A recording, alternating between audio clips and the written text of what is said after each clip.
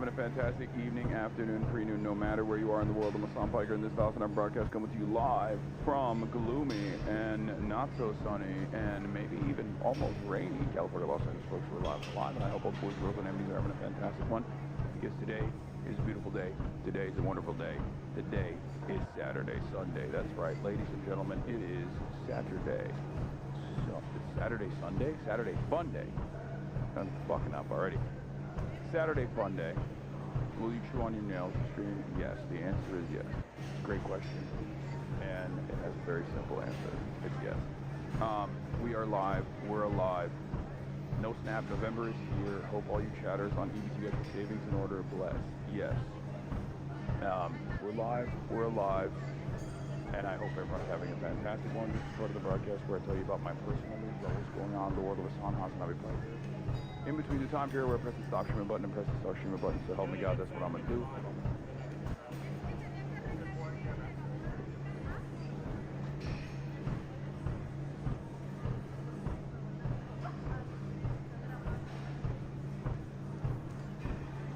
Every time, I don't know what it is, and I haven't been able to figure this out, but every time I wear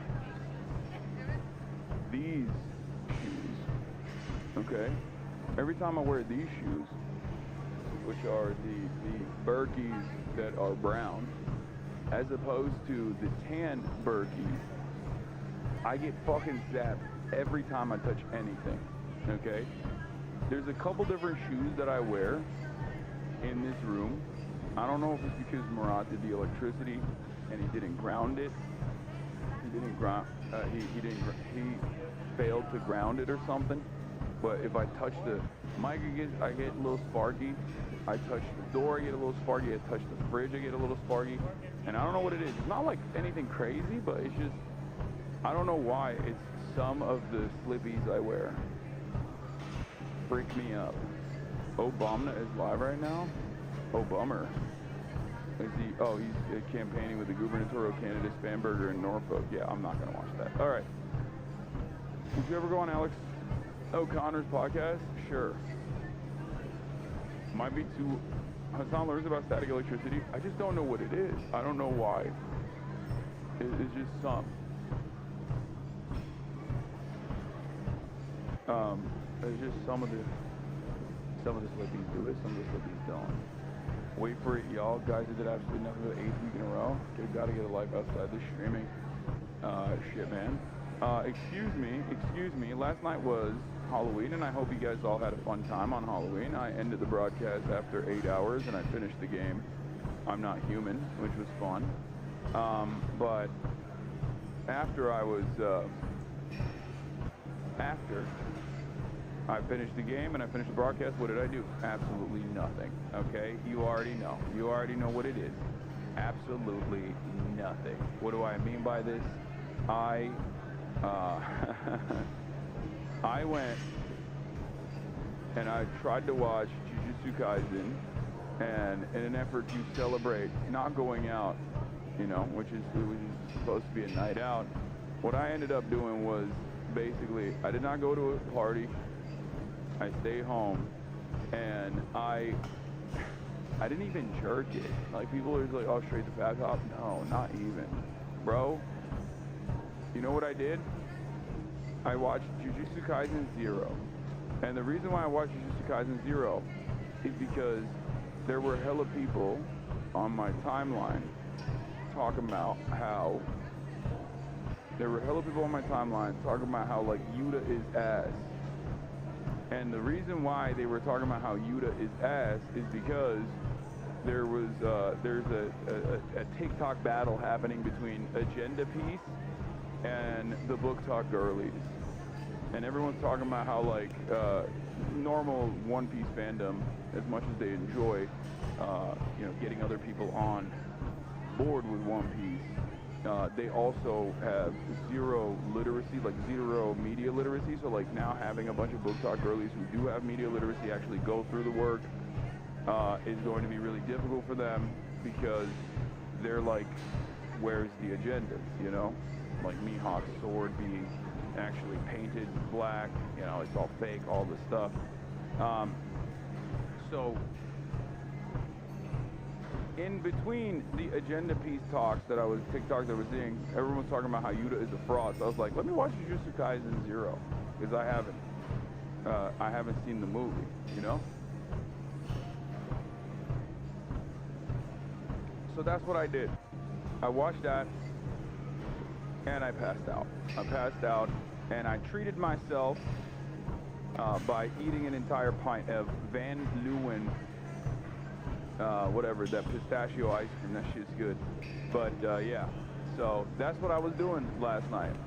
And then I woke up early in the morning, and I of course hit some heavy ass lifts, hit some deadlifts. You already know what it is. After a week of just like not having any time, to actually lift in the morning, so I'm doing all these like media hits, stuff like that.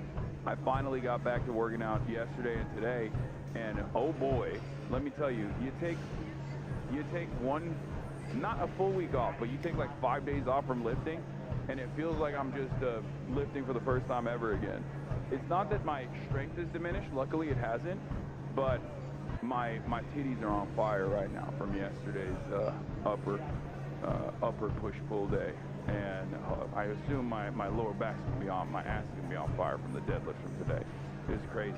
Normally when you lift consistently every single day, after a certain point, you just don't get as sore, because your body is just like used to it. Your body's used to just constantly pushing and pulling weight like that. But if you actually don't lift for like 4 days, you immediately turn into a brand new guy. Okay? But yeah, spoiled myself with a whole pint of Van Leeuwen pistachio ice cream, passed out at 11 watching Jujutsu Kaisen 0, woke up at 7 a.m., hit deadlifts. I lived the most boring life imaginable. Why the fuck do Manosphere guys promote this kind of behavior? To each their own, of course.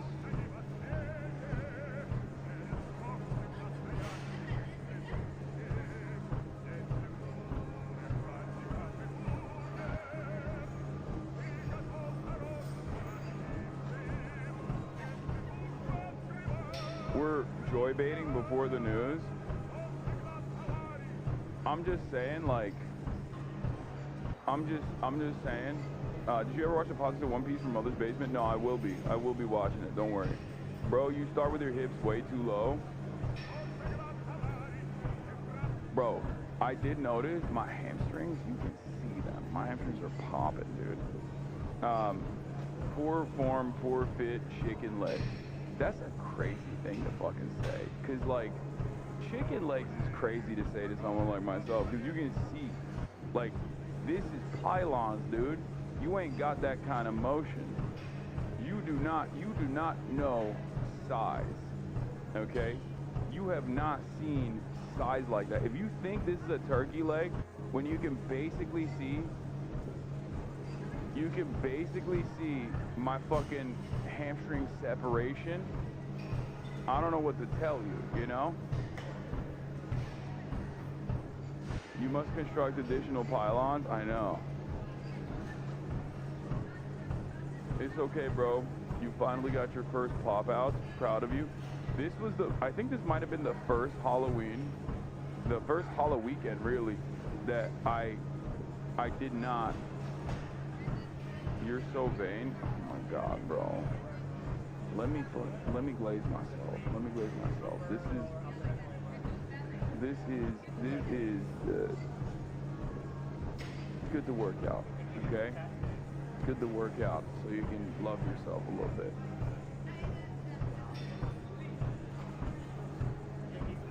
Your life isn't boring. You're going to China in a month? Nah, it's pretty boring, brother or sister. Let's be real. But yeah.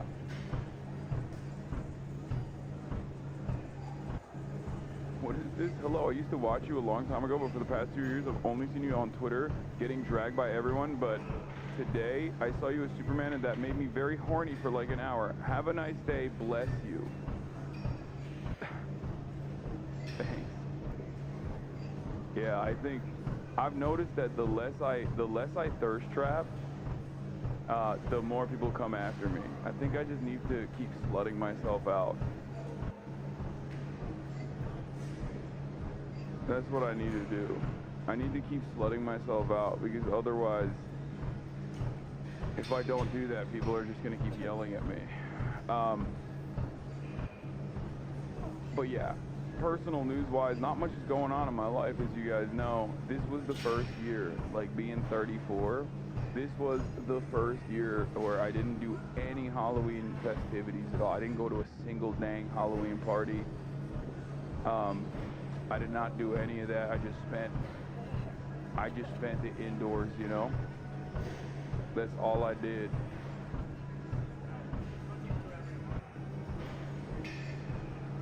And do I feel bad about it? No, not even a little bit. I feel pretty good. No friends, L? No, I mean, it's not like I wasn't invited to parties. I just didn't go. Why'd you repost this? What is this? Oh, why did I repost this? Yeah, I mean, what do you think? Like, what? It's a thirst trap. I gotta repost the thirst traps, dude. What? Wait a minute.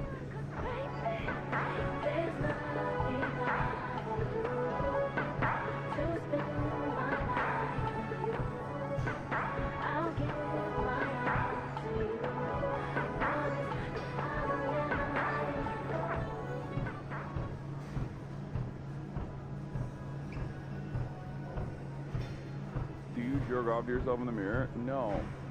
This is a defense.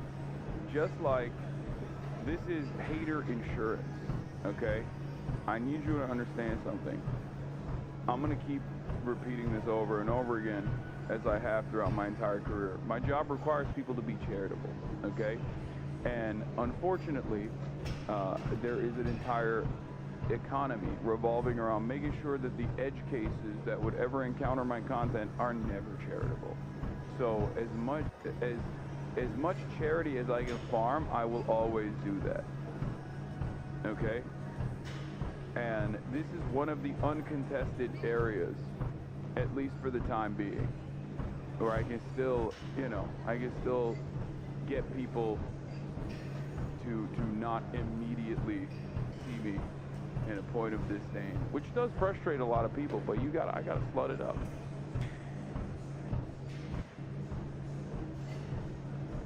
Are you about to get denaturalized? I'm a U.S. born American, so if I get denaturalized, that means it's cooked. That's coke, Playboy. Just as I say, all of the mainstream media slots that I do when people reach out, even if I don't feel like it, I do because I call it, terrorism insurance.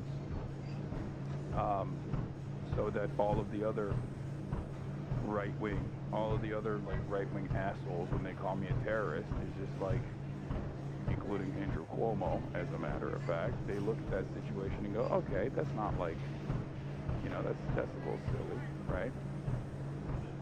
And this is insurance against the hater. This is hater insurance.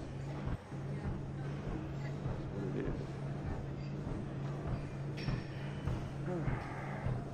I hit my ultimate weight goal of 175 with muscles after being at 230. Appreciate the workout tips and fitness moments. Hell yeah. And you spent 20K to do the interview too? Yeah, of course. Of course. Always. You already know. Always.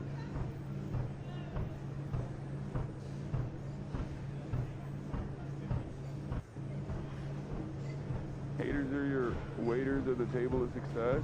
This is true. This is true. But yeah, that's it. That's all I got. There's not really much else to talk about other than the fact that I spend most of my time. What's your favorite candy to eat during Halloween?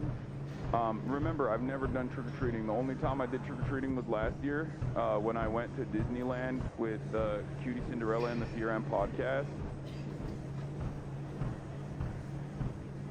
If you recall, that was the first time I ever did trick-or-treating, and no, it's not candy corn. I have an opinion on, I have an anti-candy corn opinion. I don't know what I would say was my favorite Halloween candy, but probably Reese's Peanut Butter Cups. Like, that's what I fuck with the most. Like, if I were to actually eat a candy or like a treat, if I were to purchase something, like it would be a Reese's Peanut Butter Cups. That's what it would be. I don't fuck with candy corn. I don't know why people like candy corn. It like freaks me out that people like candy corn. It's so strange, brother. I don't get it. I will never get it. I will never understand it. Look, to each their own. If you like candy corn, that's fine. Okay? I hate gay Halloween. What do you mean you're Hassan Piker? It's gay Halloween is popping off. For those of you who don't know what gay Halloween is, it's when you do something hyper-specific. When you do a costume that is hyper-specific, that is a part of gay culture.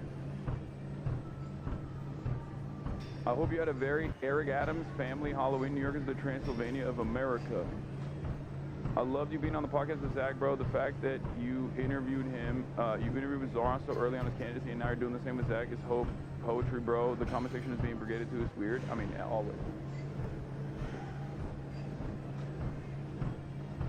I think the faster people realize that the comments that you see online, or like the replies that you see on Twitter and whatnot, is not reflective of the reality, the easier it is for everyone. I try to explain that to like people as well, because they get like so discouraged when they get when they're under the heat lamp, right? When people just like sick their bots on people, or people behave like bots against them, right? And I'm always telling them, like, this has been happening to me for, you know, the past decade, and I never look at it. I never look at it, and I don't know why people do. Like, I don't know why people still in this day and age, I think there are still people who think that this is reflective of the real world. It's not.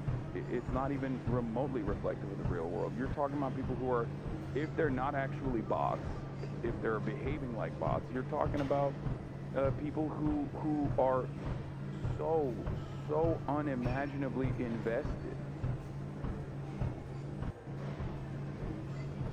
in disparaging you and attacking you and trying to make you like a toxic person. Like, that's not a normal person.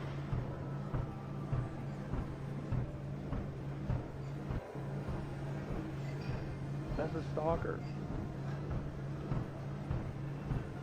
I love this community of the real left online, but sometimes I hate it. The point you made about hope and fun and change needs to be hammered into every max leftist chatter. Yeah, that's why we got to do more. That's why we got to do more of these fun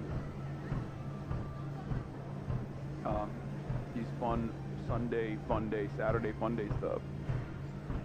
You know.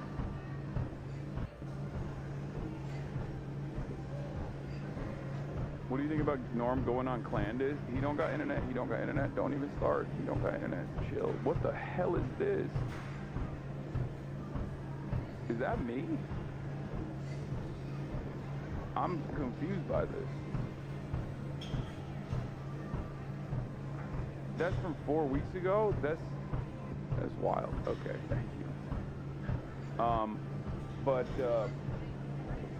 Yeah, community segments is another one as well that we need to bring back. I know, I'm working on it. We'll bring it back. Remember when we did Chat Vice with Vanilla Mace and Adapt? Remember that? I would move down in Hamilton, build a ballroom. That ain't making sense to me. They're a defense contractor. What is it they're really after? It feels like the CO conspiracy. Why would Lockheed Martin build a ballroom? That ain't making sense to me. They build rockets, they build missiles. Now it's drinks to wacky whistle. It's something sinister indeed. Oh, why would Palantir want to help build a ballroom? Oh, that ain't making sense to me. I just kicked it down with that man. You remember that scene from Batman? They're gonna build more surveillance technology. Oh, turned out Hitler also built the ballroom. Oh, now it's making sense to me. Oh, cause when stuff hits the fan, that's the place that they all ran. And it turns out that Trump has the exact same plan. God damn it! I mean, true. True. I mean, it's just like, I tweeted about, I didn't tweet about this, but I posted about this on my Instagram story last night, or this morning. I can't remember exactly when it was, but also here's the blast off tweet. Here's the blast off tweet in the meme. But like, we always say, like, it's the classic trope, like, oh, history doesn't repeat, but it often rhymes. It's like, no, man, sometimes it's just straight up a repeat, okay? Hey, Jeremiah, thank you for the 200 gifted, goddamn. It's like we're, like, what are we doing? Like, this is just straight up, like, welcome back to the Gilded Age, welcome back to the Roaring 20s, okay? Welcome back to the Depression. You cannot point to a clearer time is a circle moment than this very thing, okay? It's like they are LARPing. I feel like they see what's going on. They recognize the similarities. They see the contradictions worsening, and they're like, oh, this has got to lean into it. Got to lean into it pretty hard. It doesn't make any sense to me, okay?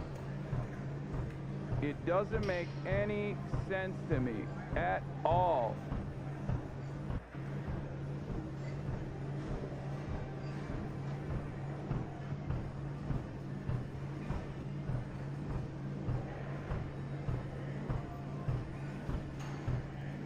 It is mind-boggling.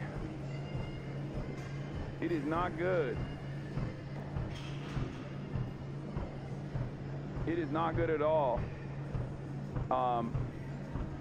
Hold on. Thoughts on the Vanilla Cutie drama? Sorry to bring it up. Want to know your thoughts, though.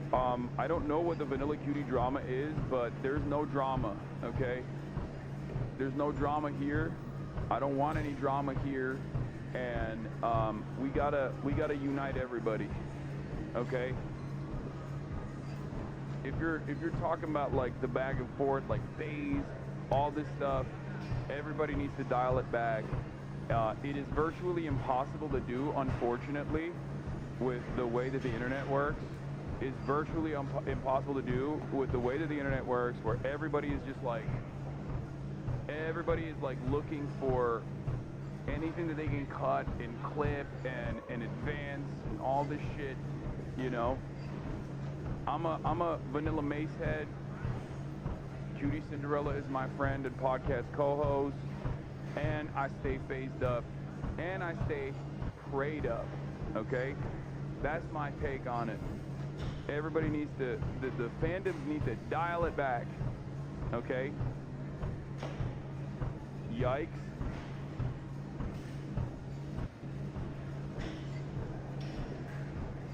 Everybody needs to stop fighting each other, okay?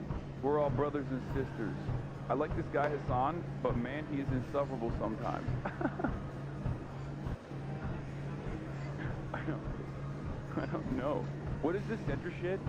Is it centrist shit? I don't think it's centrist shit. I don't think I don't think this should be politics. I think it's more so people turning this into politics in general. Like, I've seen some stuff from, like, the FaZe comms and the FaZe fandom, like, attacking Cutie Cinderella, attacking all these other content creators, and, like, and they're being pretty fucking vicious because they think they're being attacked because, like, all these other content creator communities are calling them, like, homophobic or race or whatever. But it's like all of this is going to eventually go away. Okay? All of this is eventually going to go away when everybody gets together and does, like, a big-ass event or some shit. It's easier to talk about and get angry about than more consequential politics. I know. Maybe it's, I'm too 34-year-old for this, okay? I am too 34 years old for this, for entertaining this kind of stuff. That's it. If you don't know what's going on, you might accidentally step on a landmine. The Vice President of the United States of America brought up my name and called me a dog abuser earlier in the week. I think we got some different things. We're operating on some different wavelengths, okay? Like it's gonna be all right, I think. I don't think that we mustn't fight one another. That's what I think. We must not fight one another. Feels like the smallest shit is Kurt Cobain, corny love for my old ass. What do you mean? Stop fighting. Everybody stop fighting. Everybody stop fighting now. Everybody stop fighting now! Gatsu made a New York video. I'll watch it too. We got some fun stuff. Can we talk about the real drama? Elon and Altman duking it out on X? Oh shit, they are? Let him fight, let him fight, let him fight. Hell yeah. Friendly fire, friendly fire, friendly fire. New York forgot 9/11 a little bit too soon because we're letting the guy who flew the plane become the mayor of the city.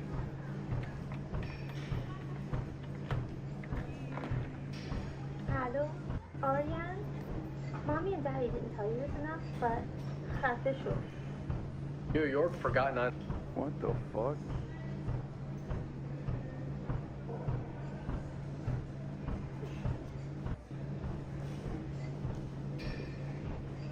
What the hell is this? They got you in the thumbo? What the fuck is this? Picture that.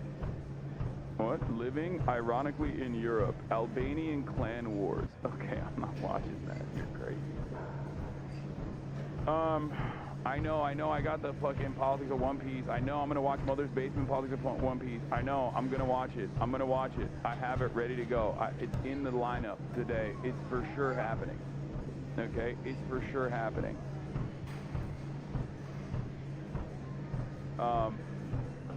Jawbreathe Thiel, Peter Thiel video dropped as well. Peter Thiel, we probably should have watched it yesterday because You would prefer the human race to an... Peter Thiel is probably one of the scariest people. Like, he unironically terrifies me. That's another thing. Like, we got crazy react videos that we have had on the docket for a minute and a half, okay? And I still haven't done the streamer nomination. I'm gonna do that too. I'm gonna do it all. I'm gonna do it all. And I'm not going to do whatever this is, okay? Why are you scared of commies? A history of red scares and red baiting by the cynical historian. A 2-hour and 24-minute video. I'm so happy we're back. We are so back. We are so back. We're so back to the classic. This is old school shit. Anytime when I'm like, hey, I want to do some fun stuff today, there is always, you can always count on a chatter coming in and being like, hey, I have a 3.5-hour video about socialism that I think your audience needs to watch, and if they don't watch this, you're actually reactionary. If you don't watch this, you're counter-revolutionary. If you don't watch this, then you are betraying the revolutionary cause, and it's got 654 views, and if you don't actually promote this and watch it, I'm going to make it my life's mission to end your short-lived political commentary career. Anyway, highly recommend the book that Jawbreathe mentioned reading, and this, Malcolm Harris's Palo Alto. Bro, you are talking like you fed some salted peanuts to crows today? Yeah, I might have done that. I might have messed up.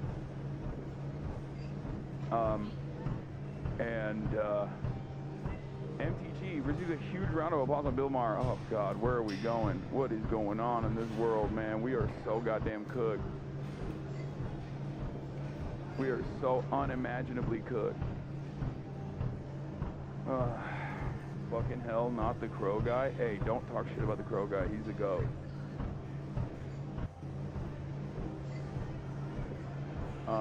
There's a new Eddie bareback video as well that I want to bareback and strap on and watch. But yeah, we got exposing the gambling epidemic, which is a huge issue. Wow, this has 4 million views. Oh my God, CoffeeZilla is cooking. ChatGPT made me delusional by Eddie Burback, also a great video. We got Gatsu's New York video. We got the Politics of One Piece, and we got Jawbreath's Most Dangerous Man on Earth, the Origins of Peter Thiel video. All of these are incredible. There's a CoffeeZilla, or not CoffeeZilla, sorry. There's an Overzealous video on the ADL. That's a really good one too. That's also on the docket. And yeah, we're going to do all of that in a second. But before we get into all of that and more, we're obviously going to do a little bit of light news, okay? It's not Sunday Fun Day. It's not Saturday Fun Day. Initially, we're going to do a little bit of light news because U.S. airports see major delays amid shutdown staffing shortages, which obviously is going to cook my ass as well because I have a lot of travel coming up, both international travel and also domestic travel. I don't know how I'm going to be able to do this. I don't know how I'm going to be able to pull this shit off. Hopefully it won't be that big of an issue. And maybe some gaming as well. Okay, maybe some gaming as well. Do not worry, we got some gaming as well. But here, we'll start out with the SNAP combo. Okay, SNAP benefits set to expire amid government shutdowns. With SNAP food assistance set to run out, a federal judge ordering the Trump administration to continue funding the program that is used by nearly 42 million Americans. The judge ruling suspending the SNAP program would likely cause irreparable harm, citing the terror felt by Americans who are scrambling to meet their basic nutritional needs.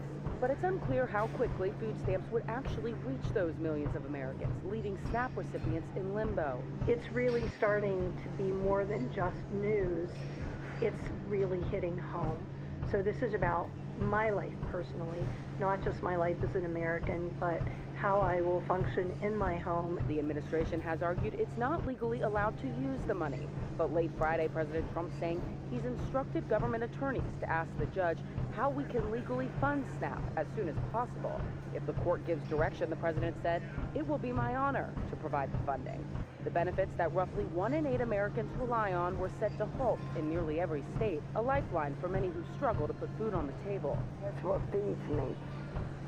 If I don't have that, I don't eat. Now day 32 of the government shutdown, approaching the longest shutdown in American history with no end in sight. President Trump placing the blame squarely on Democrats. All they have to do is say, let's go, let's open up our country. Yeah, 35 is the longest. 35 days is the longest running government shutdown. And we are gonna hit it, I think. And that was also under Trump. So, pretty cool stuff. And obviously the only reason why it's happening is because the administration refuses to fund ACA subsidies. I just saw Zohran a tag on ESPN that was entirely about you, LMFAO. Oh.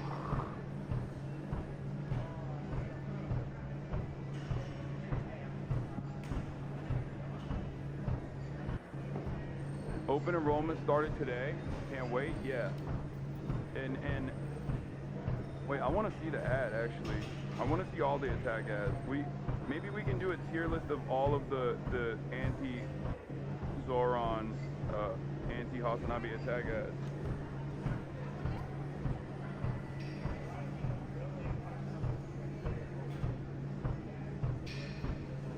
On the ESPN the sports network, the fuck? Brother. Zohran Mamdani is perceived as such a major threat by capital owners and also people who love Israel. So much so that his opposition, by way of PACs, has dumped millions. They've dumped millions of dollars. They're hitting. It's insane. Like, it's absolutely insane.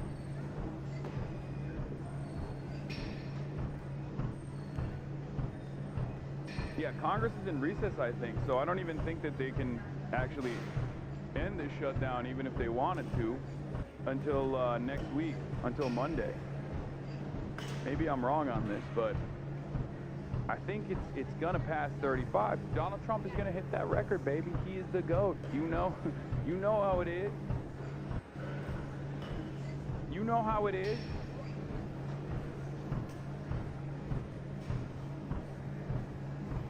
Record after record for my GOAT.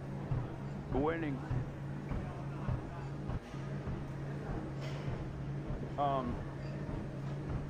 I'm on ACA plan in Alabama, single 33-year-old male. My premium's increasing from $100 to $713. Millions of us are about to be uninsured. Yeah. And there's also so many additional consequences of this. Because if a guy like you, a 33-year-old single male, who is less likely to be sick and less likely to actually tap in to the overall insurance pool, then you're just gonna not take the chance. You're gonna be like, all right, I'm just not going to have health insurance. Like, I'm relatively healthy. So when you're taken out of the insurance pool, insurance providers lose their leverage, right? Because that's how insurance works. For those of you who don't understand how insurance works, insurance providers will take a large pool of funds and will basically leverage the healthier population that has bought in to the insurance that never ends up using said insurance against those who are less healthy, who have a higher likelihood of using the insurance. This is how you create an insurance pool, right? But when the healthier people are like, well, I'm young, I'm healthy, there is a lower likelihood that I will get sick, so I'm just not going to pay these insane premiums, they pull out. They pull themselves out of the insurance market, the insurance pool, making it even more costly, because then you remain with only people who are the most sick, who desperately need insurance. Therefore, it creates this weird death spiral, right?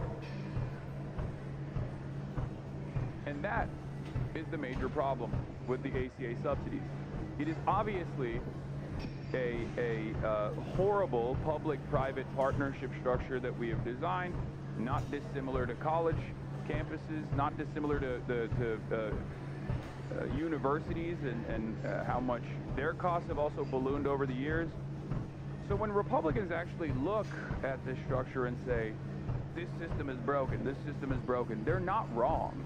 It's just that they want to break it further in the wrong direction, in the direction of deregulating the marketplace further, allowing insurance companies to basically offer you junk insurance programs, which kind of already happen, and also maybe even deny coverage to people with pre-existing conditions, because those are the ways that insurance companies can basically eradicate the more costly elements, the more costly patients.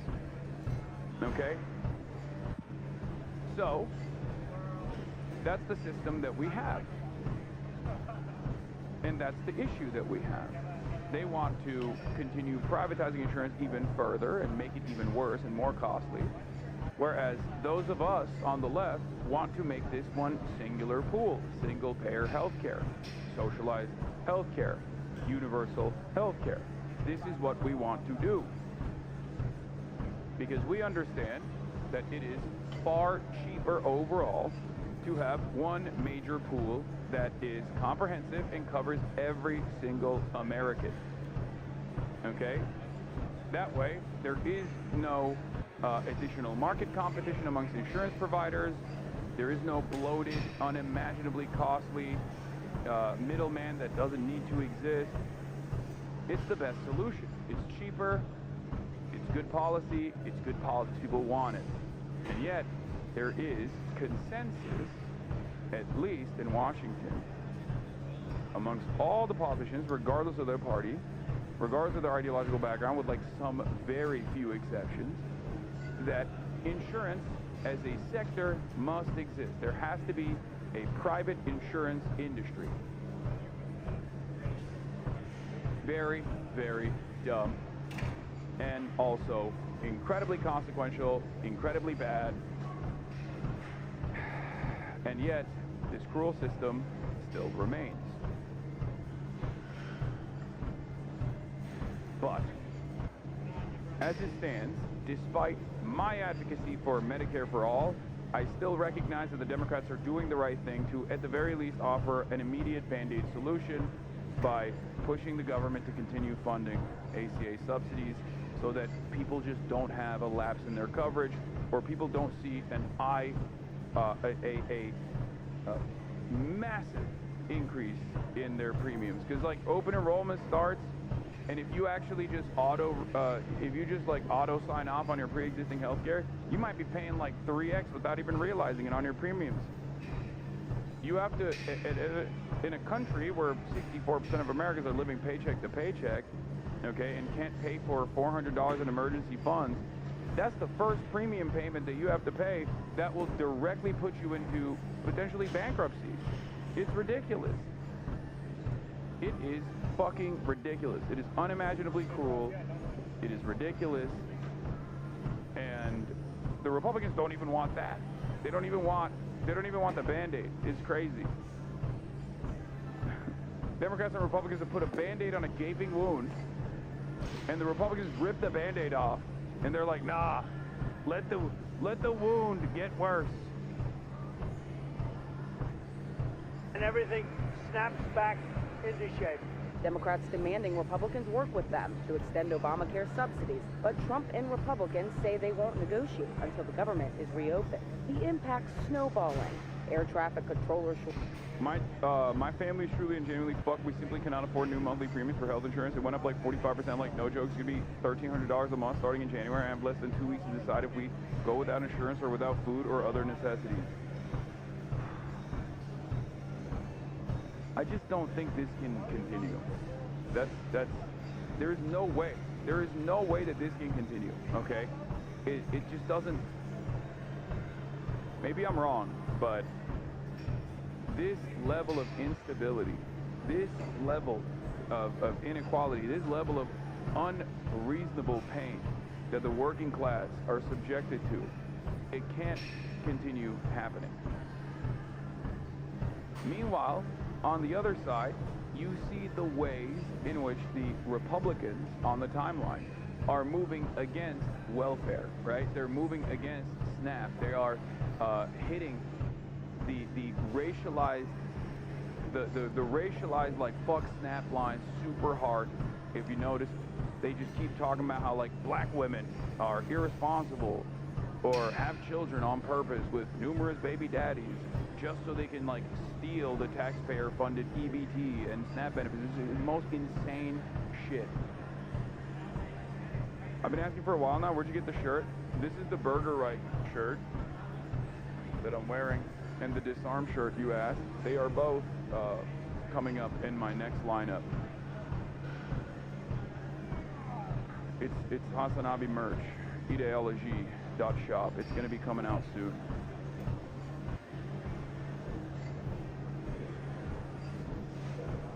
People can't absorb a $400 emergency, and they're cutting SNAP for 40 plus million and boosting premiums by far more every single month. This will break the country.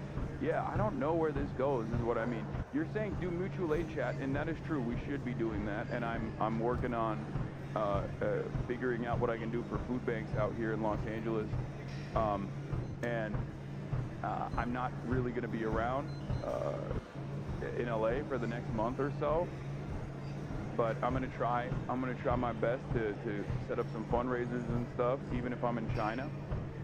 However, mutual aid is not gonna fix this, right? Like mutual aid can only fix your immediate community, it can help you organize, but it's not gonna fix this systemic problem. Like there needs to be a disciplined, organized movement that is trying to tackle these issues, right? Mutual aid is a necessity, but it's small scale. We need mass mobilization. We need a disciplined, organized movement. First, we need a disciplined, organized movement to tackle the closest allies that aren't doing their jobs, that aren't actually moving the needle in the appropriate direction. And then, with an even larger, more consequential, more organized mass movement, we need to topple the existing financial harms that this administration has brought about regular working class folks.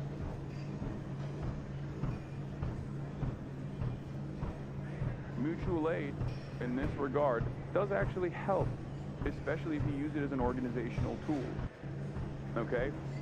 What do I mean by this? I mean by this is, when you look at structural problems, structural inequities, inequalities that are designed by the system, and how kind-hearted, charitable people can actually make up for those problems. One of the best examples of this is food pantries, right? Food pantries and food banks, no matter how well-funded they are, cannot make up for SNAP. It's just the truth. Because the way SNAP works is it directly puts money in the cards, in EBT cards, like a credit card, of 42 million Americans. You can't make up for that with like food banks and food pantries. That doesn't mean you shouldn't work with food banks and food pantries. That's not what I'm saying at all. It's very important that you do. Having said that, however, that is also not even a Band-Aid at that point. That's just like you're trying to triage. You are trying to triage a state failure of incredibly consequential magnitude on your own. It's just not going to work.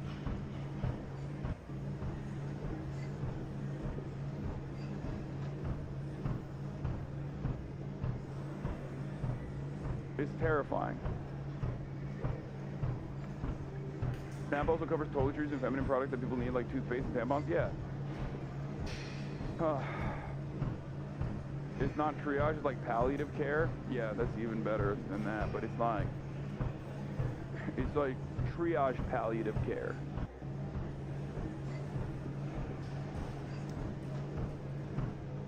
It's both right now, though. You are totally correct, but it's important that people feel motivated to help. No, absolutely. And meanwhile, while all this is happening, Donald Trump is throwing like a fucking Roaring 20s, Gilded Age ass, Roaring 20s, Gilded Age ass party. It's fucking crazy.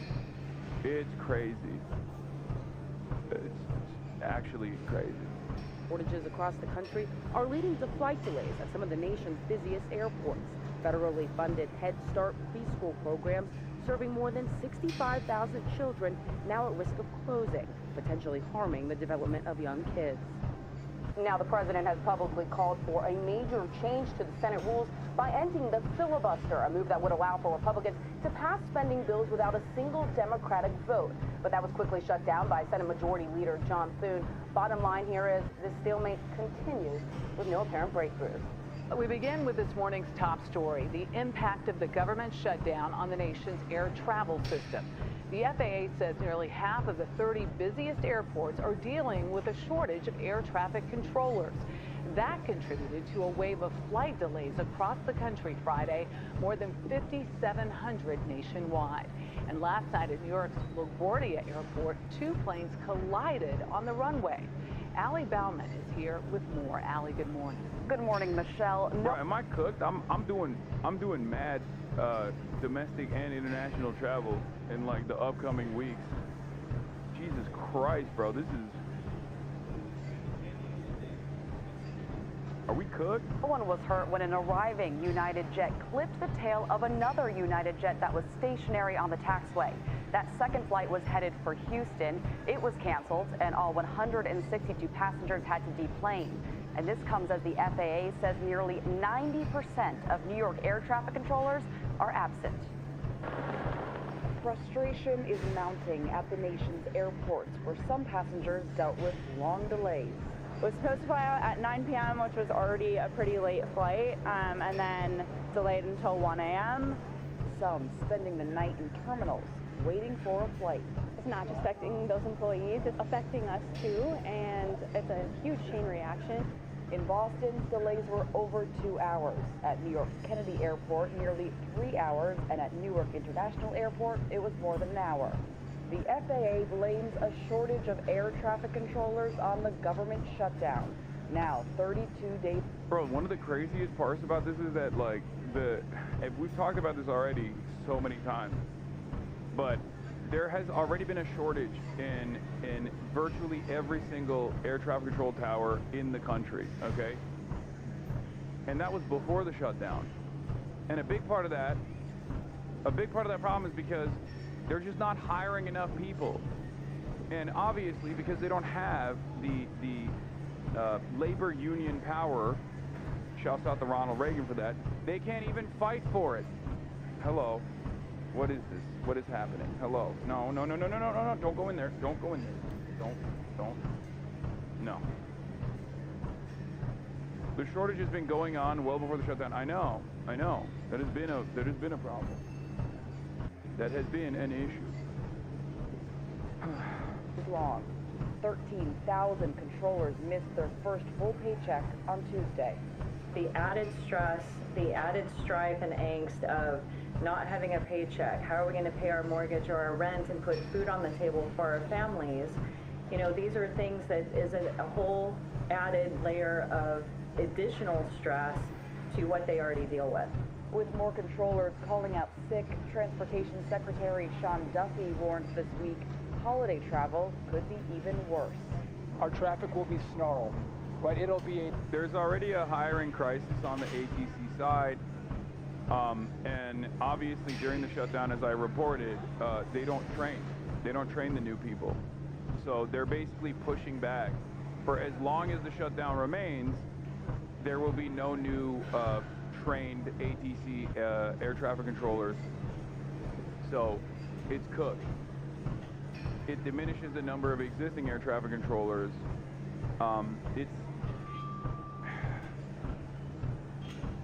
They don't train, so take a train. That's not going to work. There is no... I'm in Los Angeles. If I want to go to New York by train, okay, that's like a week-long process. Do you understand? The fastest route is still like going to be, I think, fucking 48 hours, okay? And it's also more expensive than flying. It sucks. Ironically enough, if there was a more robust railroad structure in this country, and that had like high-speed rail, for example, across the continent, you literally would actually take some of the burden off of air traffic control. You would take some of the burden off of air travel in general, and it would make things easier to manage. But we don't do that. We don't ever fix any of the problems. We don't have any interest in fixing any of the fucking problems. We just...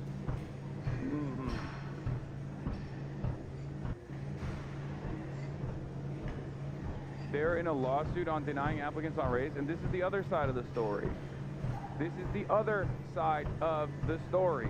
There are dummies out here who unironically think that, like, the air traffic control is actually doing wokeness, okay? Like, they literally believe it. Brother, you need to understand, this current administration is launching erroneous lawsuits all the time, okay? They're launching ridiculous lawsuits to advance their propaganda so that people like you think, well, there's a legitimate case here. At a certain point, you got to realize, like, it doesn't matter. This is not a real issue of consequence, okay? There is no world where, like, people are just like, nah, we're not fucking training whites for air traffic control. Like, don't be ridiculous. Oh, this occurred during the previous administration.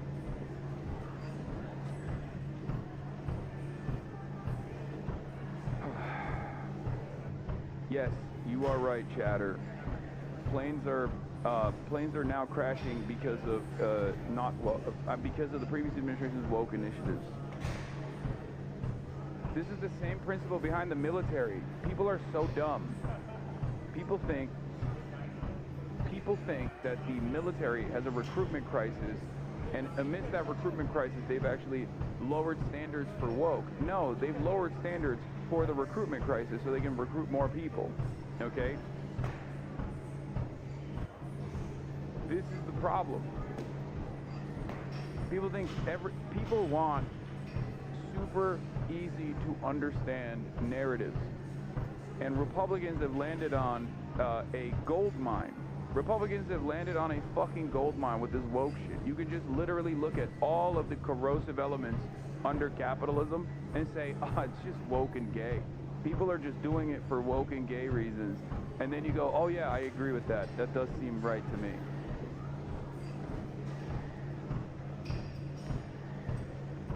disaster in aviation? I assume something like that was probably happening with the government shutdown, so it makes me a little bit unsettled traveling right now just because of everything that's going on and lack of staffing. But I mean, I have faith in the people who are working, so hopefully we'll get out without the hitch. And the FAA says it will never compromise on safety, and when these staffing shortages occur, it will reduce the flow of air traffic, which of course may result in delays or cancellations. And Dana, already this morning there are more than 500 flights delayed. Yeah, bring your patients if you are traveling and make sure to check them. Allie, thank you. The early voting is surging in the most closely watched race in America. Nearly 500,000 ballots have already been cast in New York City's mayoral election. It is a record-breaking number. On the campaign trail, Zohran Mamdani, the Democratic Socialist and frontrunner, doing Tai Chi at a senior center in Manhattan. His primary opponent, New York's former Democratic Governor Andrew Cuomo, campaigning in a Republican stronghold in South Brooklyn. And out front now is Andrew Cuomo, independent candidate for mayor of New York. Governor, nice to see you tonight. So you have been out there campaigning hard. The polling, every major polling, is showing Mamdani with a double-digit lead over you. Why do you think it is that New Yorkers are consistently choosing him over you? Well, I think the race is just starting to take shape, right? Tuesday is the big day. And I think New Yorkers tend to focus late. Also, he is the Democratic candidate. He won the Democratic primary, so there's a knee-jerk to go with the Democrat. Interestingly, he's a Democratic Socialist. I'm actually a Democrat. So that also has to play out. And the turnout, as you mentioned, is extraordinary. And I think that's the most telling thing. New Yorkers are concerned. You have this Democratic Socialist. What does it mean to have New York being run by a person who favors socialist economic policies? Public safety is a very big issue. I want to add police. He has been very anti-NYPD. And then you have the highest rate of anti-Semitism incidents in New York City, in the country, which is really shocking. So there's a lot that is animating the people of New York, as it should. Animating them, getting people out to vote. We don't yet know, right? Sort of, we don't yet know how they vote. We'll find out on Tuesday when the results are in. You were campaigning today in South Brooklyn with a Republican city councilwoman who just endorsed you. And I just want to play something that she said about your opponent, especially as you talk about the very real rise in anti-Semitism in this city specifically. So that moment in your response, here it is. Aside from the fact that he's a communist, an anti-Semite, he has no idea what he's doing. Do you believe that the council member said that Mamdani is an anti-Semite and communist? I don't think the council member said that. Why is it that you can just say and do whatever you want as long as you are the right flank candidate in any election in the United States of America? Like, what is happening on this planet? Like, what's happening in America? You could just be like, I'm right wing. I am more to the right of whoever I'm running against. So you could just do whatever you want in that situation. Because remember, this person lost the Democratic primary and basically stayed in the race because of billionaires begging him to stay in the race because they saw that he would be the only person who could potentially beat Zohran Mamdani. They dumped hundreds of millions of dollars at this point into the race to attack Zohran Mamdani. Now he's getting, now on the one hand, he's running around saying, like, I'm the only real Democrat here, even though the guy who won the Democratic primary is running on the Democratic ticket. I'm the real Democrat. Also, here are all the Republicans who are supporting me. And also, simultaneously, he's just like, he just keeps shit smearing every day. Like, that's ridiculous. There were media reporters in the room. They heard the council members say that. And then they ask him, and he goes, I don't think the council member said that. It's like, brother, you're right next to her. Are your ears covered in wax? What the fuck do you mean? So, Governor, now that you were able to hear clearly that she did in fact say that, do you agree with her that Zohran Mamdani is anti-Semitic and a communist? Yeah, I didn't hear her referring to him as an anti-Semite. I thought she was referring to him as fostering anti-Semitic sentiment. He has said some highly inflammatory things on the campaign trail. And he is a... Brother, give it up. Just say he's anti-Semitic. Just say he's anti-Semitic. Why are you still playing this song and dance? I don't even understand it. Like, what? That's a bridge too far? You said he would cheer on 9/11. Like, at this point, just say yes. Yes, you think Zohran Mamdambi is anti-Semitic. Like, even his shit-smearing campaign, when he's in front of a CNN anchor, is still means-tested. Like, he has to take this wishy-washy, mealy-mouthed, centrist fucking line. We know how you feel, dog. Like, what do you mean? I'm not saying he's anti-Semitic. I'm simply saying he's done a lot that you could say maybe is fostering anti-Semitic value. Just say he's an anti-Semite, bro. You've been smearing him as a terrorist every dang day. Might as well also say he's an anti-Semite. It's so funny. I just don't get it. I mean, I know I've experienced this nonstop for the past 2 years when people being like, Hasan is a dangerous terrorist. And then when asked, they'll be like, oh, well, I wouldn't say, I think maybe he's just like simply looking, he's overlooking the anti-Semitism that's brewing or anything, or some shit like that. And it's like, bro, you just said I was a fucking anti-Semitic terrorist yesterday. What do you mean? I'm just simply fostering an environment where anti-Semitism can manifest. Like, you already took the maximalist line. It's so dumb. Offended the Jewish community. There is no doubt about that. He refuses to denounce globalized intifada, which basically means kill Jewish people. He's refused to denounce a fellow named Hassan Piker, who was a friend of his, who said, America deserved 9/11. America deserved 9/11. In New York, every New Yorker was traumatized by 9/11. So these are highly inflammatory and divisive comments. And he had... Come on, a little bit of pushback. Like, he has quite literally said he does not agree with both of these statements, okay? The 9/11 one and the Intifada one.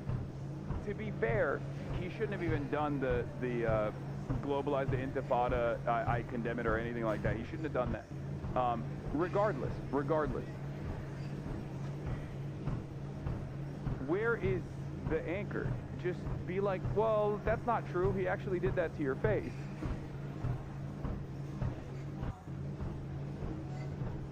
He's made them, and he's stuck by them. He refuses to recognize the right of Israel to exist as a Jewish state.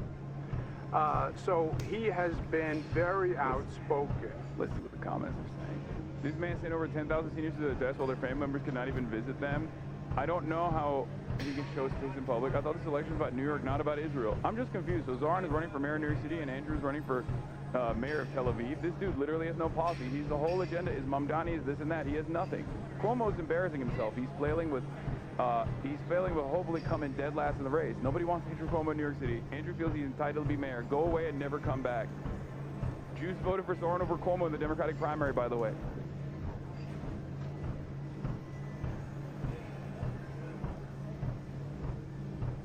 I can't help but notice the dynamic that exists in this race is not dissimilar to one that I'm very used to, which is like, on the one hand, you got motherfuckers who are just like spending every waking moment disparaging you, and then on the other hand, you're just trying to continue pushing on and talk about the things that you care about and try to hopefully get as many people on board that the situation is untenable, unmanageable, unstable, and we have to wake up, we have to lock in, and we have to organize to try and fix some of these problems. It's very interesting. One side has realized that they have no shot at winning, so they will try to disparage the side that is going to win to the best of their ability all the way until the very last moment. I don't think Andrew Cuomo thinks he's going to win this race. I think Andrew Cuomo is doing everything he can to soothe the interest of the billionaires that have given him $100 million by basically being a parasitic force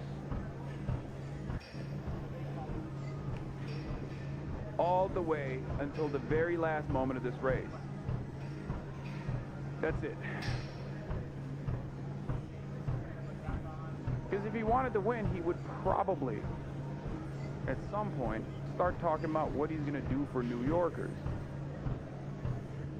Except, if you were to take his word, the only thing he wants to do for New Yorkers is basically execute Zohran Mamdani at Times Square. That's it. That's his.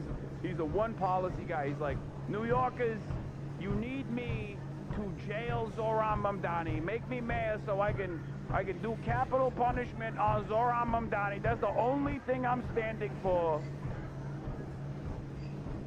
The only thing I care about is Zohran Mamdani going to prison.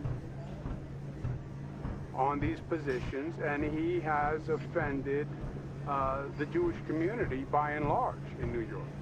So then just to put a point in the question, though, do you believe that he is, as the Congresswoman said, her exact words, an anti-Semite? Do you agree with her? Yeah, she was a councilwoman, and look, I don't have the power to look into somebody's soul. I don't know if somebody's there. Why is he so afraid of just saying Zohran Mamdani is anti-Semitic when that's his entire campaign? What is going on? This just doesn't make any logical sense. Because on the one hand, he just keeps saying that over and over again. On the other hand, he's like, well, I don't know. What does this take? Is he a terrorist who would cheer on another 9/11 and a real ever-present danger to New Yorkers who are of Jewish descent, Jewish background? Or is he not?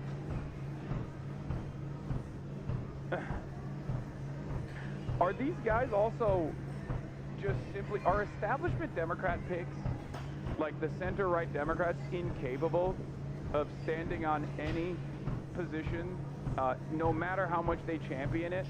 Are they only capable of running against candidacies? Just a purely reactionary movement at this point, it seems. Like, this is no different than Kamala Harris being like, you have to vote for me because Donald Trump is bad. Like, just talk about what you're going to do for the people, and don't just talk about what you're going to do for the people that are small business owners. Okay, don't do this whole like $50,000 in tax cuts for small business owners. Like, talk about what you're going to do for the broadest population, for the largest number of Americans.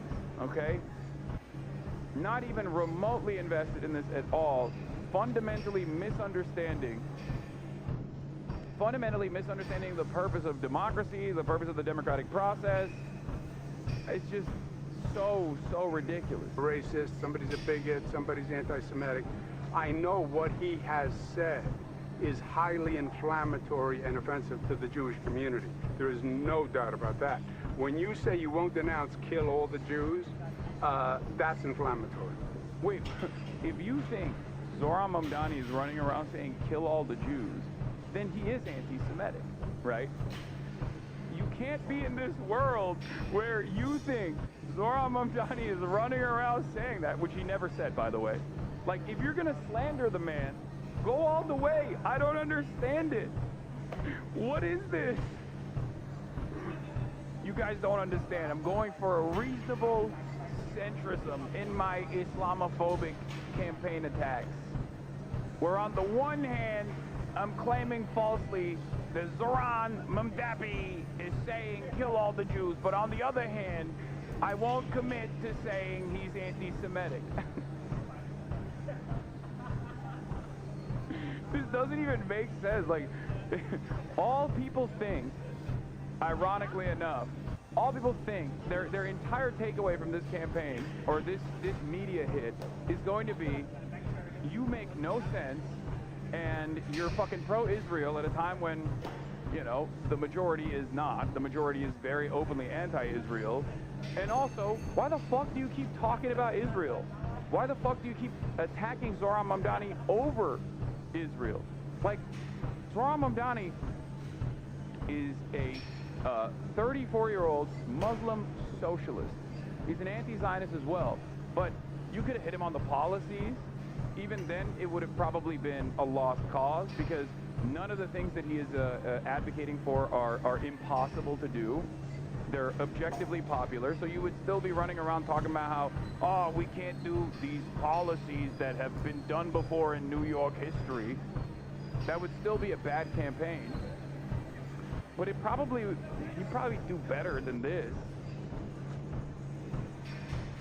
You were campaigning in Harlem yesterday, and you painted a very bleak picture of what you believe New York City would be with Mamdani as mayor. Here's some of that.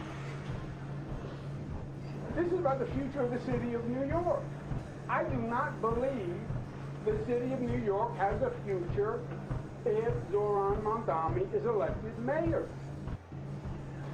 New York, as you well know, is a very resilient city. It certainly had a future after the horrific 9/11 terror attacks. It had a future after COVID. More than 47,000 people died during the pandemic.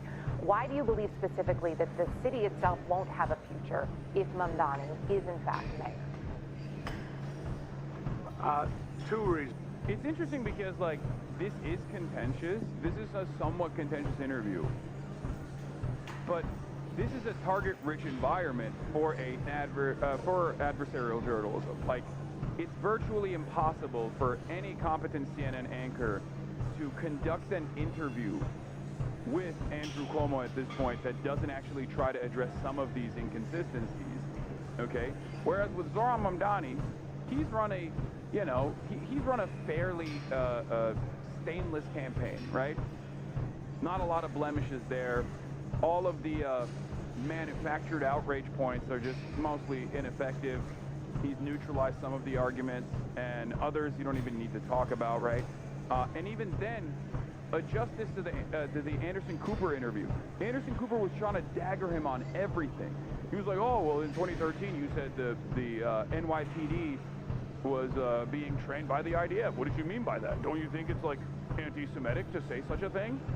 Like, no, it's not. It's just the truth. It's the truth. The IDF does train at the NYPD, and also every other local police department. It's just the truth. Meanwhile, this guy's like, Zohran is an anti-Semite terrorist. He's going to cheer on 9/11. He's devastating. He's so divisive. He's so divisive by being Islam, by being Mohammedan. And they're barely scratching the surface of his inconsistencies and his ridiculous lines of attack. Number one, the Mamdani is hostile to public safety, hostile to the NYPD. He said the NYPD, his words, are racist, wicked, corrupt, anti-queer, a threat to public safety. He has supported defunding, disarming, and disbanding the police. The public safety is job one in New York City and many cities. If people feel unsafe, that's very bad for the city. Number two, he's anti-corporate, anti-business, anti-wealth. One of the problems we're having in New York City now is our taxes are very, very high and people are leaving. As you mentioned, post-COVID, remote work, moved to a place that has a lower tax rate because you can after COVID with remote work. So if you are anti-public safety and you are anti-corporation and anti-business and hostile to the economy in New York City, yeah, you're going to see more people leave. You are seeing it now, right? He will accelerate the number of people and companies leaving. Former Governor Andrew Cuomo, you say the race is just getting started, gaining momentum. We'll be watching the results on Tuesday. Appreciate your time tonight. Thank you. Great. Thanks. Thanks for having me. Out front now, Harry Enton, to tell me, all of us, something I don't know. Oh, look at that laugh, Harry. Okay, so Harry, when we're looking at races, you've got New York, you've got New Jersey, you've got Virginia, so much attention being played to these three races. What is happening?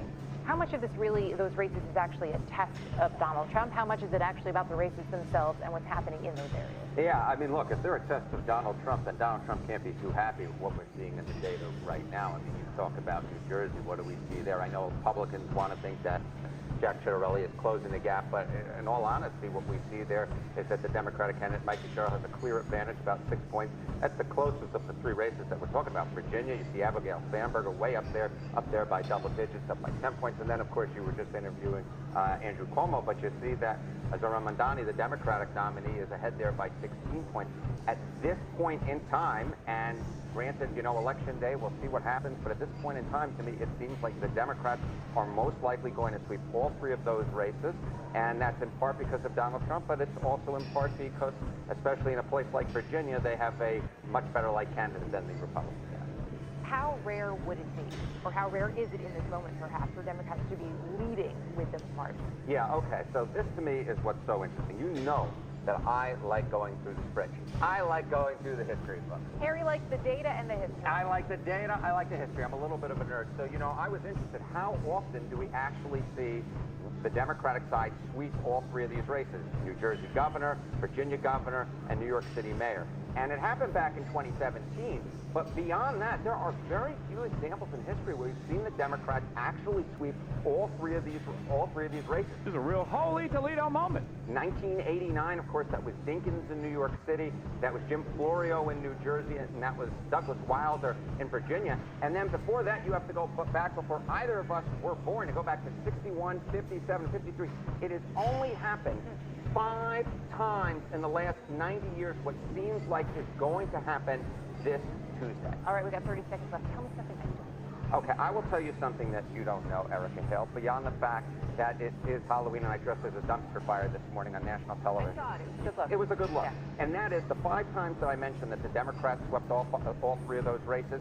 Each and every single time the following year, they won a majority in the U.S. House of Representatives. So if Democrats sweep on Tuesday, it, in my opinion, is a very good sign. Looking forward to Data and history. Communism has killed more people than Nazi Germany. Yeah? Say it. Say it with your chest. Say the Nazis are better than the communists. Yeah, come on. We know you want to say it. It's so funny because the Nazis killed innocent people, okay? And a big part of the number that people falsely represent as deaths due to communism were the communists killing Nazis. Oh, why can't you say, hold on, why are you saying everyone is better than communists? Why won't you just say you like Nazis? Why are you such a pussy? Just say it out loud.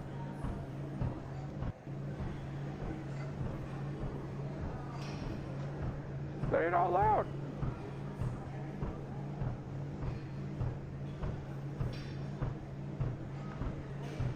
If you go in Russia and say, yay, communists, you get beaten up.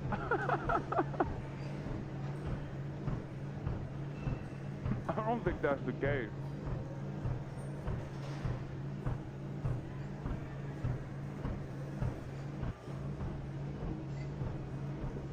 I don't think that's the case at all. 2026. Not that it would matter.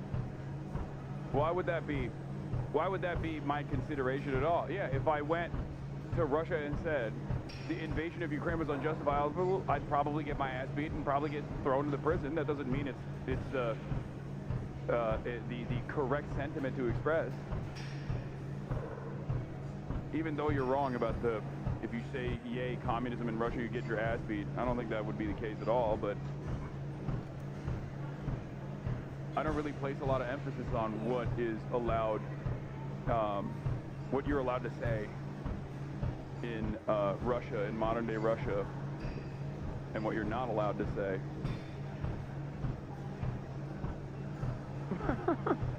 Russian here, it's 100% true. To be honest, you'll get your ass beaten in almost any situation. Yeah.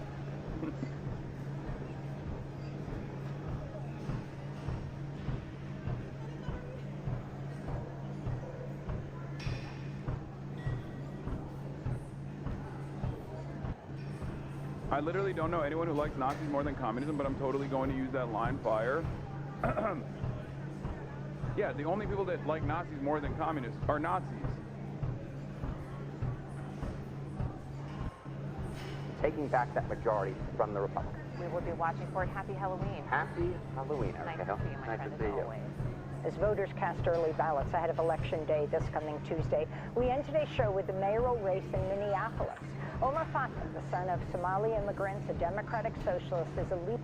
Yes. Omar FATEH is the Mamdani of the Midwest, okay? And he hasn't gotten a lot of coverage. I've obviously covered his campaign throughout the times.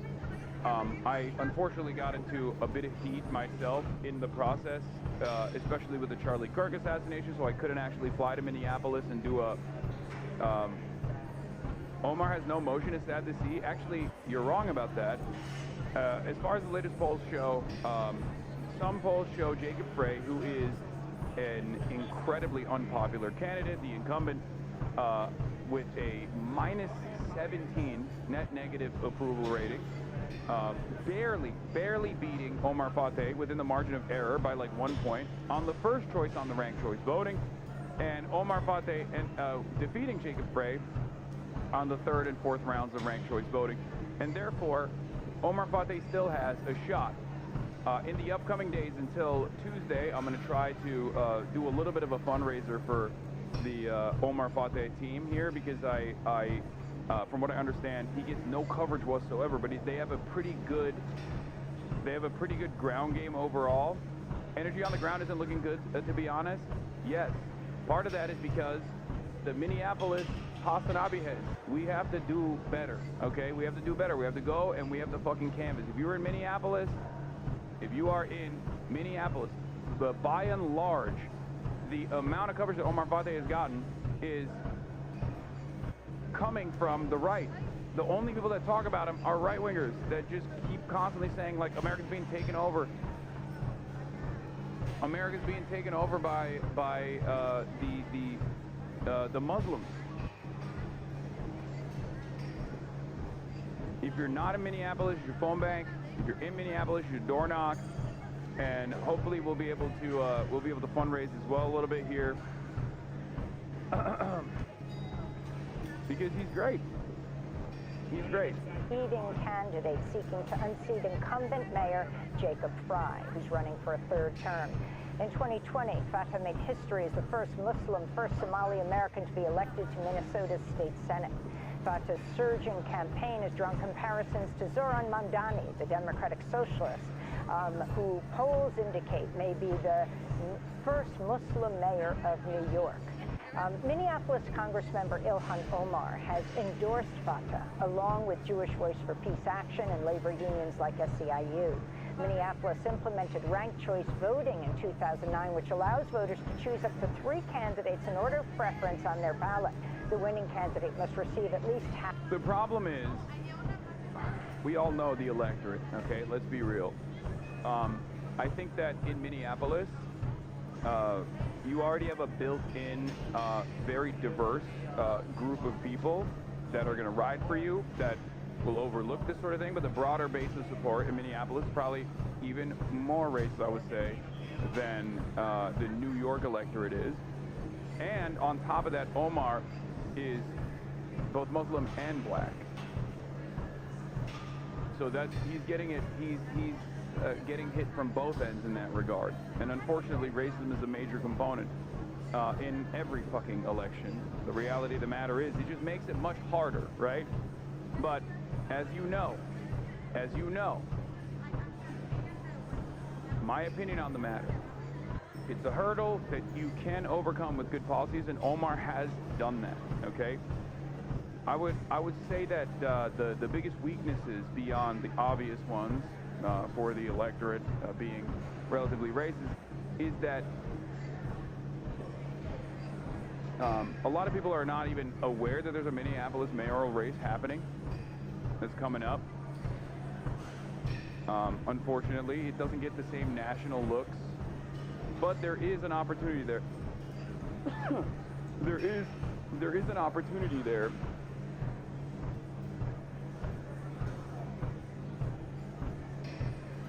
The opportunity there is that like some of these races that don't get the same national looks can actually be unique opportunities for underdog candidates to win. The DFL is working to ruin his shot as well. Like the establishment Democrats, the institutional Democrats are attacking him. The wealthier interests are attacking him. He has the same exact dynamic as Zohran Mamdani, and he has very similar policies to Zohran Mamdani as well. Cast the vote. There are a total of 15 mayoral candidates on the ballot, with 4 Democrats, including the 2 frontrunners, Mayor Jacob Fry and Omar FATEH. FATEH is the only top candidate who's asked voters not to rank Fry, a centrist who's faced widespread criticism over his crackdown on Black Lives Matter protesters following the police murder of George Floyd in 2020. Fry has received the endorsement of Minnesota Governor, failed vice presidential candidate Tim Walz. Minnesota State Senator and Minneapolis mayoral candidate Omar FATEH joins us Open now. Press, thank you for the We 25 welcome gifted. you to Democracy Now! If you can start off by talking about what the slate is that you are a part of, for people to understand around the country this issue of ranked choice voting and what you're moving forward on now, your major issues. Yeah, first, thank you for having me. So we came up with the slate for change. Myself, candidate Janice Hampton, and candidate Dwayne Davis, because we believe it's the best. We are the best 3 candidates to move our city forward. We came together around a collective vision, and yet despite our differences, showing that Minneapolis can have a different kind of politics where if you think differently, if you have slight differences in opinion around different issues, that we shouldn't have an adversarial relationship, and that we can still be partners in doing the work for our people, for the people of Minneapolis. And so our vision includes one, or my vision includes one, in which we make Minneapolis a more affordable city, increasing the minimum wage to $20 an hour, passing rent stabilization to protect our renters so they don't get priced out. It includes having a public safety system that reflects the needs of everyone 5 years after the murder of George Floyd. Also, Omar FATEH is a U.S.-born American citizen, too. He's not even naturalized, even though, of course, that hasn't stopped the Republicans from both presenting Zohran and Omar FATEH as, like, Muslim infiltrators from afar. I just don't see this working, sadly. Man, why? Why wouldn't you just fucking push for it? Who gives a shit? Like, there is no reason. You can't just back candidacies that you think are always going to win regardless. First of all, there is a shot. You're wrong. If you look at the actual polls, Omar FATEH is doing very well. He won, technically, the endorsement of the DFL, even though they rat-fucked him afterwards. And even on the first choice ballots, he's within 1 to 2 points between him and Jacob Frey. Jacob Frey is the incredibly unpopular incumbent mayor. There is no reason to engage in this sort of pessimism, especially at this point.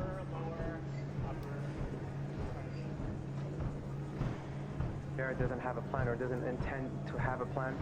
And finally, we have a hostile federal government with Trump back in office, who has a trifecta. He has both the House and the Senate and the presidency. And on top of that, he has a Supreme Court that's going to do and has been doing whatever he wants. And so, as a city, we need to build a strong line of defense to protect all of our vulnerable residents.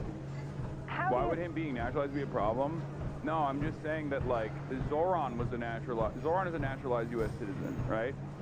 And they were talking about denaturalizing him and shit, like, and they say that, my point is, Zohran is an American, okay? Zohran is an American citizen. He's a naturalized U.S. citizen. Omar FATEH is a natural-born U.S. citizen, okay? And yet, for some weird reason, right-wingers attack them both as outsiders who are actually infiltrating America. I wonder what the reason for that is. Why is that a line of attack? That's the question I'm asking you, and I think we all know what the answer to that question is. Okay? It's just fucking racism, that's it. Feel, Omar FATEH, about being called the Mamdani of the Midwest. And one of the issues that Zohran Mamdani raises in this New York mayoral race is the issue of big money. If you can all...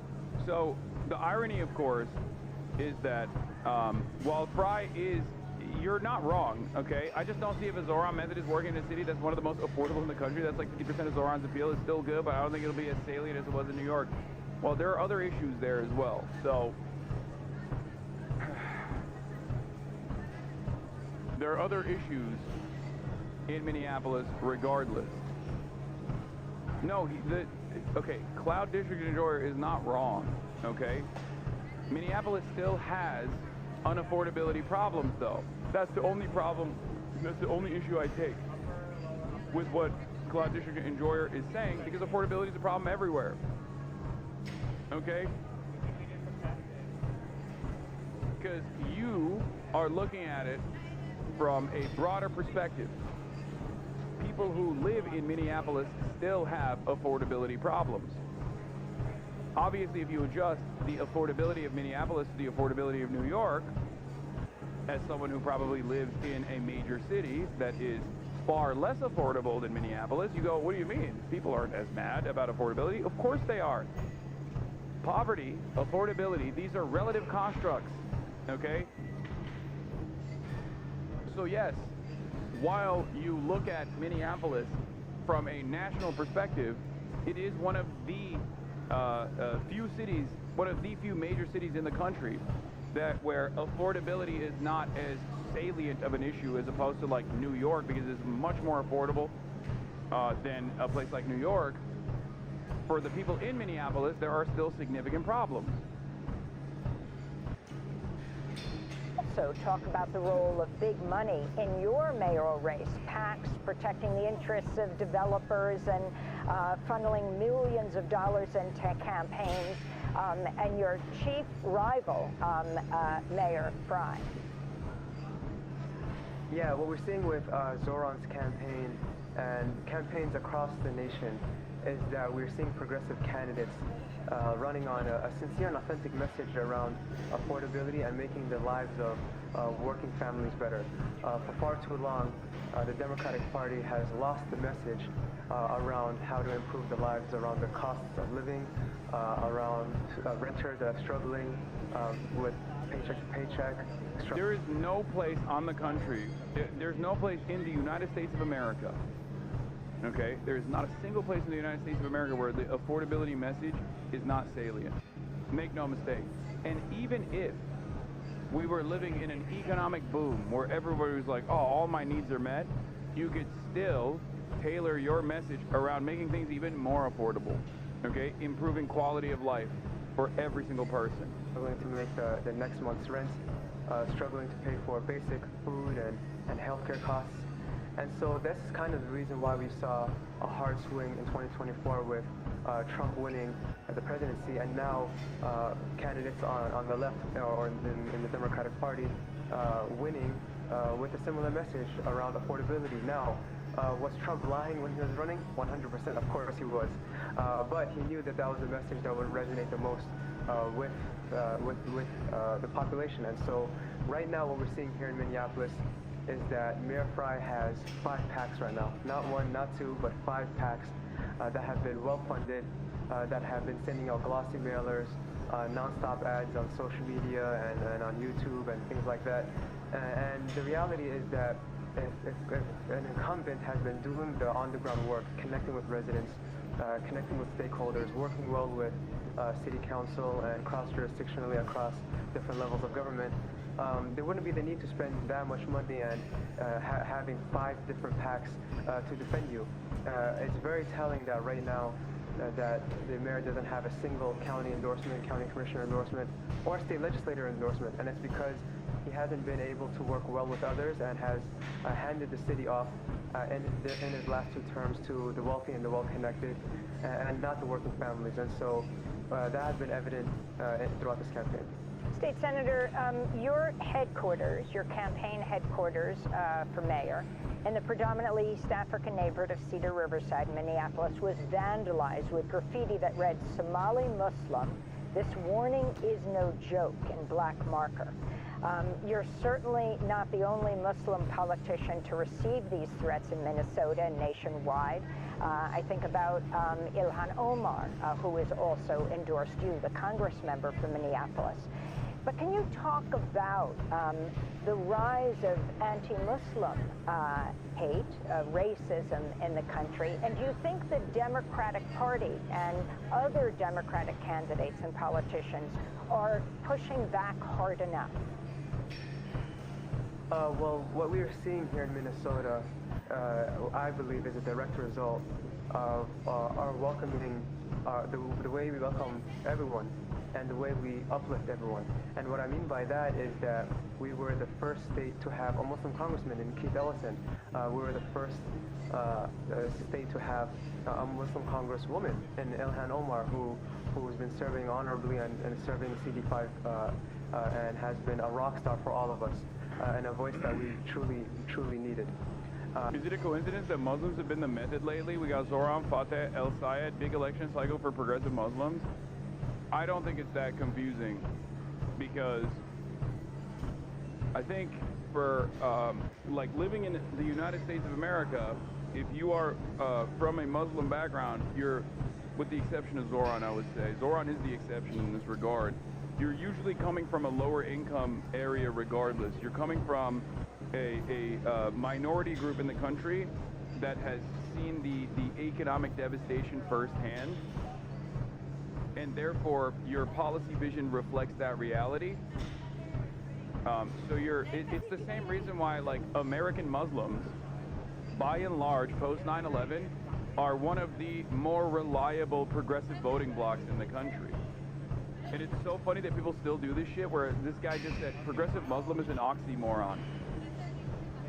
Right now, in the United States of America, the most progressive politicians in office are by and large Muslim, okay?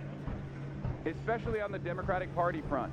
Every single Democrat, Rashida Tlaib, Ilhan Omar, Zohran Mamdani, Abdul El Sayed is running for office, as we saw. These are the most progressive candidates in the country, okay? Pro-trans, pro-labor rights, anti-militarism. They are the most leftist candidates you have.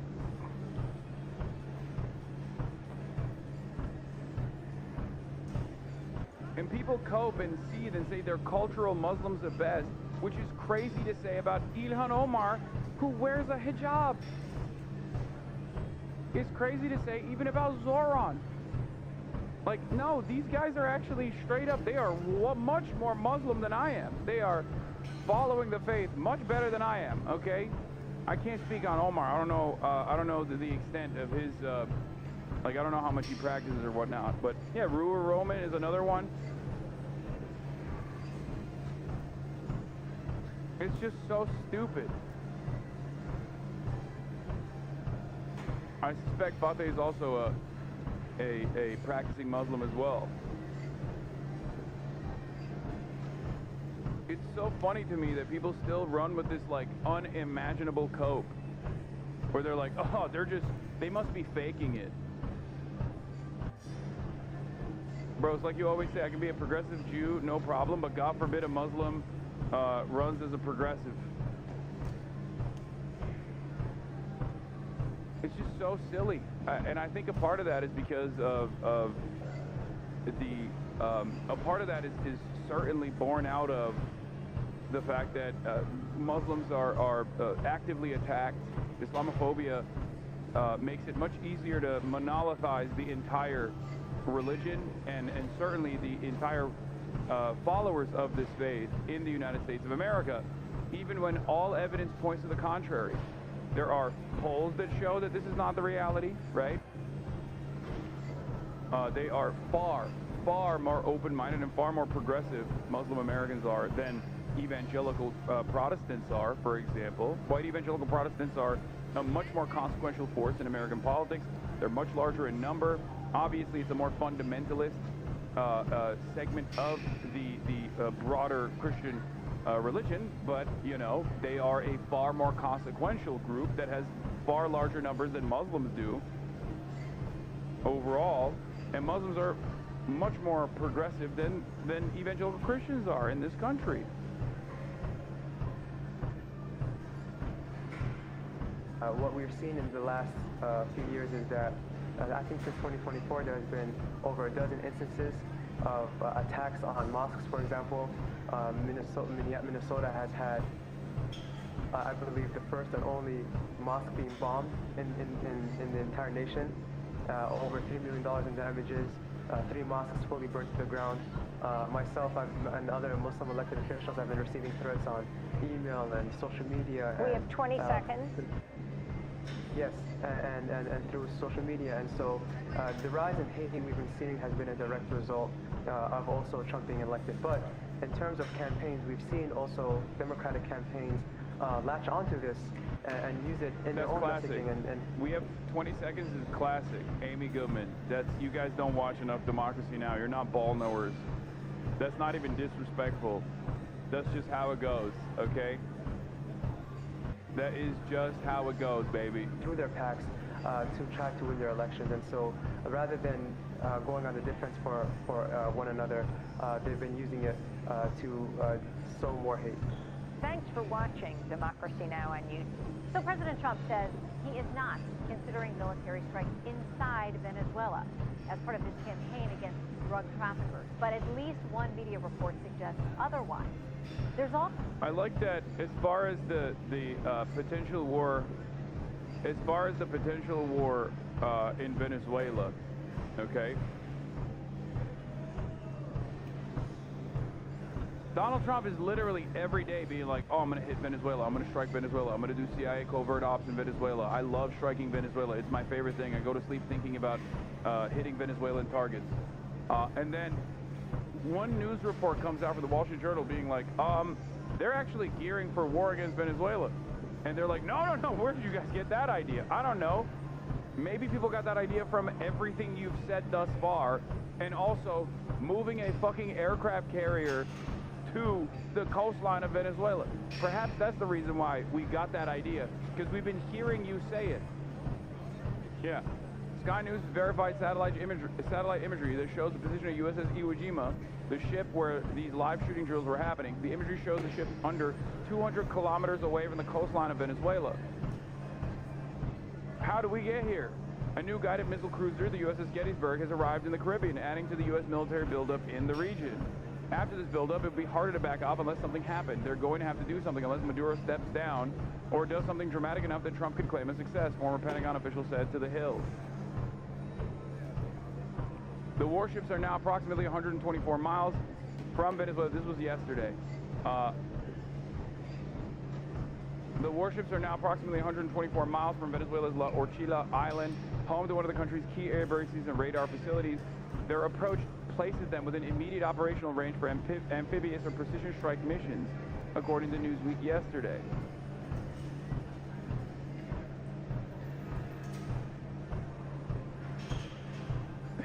Everyone remember how Putin said he won't invade Ukraine? Low-key, Donald Trump has said more about invading Venezuela than Putin did about invading Ukraine in the military buildup that took place before the invasion of Ukraine took place. Okay? It's not like, you're right, you're not wrong, okay? That's a perfect comparison.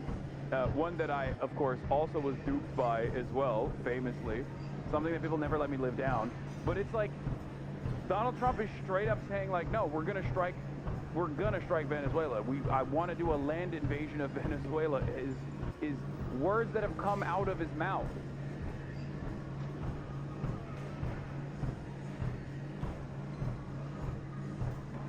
So, I don't think it's all that crazy for people to assume that he is going to do that.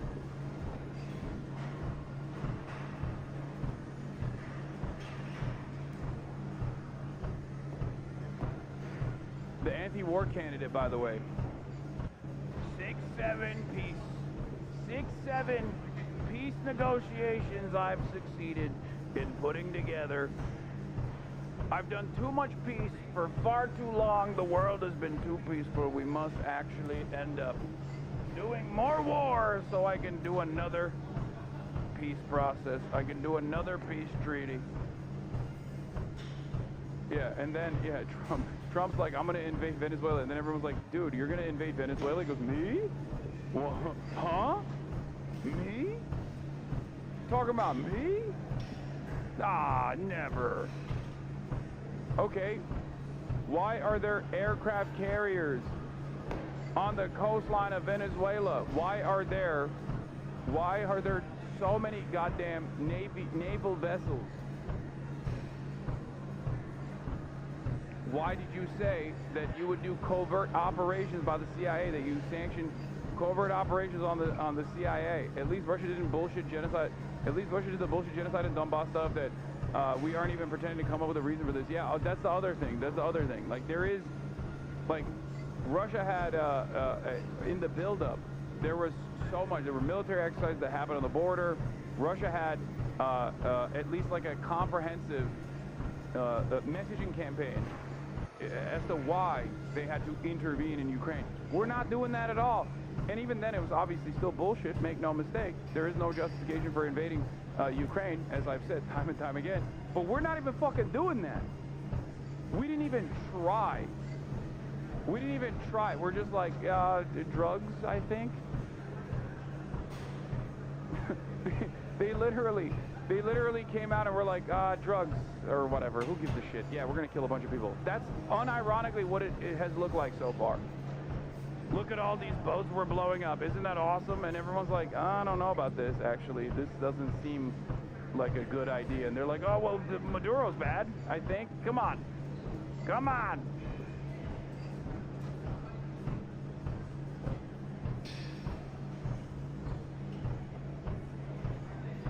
Incredible stuff.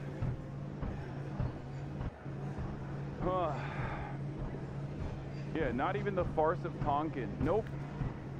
We used to be a nation, okay? We used to be a proud nation.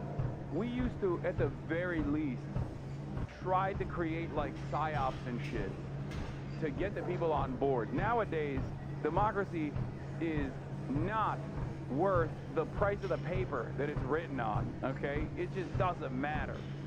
It doesn't matter. We're just doing vibes-based global war on terror initiatives now. It's crazy. Yet another glaringly obvious example of the deteriorating conditions, including the deterioration of democracy, where you don't even have an investment or an interest in trying to get the people on board, knowing full well that you could just kind of get away with it and people are too busy focusing on the 17,000 different snap benefit rage bait AI videos that they're watching on the timeline, or whatever the fuck they're predisposed with. Awesome.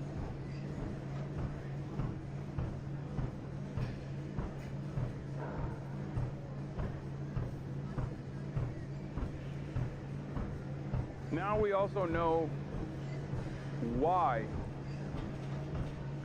Now we also know why Marco Rubio was playing the role of lapdog for the Trump administration.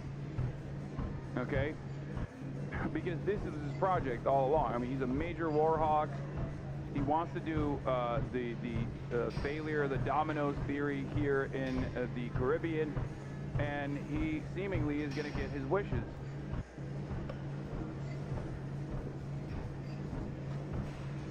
Bolton must be fuming. No, Bolton wanted to do that with Iran.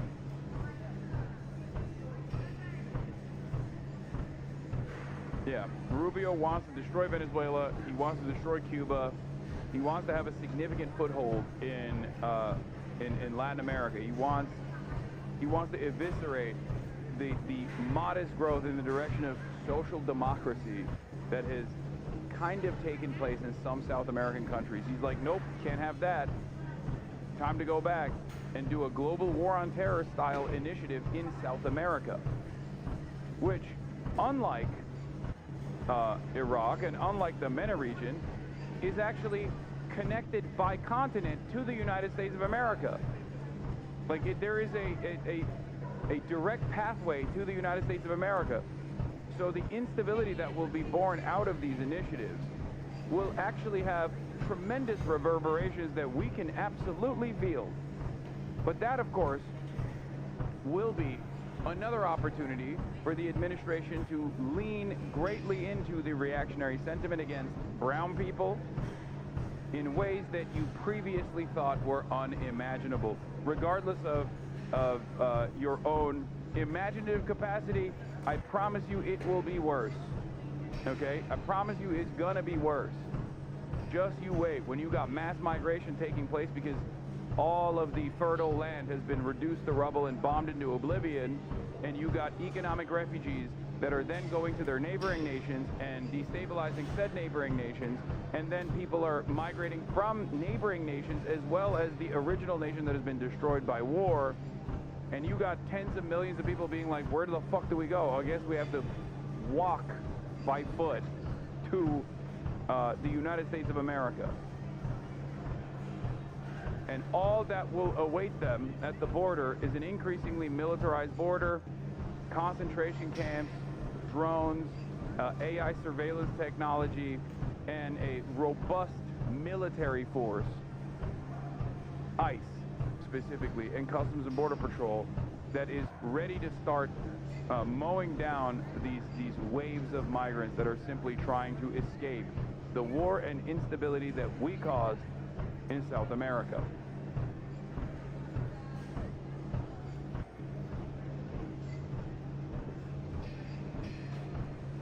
Truly, truly evil stuff. Also a report that disputed Venezuelan leader Nicolas Maduro is pleading with U.S. adversaries for help. A bipartisan group of senators now asking for more information. Senior national correspondent Aisha Hasni is at the White House tonight. Good evening, Aisha. Shannon, good evening to you. The president has indicated previously that he would be open to moving his war on drugs from sea to land, but when it comes to a decision to strike within Venezuela, he's not there yet. There are reports that you are considering strikes within Venezuela. Is that true? No. With just one word, President Trump shutting down a report from the Miami Herald that he's decided to strike military sites inside Venezuela at any moment. That you made a decision on that? No, exactly. Thursday, the Wall Street Journal reported the administration has pinned down targets used to transport drugs that the president hasn't made up his mind yet about striking. It comes as disputed Venezuelan President Nicolas... Yeah, as far as the refugee limitations, reportedly the United States in 2026 is limiting to only accepting 7,500 refugees, and almost all of them are white South Africans, by the way. The white genocide that's taken place in South Africa and the refugees that we will only accept from South Africa. This is the most Twitter administration of all time. So much so that Donald Trump also recently posted about Nigeria and how they're waging war against Christianity in Nigeria. Okay? It's the most, like, the white genocide of South African narratives were already cooked up by white nationalists under the first Trump administration, and it reached the ears of this current administration, and now they're actually taking the initiative on this like totally made up nonsensical story. And then they're also talking about doing this. I mean, I don't know what they're gonna do in Nigeria, but the very fact that they're like geared up and making an issue out of this in a place like Nigeria implies that they are, once again, hyper-focused on whatever narrative gets cooked up on the internet. That's why it's not an accident or weird when you really think about it that J.D. Vance is over here duking it out with like groypers wearing MAGA hats at the Turning Point USA conference, or talking about, Kaya being abused or some shit. It's because they are unimaginably online.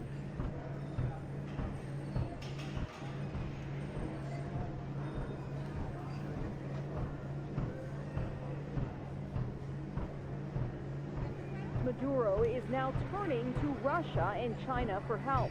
The Washington Post reports Maduro is, quote, requesting defensive radars, aircraft repairs, and potentially missiles from Vladimir Putin. and expanded military cooperation from Xi Jinping.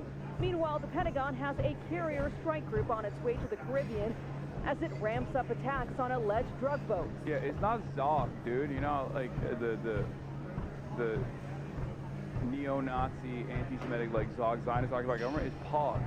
It's podcaster occupied government. Okay, it's not ZOG, it's POG. And the opportunities for fuck shit are endless under POG.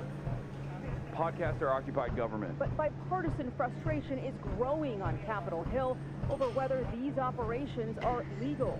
We are violating the Constitution. There is supposed to be due process. And over a lack of information from the Pentagon. Today, the top Republican and Democrat on the Senate Armed Services Committee complained they have yet to receive a response to their congressional inquiries about the legal rationale from War Secretary Pete Hegseth. More Republicans are now calling for more transparency after Senate Democrats were left out of a classified briefing the White House organized this week.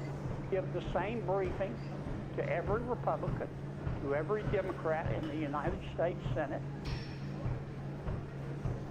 And Shannon, you'll want to pay attention to next week on Capitol Hill because Republican Senator Rand Paul is apparently joining forces with two Democrats, Adam Schiff and Tim Kaine, to potentially force a vote on a bill, a resolution to stop the president from unilaterally declaring war on Venezuela. Shannon? Okay, so Aisha, also, a federal judge just blocked the president's efforts to tighten up voter registration. It's been an ongoing issue for this president. What do we know about this? Another alarm bell was what was the military guy that just like quit?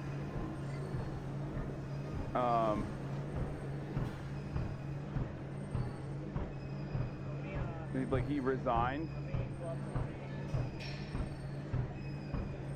The head of the U.S. military Southern Command is stepping down. Admiral Alvin Halsey is leaving less than a year into his tenure and as Pentagon escalates attacks against boats in the Caribbean Sea. The military commander overseeing the Pentagon's escalating attacks against boats in the Caribbean Sea that the Trump administration says are smuggling drugs said on Thursday that he was stepping down. The officer, Admiral Alvin Halsey, is leaving his job as the head of the U.S. Southern Command, which oversees all operations in Central and South America, even as the Pentagon has rapidly built up 10,000 forces in the region in what it says is a major counter-drug and counter-terrorism mission. It was unclear why Admiral Halsey is suddenly departing less than a year into what is typically a 3-year job and in the midst of the biggest operation in his 37-year career. But one current and one former U.S. official, both of whom spoke on the condition of anonymity to discuss personal matters, said that Admiral Halsey has raised concerns about the mission and the attacks on the alleged drug boats. In a statement on social media, Defense Secretary Pete Hegseth made no mention of any friction with his 4-star commander. On behalf of the Department of War, said Mr. Hegseth, using the name of the department he now prefers, we extend our deepest gratitude to Admiral Alvin Halsey for his more than 37 years of distinguished service to our nation as he plans to retire at year's end.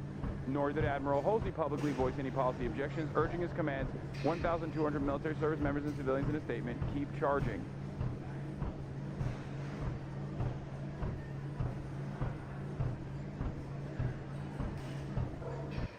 But the other officials of the Pentagon and on Capitol Hill said the praise masked real policy tensions concerning Venezuela that the admiral and his civilian boss were seeking to paper over.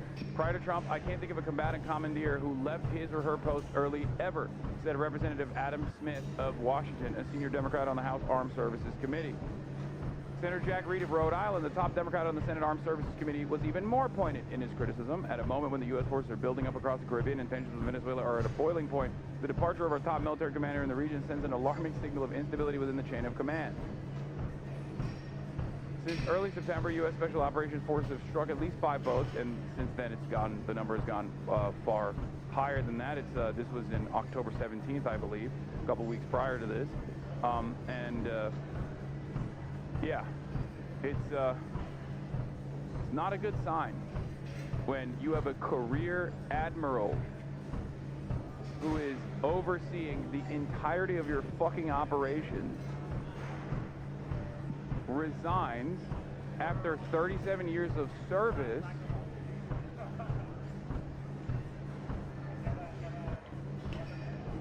right before you end up going to war, a war that he was supposed to oversee.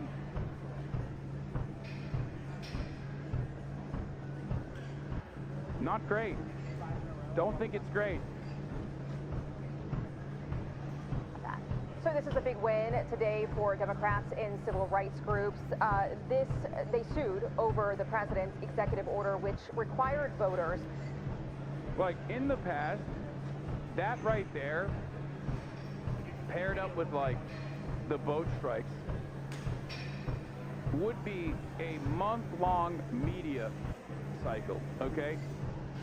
Even like 10 years ago, this would be like, there would be tremendous scrutiny. The media would be going to every single person that has worked with this guy and been like, what the fuck is going on here? They would try to get him to whistleblow. I'm kind of dumb. Why is not good? Can you make it clear, please? Career admirals that have spent 37 years in the fucking military don't just leave while there is tremendous buildup. Like, we're going to war with Venezuela. The guy who's supposed to oversee the Venezuelan war is not just going to fucking leave unceremoniously unless there is some major friction between what he thinks is the appropriate thing to do versus what the administration is demanding of him. Yeah, they also fired the national intelligence guy for the Fent narrative. The Trump admin also fired the director of the National Intelligence Council, who produced the intelligence assessment disproving claims about Maduro being a narco-terrorist, instructed Grinnell to halt all diplomatic talks with Venezuela. They're not even doing a good enough job with this far-reaching narrative, supposedly, where the administration is they still have like some level of competence in these positions, so they're just like, what do you mean? This is my job. My job is to tell you what's going on. You didn't give me the prior reasoning for why I must lie in this report, I suspect. This kind of stuff happens all the time. It just happens less frequently. More competent administrations that have these plans mapped out years prior to initiating it. The difference in this administration is that it's haphazardly put together, and they don't even see a need to put together a coherent agenda as to why they must bomb Venezuela, as to why they must actually destabilize Venezuela and invade Venezuela potentially. Yeah. Famously, though, you don't see military guys quit like that, especially career military guys, right before the most consequential military operation of their career. This is why he was in the military for 37 years, okay? That's the reason why he was in the military, for this exact opportunity, for this exact moment. So clearly what he saw in terms of what this mission looks like was a clear and present danger. To prove their citizenship in order to register to vote in federal elections, a federal judge in D.C. today ruled that is unconstitutional, writing this: because our Constitution assigns responsibility for election regulation to the states and to Congress, this court holds that the president lacks the authority to direct such changes. No reaction tonight just yet from the White House. Shannon. Hi, Hasanabi at the White House. Thank you so much. Hey, Sean Hannity here. Hey, click here to subscribe to Fox News YouTube page.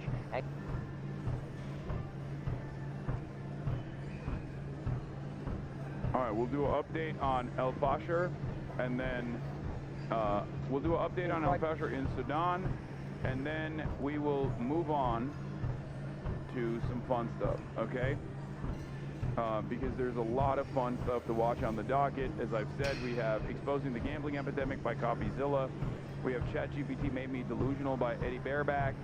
We have New York by Gatsu.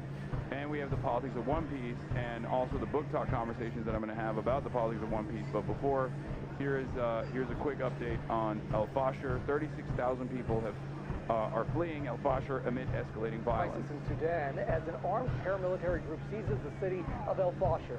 There are reports of mass killings, kidnappings, and terrified residents hiding in their homes. And ABC's Marcus Moore joins us now from London with this story. Good morning, Marcus. Gio, good morning. Some startling numbers are revealing the scale of the situation in Sudan. Some 36,000 people have been forced to leave their homes in El Fasher just in the last week alone, and there are reports of executions and mass killings, just utter chaos in the city, which is in the western part of the country. The UN says 460 people were killed in an attack on a maternity ward there. The deaths included patients and their visitors. And we have also seen satellite images that reveal piles of bodies, showing the enormity of what is unfolding there. There are reports that many have been abducted for ransom or executed as they fled for safety. And this war has been raging now for more than 2 years. The National Army is locked in a fight against the Rapid Support Force, or the RSF paramilitary group. And aid agencies have said the humanitarian crisis there is worsening, with Al-Fasher surrounded and families cut off from basic supplies. A famine was declared there more than a year ago. And Janae, aid groups are calling for civilians to be protected as this war rages on. At least 19 people are now confirmed. Are there proxy influences in this conflict? Yes. As I talked about extensively, and we can go back to it, or you can go back to a video that I've done on this a week ago. This is there are of course proxy influences. One of the most consequential one has been the United Arab Emirates, who are funding the RSF, the Rapid Support Forces. And there's a longer video that I did on it on my YouTube channel, I believe, and also on YouTube on all the fan channels too. Okay. Oh, there was also the Marjorie Taylor Greene moment of applause here on Bill Maher, even though the Bill Maher the Bill Maher broadcast it has like a paid audience that are supposed to be applauding. The reason why they applaud. Russia is funding the RSF too, but not getting as much hate for it. Well, that's because it's Russia, and Russia is not an ally to the United States of America in the way that the UAE is. And number two is that Russia is also supported the Sudanese armed forces as well.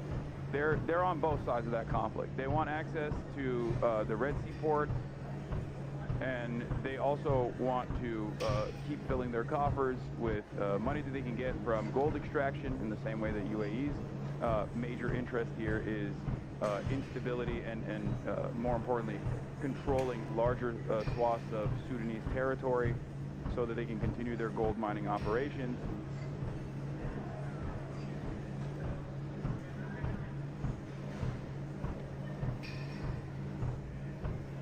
But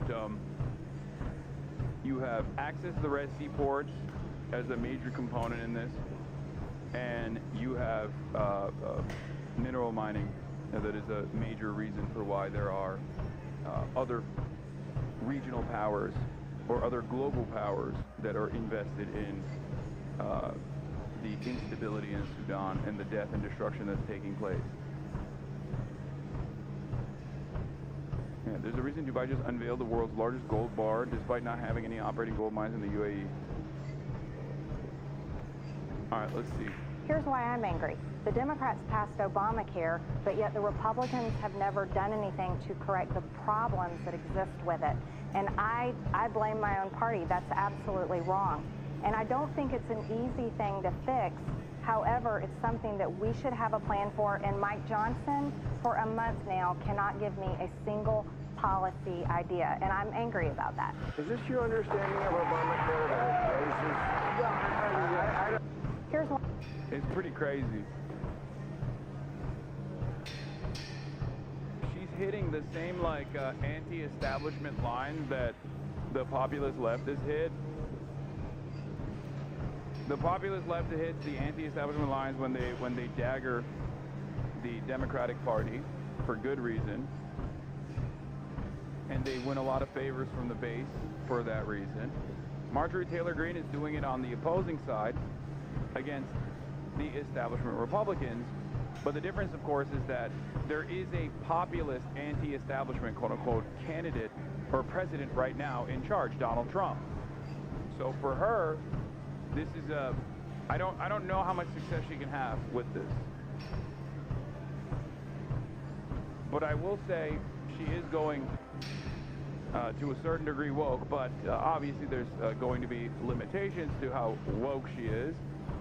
Ask her about any sort of military campaign in Mexico or Venezuela, and I'm sure she will very quickly show you that while she sheds tears for the children of Palestine, she wants to turn Caracas into Gaza, you know?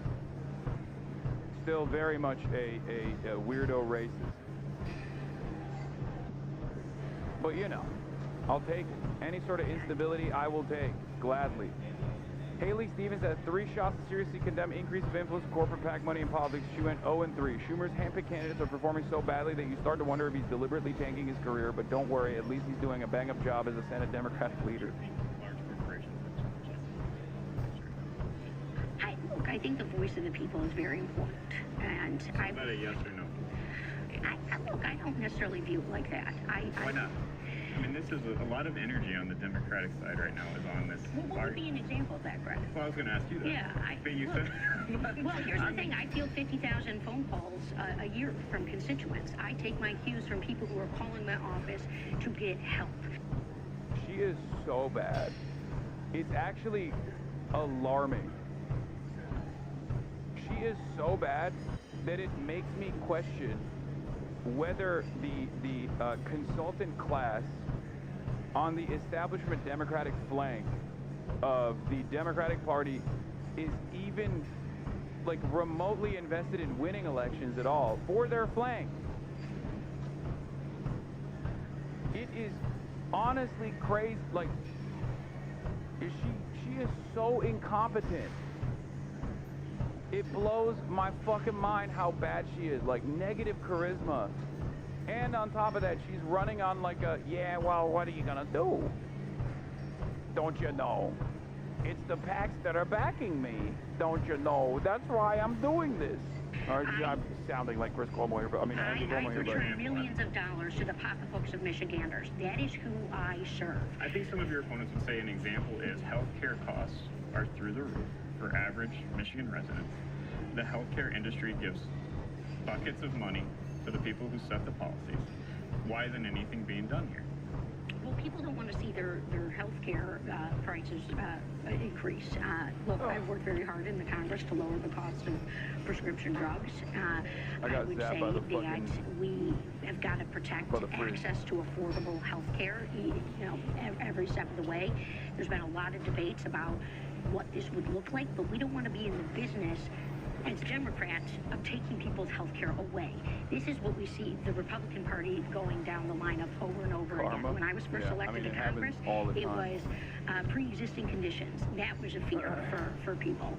And now we're seeing the same old playbook. Well, we're not going to, we don't believe in the ACA exchange. We don't believe in what was set up through Obamacare.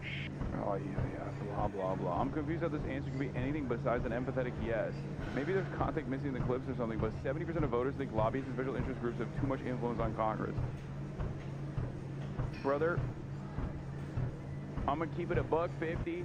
Any fucking person running for any office whatsoever at this stage is still saying, well, corporate PACs are good, is so beyond the pale and so oblivious. I don't know how to deal with this. Like, you just don't want to win. You don't want to win at all. Dude, Republicans don't even try to address this issue. You know what I mean?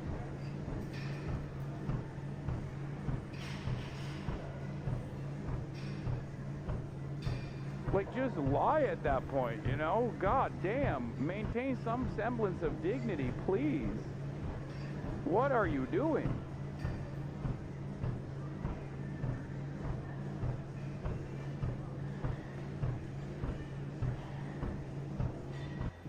Oh, God.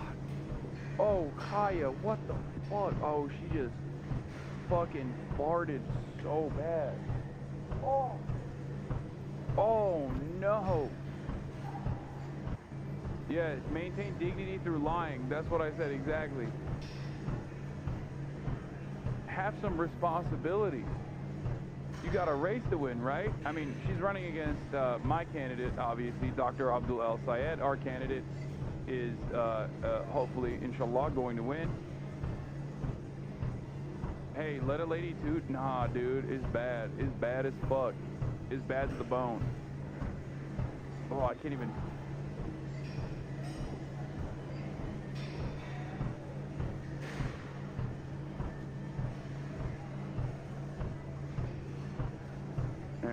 let's start with the New York one from Gatsu. I can never think any place in the world is expensive now. A lot of New Yorkers are rude, criminals, or on drugs, but usually a combination of all of those. And every building in the financial district is responsible for countries getting cool because the cokeheads on Wall Street and in Washington wanted their resources. Did I just catch you wanting to be shit? But the skyline is so cool though. New York is genuinely a legendary city. It's where like every movie is filmed. Spider-Man is a New Yorker, and you can see him on the subway saving people's lives when you're in New York. And this city is very alive and also very hardworking. Americans in general work a lot, but in New York, when you look at the skyline at night, all the lights are still on because everyone is trying to pay their median rent of $4,950 in Manhattan. Hell man, even the mayor needed some money. That's why he allegedly took bribes, illegal donations, and free or heavily discounted flights and hotels from Turkish Airlines. It's true. Turkish officials for political favors, like opening up Turkey's consulate in New York early and that he would refrain from recognizing the Armenian genocide. Also, like how he played in a Turkish romantic comedy. You guys are from Turkey. Brooklyn loves Turkey. Brooklyn is the instant. Of course, the fucking Georgian is gonna talk shit about the true Turk in this race, by the way, which I obviously have always endorsed and always supported, and am devastated. I'm devastated by the fact that he had to drop out of this race. Okay, this was truly an issue of consequence for me, and I know many of you who are proud Turks in this chat as well were equally as devastated by Eric Adams, a true Turk, leaving the race. Of America. We love your food, we love your music, but I don't understand Turkey. We can take a selfie though. Bro, at least take a bribe from Qatar, bro. What do you mean you're being bribed by Turkey, bro? Who has ever been bribed by Turkey? Also, Zohran would never. Walking through Manhattan, you will just see evil buildings. Anything on Wall Street or Jeffrey Epstein's Manhattan house, but also it undeniably looks so cool. Within the first 5 minutes of me being in America, I experienced both sides of American culture. First off, this extremely friendly old guy came up and asked me for a cigarette, and I gave him some tobacco. When I told him it had come all the way from England, his face lit up with joy, and he said, "Damn, this might be the oldest, most ancient cigarette ever." I think he genuinely thought England is like actually still in the 1600s or something. But he thanked me profusely, wished me and Gatsu well, and went on his way. 10 out of 10 first human interaction in America, right? So obviously next, it was time for us to face the Newark Airport Grim Reaper. This dude was dressed in 100% Young Thug's brand clothing, okay? And considering Young Thug's recent court proceedings and public appearances... Free OG dinner, that's free OG. For real? OG dinner? Wait, really? Holy moly. Alright, free Diddy. If he said it, I'm free Diddy too. That's how I knew... I also have a suspicion about this, you know, rappers appearing on stream shit, and rappers also doing streams in general, or like musicians in general doing streams. I think the labels are like...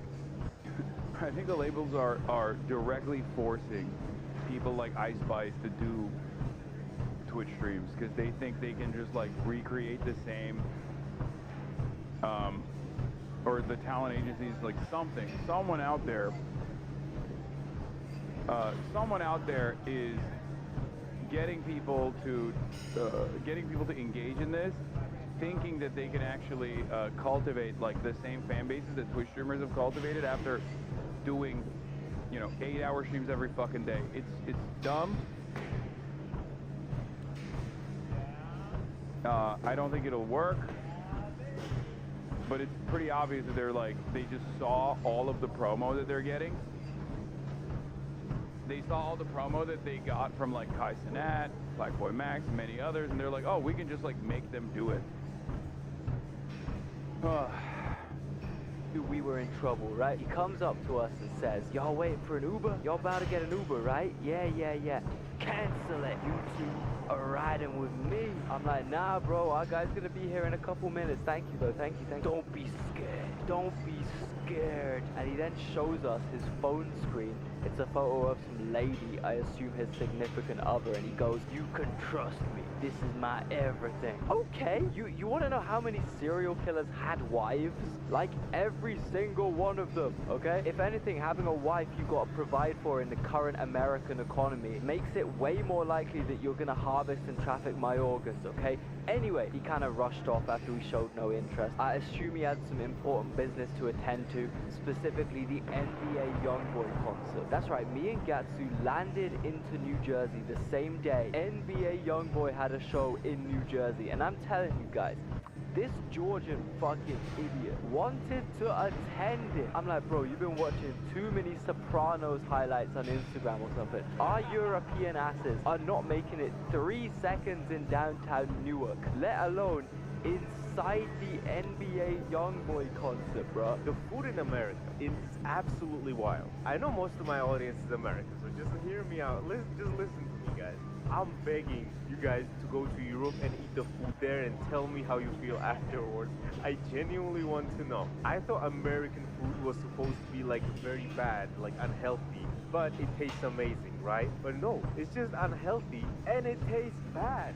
Genuinely, me and Geopol's bodies have Okay, so wrong. American food is unhealthy, but also tastes amazing. European food is healthy, but tastes like, it tastes bland. Maybe it's because I'm so Ameribrain, I'm such an Amerifat that like my taste buds have been fried by all the different chemical compounds. You know, yellow 40, all the dyes, all this shit. But honestly, sorry, American food is decadent and incredibly flavorful. The Brits are allergic to some seasoning, you are not wrong. Yeah, like, bro, even the Italians, like, dude, go eat high-end Italian food in Italy, okay? There are certain things that are delicious, like a great steak, right? But if you go and eat like fresh pasta in Italy, and then you compare it to like pasta in America, I'm not rage baiting at all. It's definitely much more natural, if it makes sense. But it also certainly has like less flavor in general. It has less seasoning in general. This is the worst take I've ever seen on the stream? I don't think so. I think it's important to stand on business here. Okay?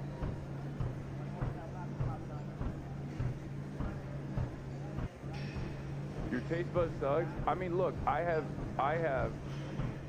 tried the cuisines of many different countries all around the fucking world.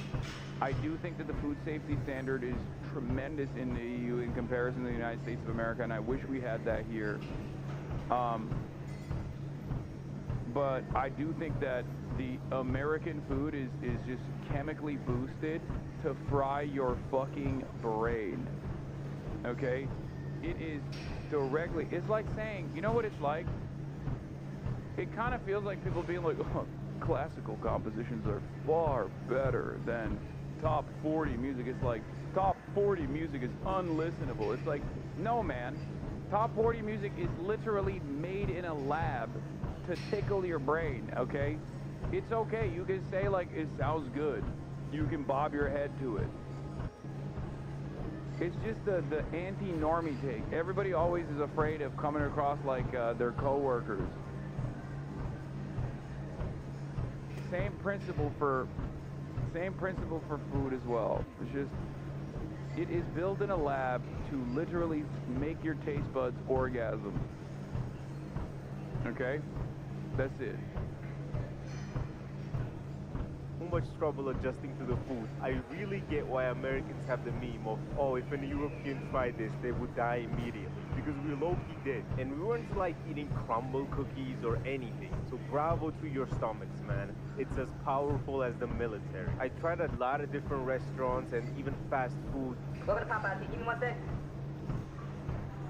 Damn, that's it, give me one sec. Yeah, that's what I like to hear. You need to take your ass home. Just tell him, that's him, for real.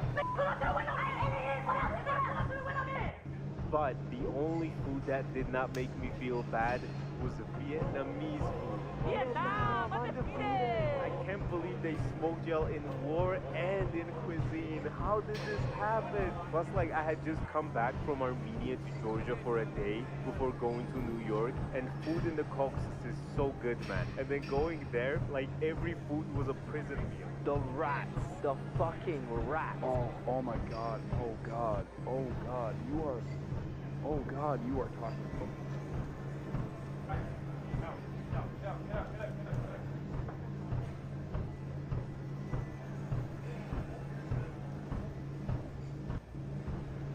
Oh God,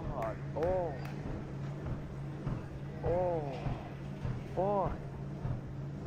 Oh my God, bro. She came up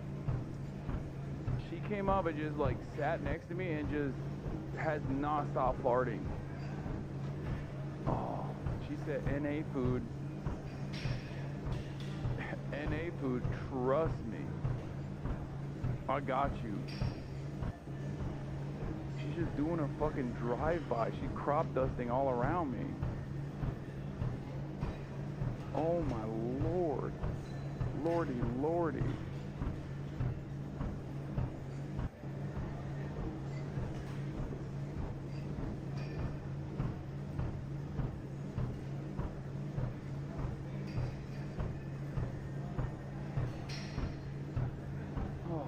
Spin the block, Kaya. No, I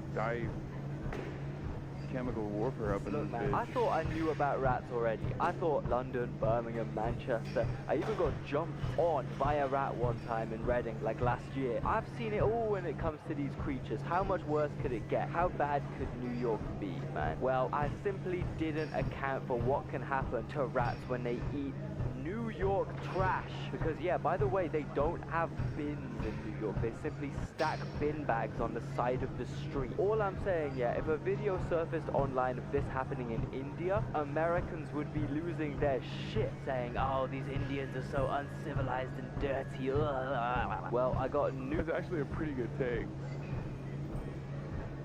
That's actually a really good take. Oh my God. God damn, he's so fucking right. They literally do this with like Japan too. They're like, oh, immigrants have made Japan dirty, and then they like show the fucking stacked bins because they don't have any trash cans. To be fair, Americans already think New York City and LA are shitholes. I mean, I would say that it is far more invasive in New York than it is in Japan. Not doing the POG, everything in Japan is good.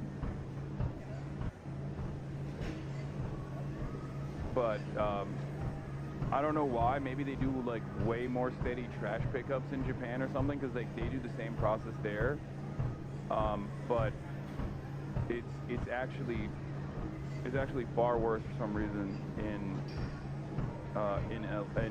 New York City. News for you New Yorkers, okay? Scientifically speaking, yeah, if you simply leave black bin bags of trash out in the street to fucking bake and swelter away in the midday New York heat, you're essentially providing steroids for these damn rats to consume. American food is so full of alien chemicals that I had a tummy ache the entire time we were there. Now just think about what the radiated scientific anomalies produced by 3-day-old New York food that's been cooking in a bin bag in the heat does to the rats eating this shit. Oh my God, man, I saw shit I didn't even think was possible for this species of animal. The kind of mutations these rats were walking around with, the kind of confidence they were walking around with as well. I think I genuinely saw a rat with wings.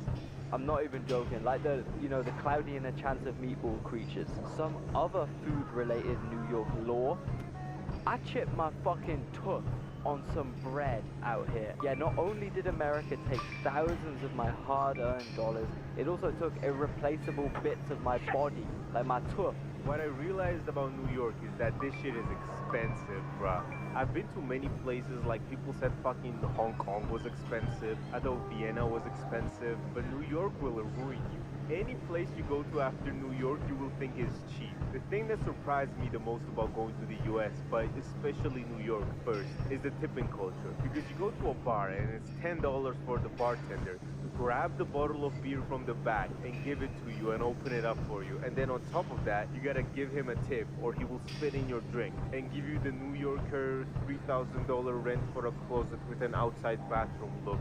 The thing is, bro, if you're charging 10 bottles for a bottle of fucking Modelo, and then on top of that, you want a tip, at this point, you know what I'm gonna do? I'm gonna put my balls on the bar, and you can just grab a hammer right where you grabbed the beer from, and then just fucking do it. You might as well do that. Also, I think my legs took lifelong damage from walking around on these goddamn concrete slabs you guys call a sidewalk. My hot take is New York City's not that expensive outside of housing. This guy just only visited Upper East Side Manhattan. I mean, you have to remember, one is Georgian and the other one's British, so I think that they are... New York City is pretty fucking... I think New York City is pretty expensive.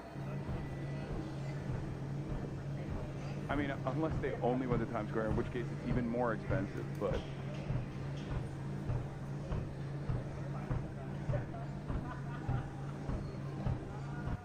Especially for people outside of New York, especially for people outside of the country. Let me just explain to you. Watch this guy come to San Francisco and die on the hills. Americans, what normal humans do when we build paths for walking on, okay? We do this pretty much everywhere in the world, right? For centuries we've been doing this. What you do is when you make a tile or a slab, yeah, you want to make the texture very bumpy and irregular. That's why you'll see pavement tiles with rocks like set in them and stuff, or little bumps and stuff on the top of the pavement. This means that when you step on that surface with a shoe, it's not bone to floor impact. Your shoe kind of squishes into the little gaps on the surface of the tiles. The rough texture absorbs like loads of the impact, and your shoe like slowly compresses instead of slapping the floor. Your feet, legs and butt take us just these evil metal stairways. Yo, my lower half was shaking and trembling the entire New York trip. I promise it wasn't from all the spooky ass Halloween decorations these goddamn Americans. I didn't realize Euro cucks are so weak. This is when I walked on the stones in Europe, it made my legs hurt for a week after. I do think that America is pretty bad for a lot of shit, but at least there's like ADA compliance in general. If these guys saw Houston, I think their minds would explode. Because New York City is, I think, the most walkable city in America by a wide margin. So it's hilarious for them to be complaining about the walkability of New York City. Maybe my brain is broken by being a dumb Amerifat. But like, if you fucking saw Houston, Texas, you would have an aneurysm, okay? If you saw Los Angeles, you would have an aneurysm. Like, there's just, these guys are complaining about the sidewalks, which are pretty fucking wide, by the way, by American standards. But like, now imagine a world where there's just no sidewalk, and the sidewalk ends. What do you do then? There's just no sidewalk. It makes no sense. Like, think about that. No sidewalk and no way to cross the 8-lane superhighway, you know? What do you do then? No public transit. It's so stupid. It's so bad. It's so fucking bad. Had set up in their gardens like over a month before Halloween. I don't want to be like bar humbug. He was spot on about him. There I was, filling up the motor. I turn around, a little get-it-done a runner.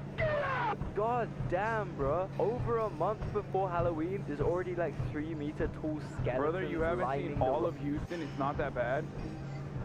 There is no way. There is no way you're talking about the hellish nightmare of Houston in positive terms here. It is one of the worst examples of city planning that you could point to. It is literally a major metropolitan created specifically for for exurbs and suburbs to come in and work in the downtown area, and therefore has just vast parking lots. It is the worst as far as lack of walkability and a car line infrastructure is one of the worst cities I've ever encountered. There's no shot, dude. And yes, of course the 7-lane highways still get traffic jammed because the entry point into the fucking city is still going to end up being a 2-lane entry point. That's just how traffic works. That is how traffic works.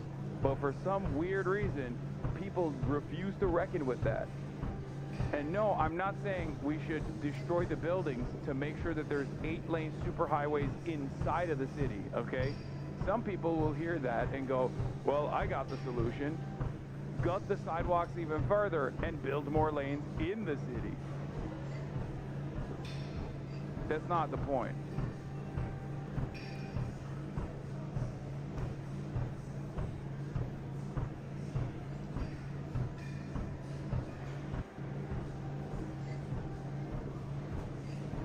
The consumerism is just too hard for you guys to resist, isn't it? You know what else spooks me out? How they can't pour beer in this damn country. However, you're still expected to tip the bartender like over 20%. I started off the trip drinking these stale pints of piss they call draft beer. So I clocked onto how they can't pour beer in bars at all. Pretty quickly, me and Geeky started ordering bottles of beer instead, at which point tipping feels like the most insane investment you've ever made. Paying an extra quarter of the original payment just for the manual labor of opening a bottle. How about bars just pay their staff a livable wage so I don't have to foot the bill? Yeah, the European mind cannot comprehend subsidizing the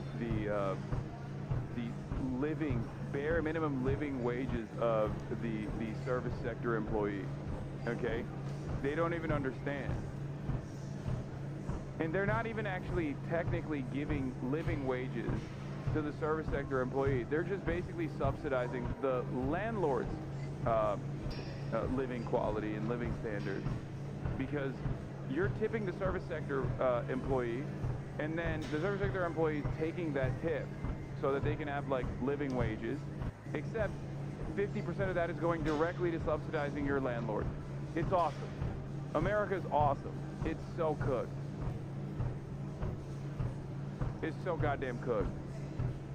And also, I don't want to pay for some bartender to be nice to me, man. That's like some Blade Runner dystopian shit. Me and Gatsu were actually talking to this one dude outside a bar in Brooklyn, and he told us the reason he specifically goes to that bar is because the female bartender is beautiful and lovely and nice.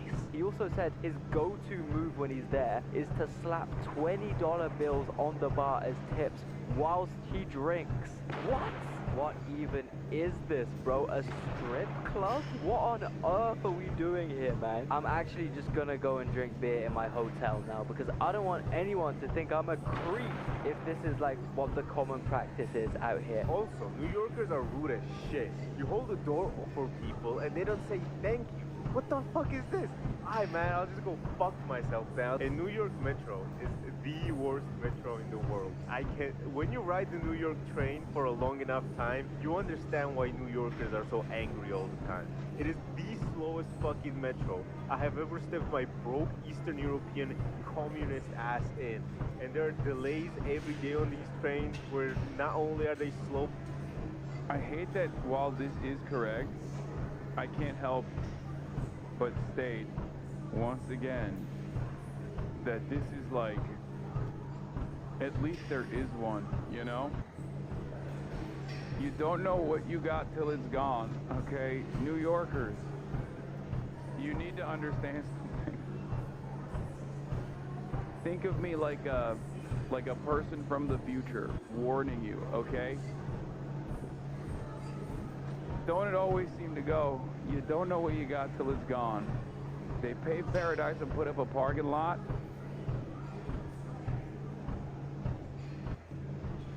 Americans, our best metro, everyone else, worst metro I've been to. Yeah, it's so cooked. God, it's so cooked. American century of humiliation. American century of humiliation. Over and over again, I will say, American century of humiliation. He just doesn't realize the best America has. It's so fucked. But they stop for like 10 minutes at a time, giving you enough time to think what the fuck you are doing in this city. Just today, when me and Leo were riding, he was showing a New Yorker a Chinese metro. They would lose their mind. Imagine showing them this shit, bro. This is why propaganda works so well on American metro in New York and metro in Moscow. Because it's genuinely so bad. I just gotta say, man, China winning. I feel like if this happened in China, the Chinese police would have put that tweaker in Squid Game, and Chinese trains would never have this fucking happen in the first place. What do you mean you're skipping stops, bro? This has never happened in any country ever, bro. Imagine coming home late from work, and then the conductor comes on talking about we're dropping you 5 stops from your home. I know Asian trains are like an outlier for being good, but bro, even fucking by broadcast Eastern European countries, metro is like 5 billion times better than the New York metro. Yes, including the stop that is in my hood that looks like a fucking coal mine. No wonder public transport gets such a bad rep in America, because honestly it's been pretty bad. Every line gets delayed, they start skipping stops and shit. If you show the New Yorker a metro in Chongqing, the city of New York would write in Xi Jinping during the next election. Also, New York has the worst hoods and the sketchiest. This is crazy because like, dude, this is why you gotta keep Americans' brains occupied, honestly. Like, this is why there's so much resistance whenever I, like, talk about China. They'll be like, oh, well, what about this or what about that? It's like they have to constantly think about how bad everywhere else is in their minds. Otherwise, they will have to, unironically, realize that, like, our government is fucking us, okay? It's this, and I've known this for years. One, because I've traveled a decent amount, come from a different country originally. But like, I've known this with healthcare. Even before all this stuff became bigger points of contention in American discourse, like, I used to always bring up healthcare. Be like, okay, why do you guys think that, like, Europe doesn't exist for some reason? Like, why do you think Canada doesn't exist? And they would have to, like, invent ways in which the European and Canadian healthcare is, like, far worse than American somehow. It's like, brother, you don't even pay. Like, you literally don't have insurance because you can't pay for healthcare. And you're over here talking about fucking how there's wait times in Canada. Bitch, there's wait times in America too, okay? Not only is there wait times in America, but you don't even have health care. Why are you even talking? The reason why there's less wait times overall by your standards is because motherfuckers like you don't even have health care and can't go to the doctor.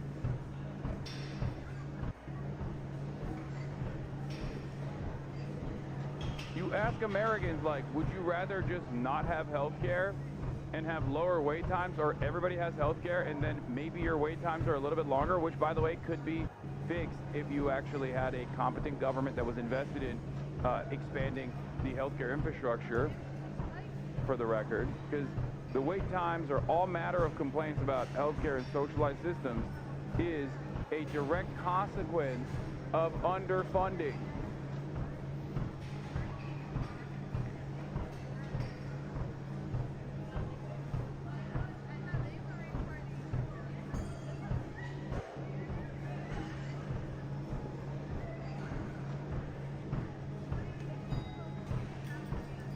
It's crazy.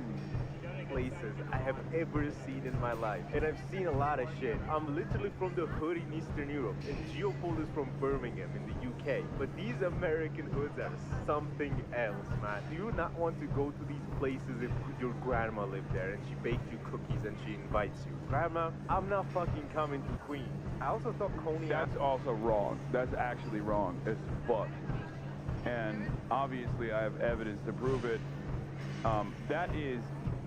That's a person that did not go to these places, okay? There is 0% chance.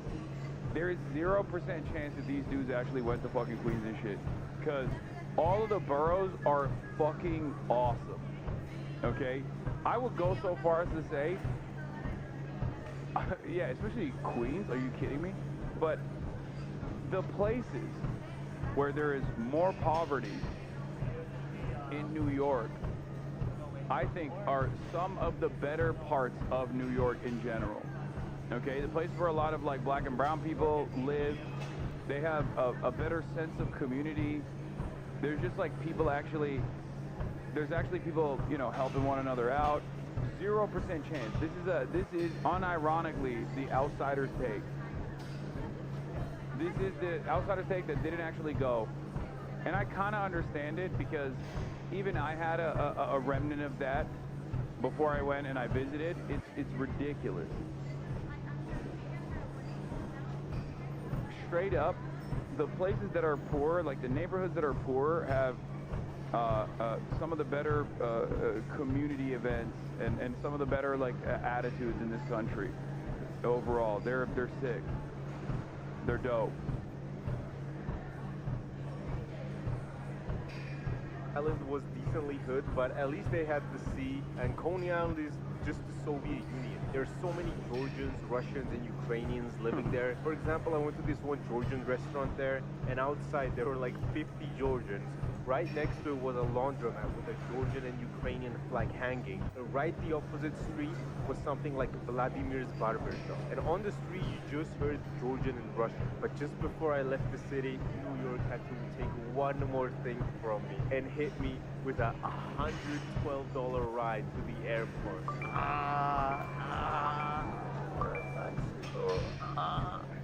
And a lot of people had the question of how did your Eastern European communist ass even get into America? Well, there was a big annoying visa process and they approved me and gave me a 10-year tourist visa. And because my passport was Georgian, I got checked literally every single point of process going to fucking America. I had a layover in Vienna, and on the way to America, they were asking me in Austria, oh, where are you going to stay? Show me your return ticket. Do you have any friends or relatives in America? Oh, Are yeah. you trying to work in America? Bitch, you're fucking Austrian. Why the fuck do you care, you fucking Hitler? No, they make them do that. No, it's literally, that is unironically something that the American government forces upon even the fucking connecting flights, straight up. Is literally true. They even have like, extra TSA or like extra private security when you're going on an American flight. It's like cordoned off. Isn't that normal? I mean, no, it's abnormal. Well, for Americans, all of that is abnormal.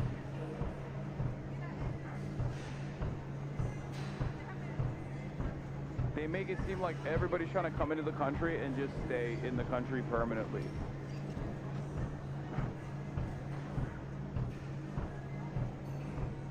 Are you still mad a Georgian beat your fucking idol? We're in Vienna, bruh. I have a 10-year visa. I have a better access for fucking America than any European does. And then in the US border, the guy asked me what I did for work, and I said I had a YouTube channel, and then he asked me for the name, and I said Guts, and then he started looking my channel up on YouTube. At this point, I was like, bro, he's gonna see my Trump videos, and they're gonna send me off to fucking El Salvador. But then he said, you have a picture of that guy on your channel, Benjamin. I'm like, oh my god, he's fucking talking about BB. I'm fucked. I'm actually getting my ass sent straight to El Salvador. And he was like, oh, like the actor Benjamin on your profile picture. Oh, Cumberbatch? Oh yeah, it's Benedict Cumberbatch. Welcome to the United States. And then Bro, that's not even a joke. A couple scrolls away, if he had seen the fucking BB videos and shit, he might not have actually been able to get into the country, I feel like. I was let in. And then I went through security, where upon seeing the Georgian flag on my backpack, the US border agent immediately went,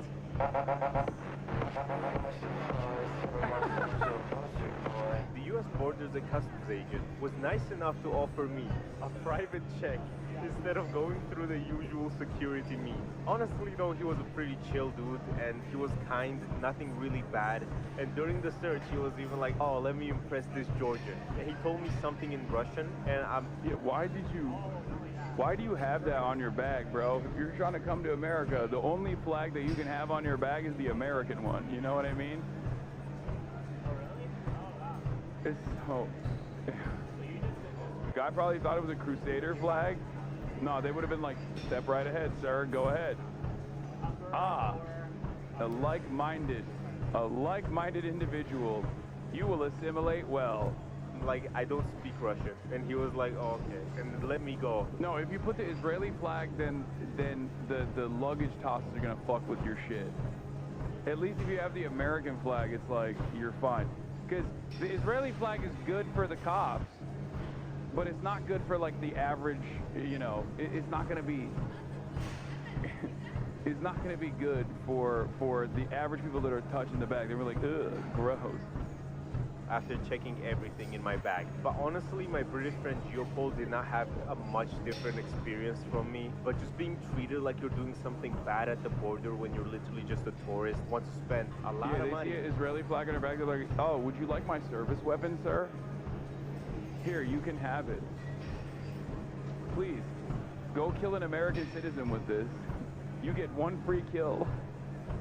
Actually, because it's fucking New York, it just feels bad and makes me not really want to go there again. Yeah, under the new Trump directive, we must offer you our service weapon, so you can get one free kill on U.S. soil. One crime, one major felony you can commit, scot-free. Even though my passport being weak played a role in this sort of treatment, it didn't really play a big role, to be honest.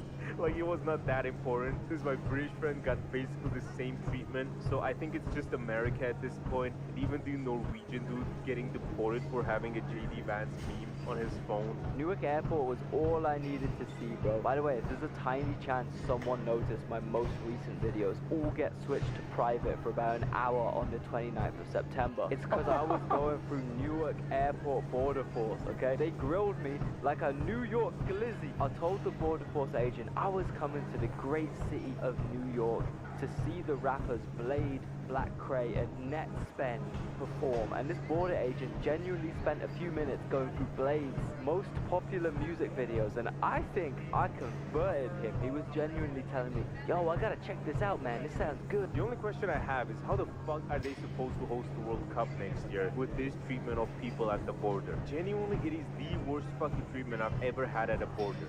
Getting everything except my booty checked. For example, when I go to Europe, they don't even check fucking anything, especially in Greece.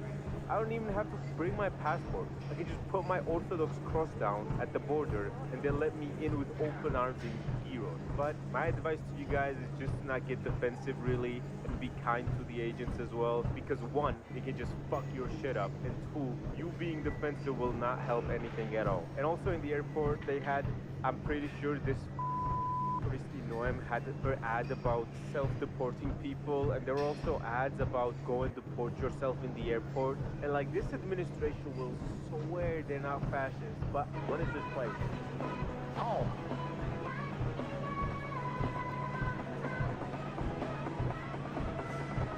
True. There is a unimaginably threatening aura, a presence of a Christy gnome constantly lording over you on every fucking TV, talking about how immigrants ain't shit. It is true. I never really thought about it as from the outsider's perspective. Like, it does make sense. Especially if you're like a outsider, you look at that and you're like, what the fuck is this?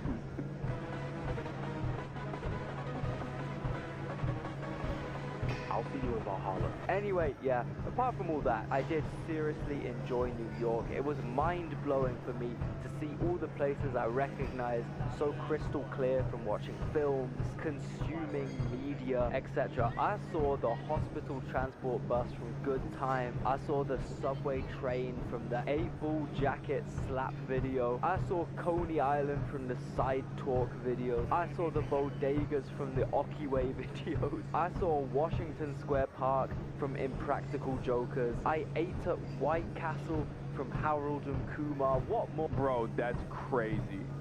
And then you have the audacity to complain about your tummy? Brother, it's like I went and licked the ground at Chernobyl and then complained about radiation poisoning. What are you doing? Oh, no shit, dude. Yeah, no wonder this is the big reveal at the fucking final hour of the video. You buried the goddamn lead. You are Muslim, you need to follow God, right? What the fuck is this guy saying, dude? Shut up, bitch. Yeah, I licked the bean in Chicago, but I didn't complain about whatever kind of viral new type of disease that I got from it. Do you understand? Yeah, they went to Times Square, and then they went to White Castle, and they're complaining about how fucking crazy every American is. And how shit the food is. It's crazy. That's crazy. Yeah, don't go to White Castle. Easy answer. What could I ask for? Like and subscribe if you enjoyed, and goodbye. Now that my ass is back in Georgia, expect more videos.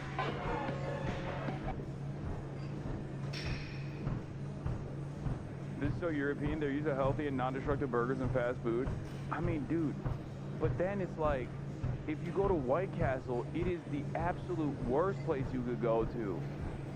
White Castle is the absolute worst place you could go to eat American food. I mean, I guess it's the most honest. It's the most, like, maximum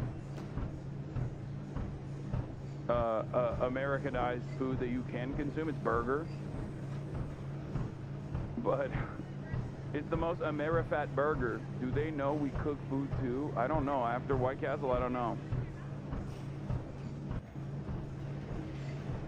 Oh, yeah. All right, we're going to do the exposing the gambling epidemic from the rise of gambling that's taking place. One of the issues that I obviously yell about quite a bit. Let's take a look. Has changed. It used to be you'd lose your money on slots in Vegas, but today, not only can you do that, you can also bet on your favorite sports team, on the opening coin toss, on this individual pitch, or on all three in a parlay. You can do it from your phone, your tablet, your Apple Watch. You don't just have to gamble on sports, you can gamble on esports, on video game items, on slots with those items. You can do it in Roblox, or on regular stocks, on meme stocks, gamble with calls, gamble on earning calls, gamble on calls with earning calls. You can gamble on political events, world events. You can bet if Zelensky's going to wear a suit before July, if Jerome Powell is going to say inflation 50 or 60 times in September. And you don't just have to gamble on that. You can gamble on crypto coins, Trump coin, Dogecoin, Farcoin. You can gamble on the champion of Farcoin coin, and you can gamble on any of the posts the champion of Farcoin has ever made on whether they will become popular or not. And if none of that's your cup of tea, you can also just gamble directly within your banking app on a game of roulette, like a gentleman. And don't even get me started on the ads. Turn on sports, esports, podcasts. Not even my favorite political show is safe. Shout out to Prize Picks, the best app to fire on sports in the game. You will be bombarded with gambling ads by every famous person you've ever heard of. DraftKings. DraftKings Sportsbook. DraftKings Sportsbook. Uh-oh. How did we get here? And is it a good thing that we're turning every spare moment of our lives into a game of chance? I'm betting no.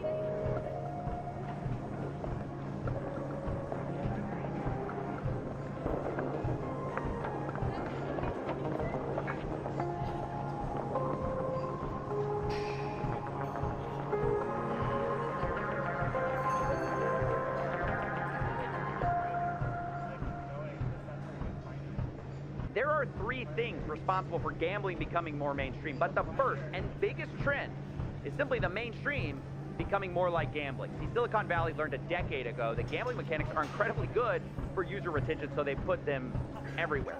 Let's say you're shopping online. Well, now you can spin a wheel to unlock prizes. Or if you're playing video games, you can open a loot box, get some randomized items. You can even use those items as virtual currency in a casino we've made a 3-part series about. Or maybe you don't have a problem with loot boxes for adults, but we've also put them in kids' video games because, you know, gotta start them young. Roblox is the largest game for minors, and they are stuffed with randomized loot boxes. But even if that's fine for you, what about the third-party websites which, against TOS, allow full gambling based on a kid's game? And yes, there are actual kids gambling on these apps. Right, I just won a bit of profit there. I had 200 Robux. No, I had 200 Robux in profit, 100 Robux in profit, but I lost them. So I had 50 Robux and I lost it, and I thought I got 50 Robux again. So on this, mine, on a Robux Vault, what I'm going to do is buy 40 crates now. No, not 40 crates, but like 4 crates. Yeah, this should be good. Let's go.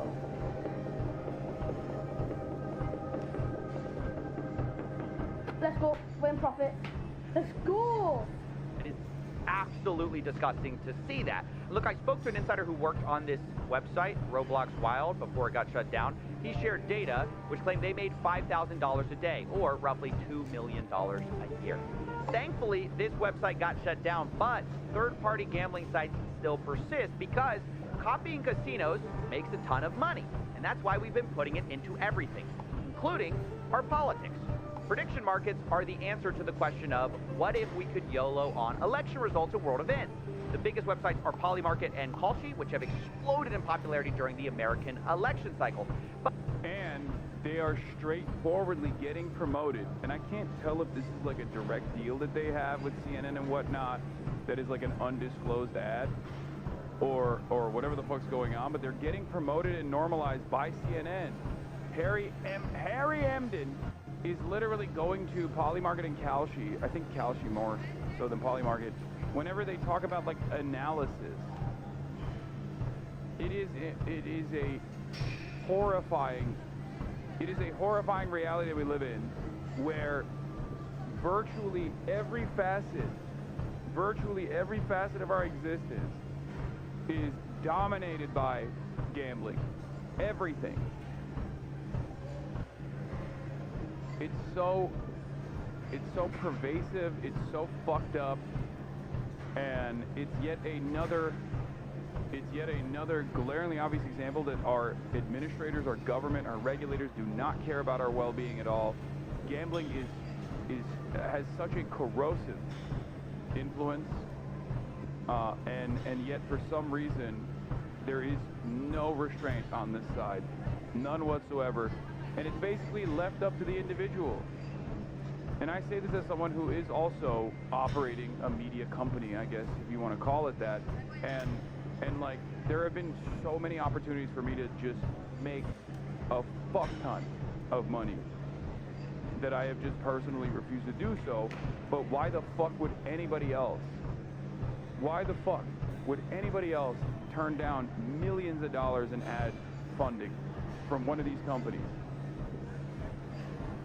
Just no way. But it isn't just major. And the more pervasive this stuff becomes, the more normalized it becomes, and the less there is an incentive to even say no to it, because at a certain point, even your audience is not going to look at you weird if you do it. You know what I mean? Like, that's it. That's it. Dude, this is awesome. Look. I just talked about how I turned down $1 million in a sponsorship for Polymarket, right? On election day, this guy goes, "You did take that one gotcha game sponsorship." Like, this is what I mean. This is also what I mean. 57-month subscriber. You're right, dude. I'm actually a hypocrite. I'm actually pumping fucking advertising for gambling. Why the fuck do I need LSF when I got literally my own fucking 57-month subscribers in here doing this exact same shit?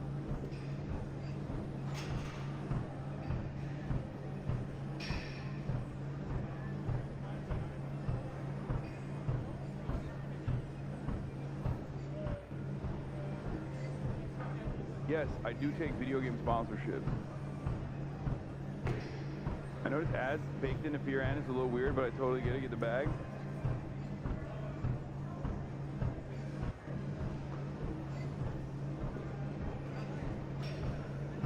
Honest question, isn't stocks just gambling too? Yes, but I'm not even going to get into that.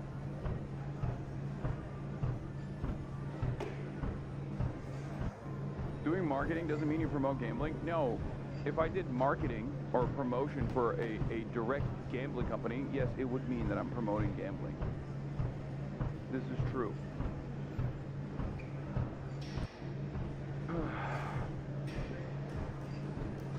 I do not. And even when I took on the Chinese game sponsorship, I didn't even know that there was a gotcha component associated with it at all. Don't read chat about this man, K Bono, literally. Yeah, I know, this is... Events that attract bettors. I was recently asked to investigate whether this was a suit that Zelensky was wearing. Why? Well, the prediction market had bet $200 million in betting volume on this bet. Some of them were really mad that... Yeah, speaking of prediction markets, yesterday, a poly market bet ended. Will Hasanabi Piker get arrested by October 31st? There was a literal bet on whether or not I would get arrested. And there was apparently like $32,000 that people had actually dumped into it. It's the dumbest fucking bet of all time.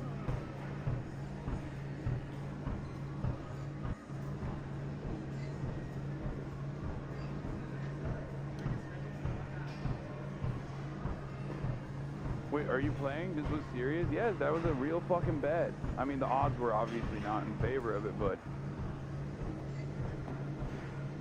Please behave, I got 200K riding on you until 2027.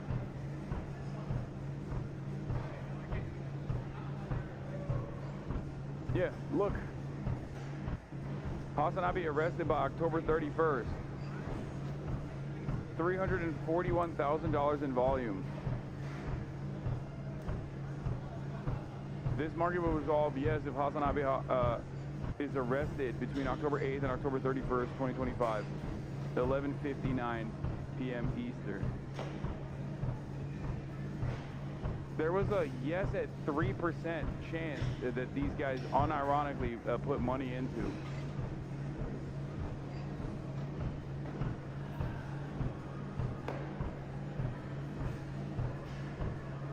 What the fuck are we doing? What is this? Imagine the dopamine hit from being right and making the money. One can hope.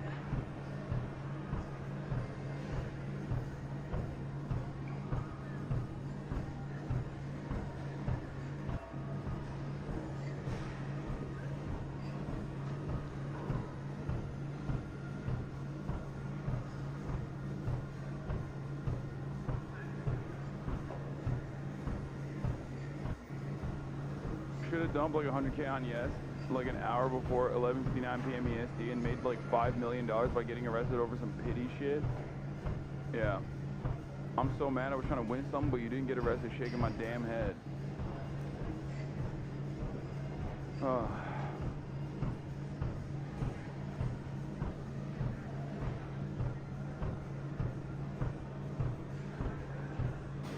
I just like, I don't know. I think it's like, this is a sign of devastation.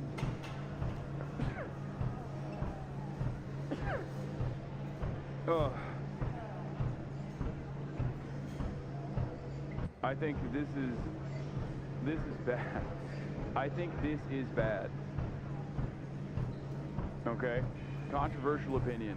I think this level of gambling is bad. They decided, no, this is not a suit, I guess. Whether you think it is or not, the volume of betting here is insane. And one reason for that is because these companies are exploiting loopholes that allow betting even in states where normal gambling is illegal. Because these companies say they're not a casino, so they don't fall under the same rules, which is why instead of having to be 21, you can now gamble at 18 on prediction markets. And while there have been legal challenges to this, both of the major companies, Kalshi and Polymarket, have recently brought on the president's son as an advisor, making it hard to see how they're going to be meaningfully regulated. Meanwhile, all the major betting apps are busy launching their own prediction market copycats to get around the same weak rules that we still have regarding betting. And don't even get me started on the other loopholes that are out there. Have you ever heard of the TikTok of sports wagering? This is Cheddar. We're building the TikTok of sports wagering. Legal in 20 more states than DraftKings. Accessible for 18 to 21-year-olds. Live, in-game, micro betting. Swipe to predict every moment, every play. I'm going to stop you right there. If you missed it, Cheddar is a new startup trying to combine DraftKings, TikTok, and Tinder features into one app. And one of the things they brag about is they're allowing 18 to 21-year-olds as a competitive edge. Guys, can you believe the untapped market of teenagers for gambling? Now, to be fair, Cheddar has not launched yet, but this is obviously the future we're heading towards, turning everything into a maximally... Dude. Everything is dog shit. cost of living is exploding. People can't even dream of a better future. And then these different platforms are basically saying, oh, by sheer virtue of luck, you can potentially get some disposable income. That's what they're selling you, right? And it's also a deeply addictive version of entertainment. And they're increasingly gamifying and I guess turning into gambling every single facet of existence. And not a single person thinks this is bad. Like, I am not guided by religious morality in any way, shape, or form, okay? I have my own vices. I also enjoy gambling on my own time. Every now and then I do it. But I think there needs to be severe restrictions and severe regulations around this sort of stuff. And I also can't understand how people don't look at this and go, this is cyberpunk. Like, this is the future dystopia that we envision. It might even be worse, because we don't even have the cool technological advancements. All of the advancements are about extracting what remains in your fucking wallet at the end of the month. Or saddling you with even more debt.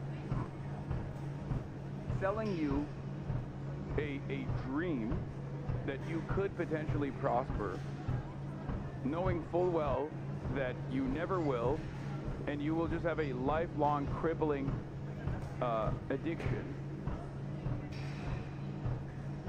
It's so devastating. I can't imagine the harm this causes on developing brains as to just be around most drugs, plus it ruins your credit. Yeah.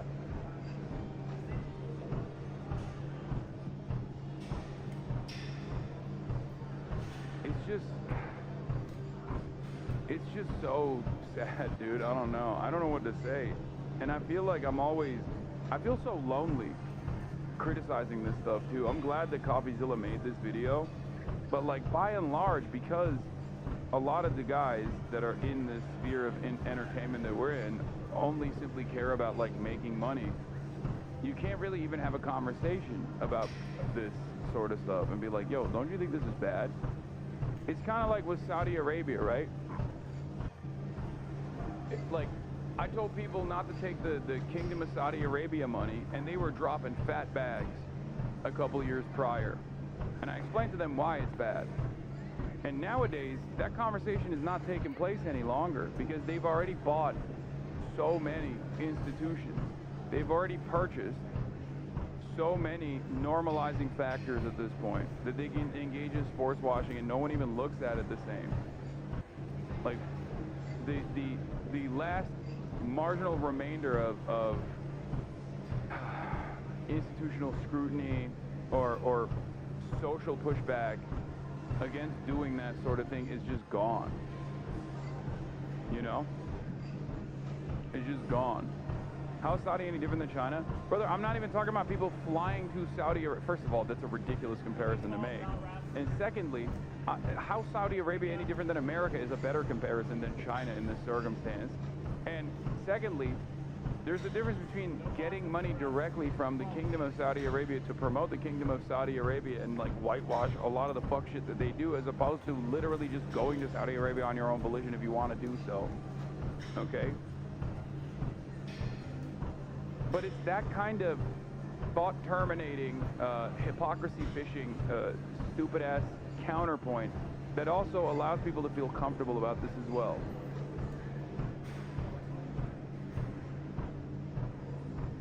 And that's what it is. It's another one of those, like, I don't know, it's just, everything sucks. I don't know how else to broach the subject here. But yeah, it took around like half of a decade for Saudi Arabia to overcome the scrutiny that they were receiving.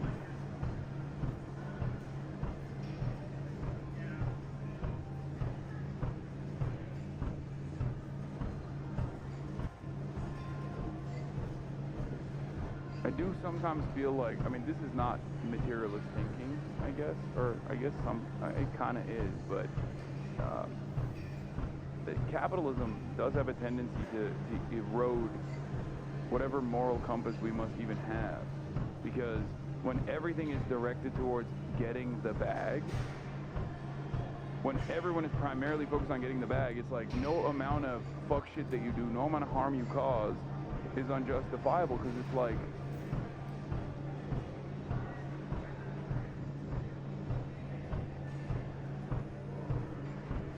it's because ultimately you're doing the same thing. Everyone is actually doing something in the morally gray area. And there is some truth to that, for the record. There is some truth to that, because obviously there's no ethical consumption under capitalism, right? However, like, you should still try to do your very best, right? You should still try to do your very best. That's what I advocate for, at the very least. Like, if you see someone trying their very best in spite of the odds, like, you should support that person. And yet, I feel like we do see people trying their very best under these current circumstances, and we think that those guys are fucking weird. Those guys are somehow cynically doing this to promote themselves, that they're lording over their sense of morality over us, the unwashed masses who have to make ends meet. And there's this like very weird, immediate negative reaction towards people who just go, we must improve society somewhat.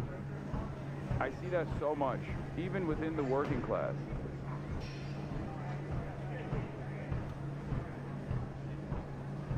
It's kind of sad that vice signaling has taken root in our collective consciousness, where we just think like, oh, if someone is signaling a vice, that means they're honest. They're a real one. They're free, just like me. It's very deep cynicism, you know? Yeah, it's the Matt Christman Zen fascism rant, where he talks about much of the modern right taking joy in the cruelty that powers first world hedonism, and I feel like it perfectly describes the moment that we live in, for sure. The future is going to consist of Palantir-backed companies that combines your prize pick sports to a TikTok-style UI that feeds you AI-generated porn, just truly full dopamine blitzing alienated workers who feel no escape from the crisis of rabid capital eating away at the social fabric.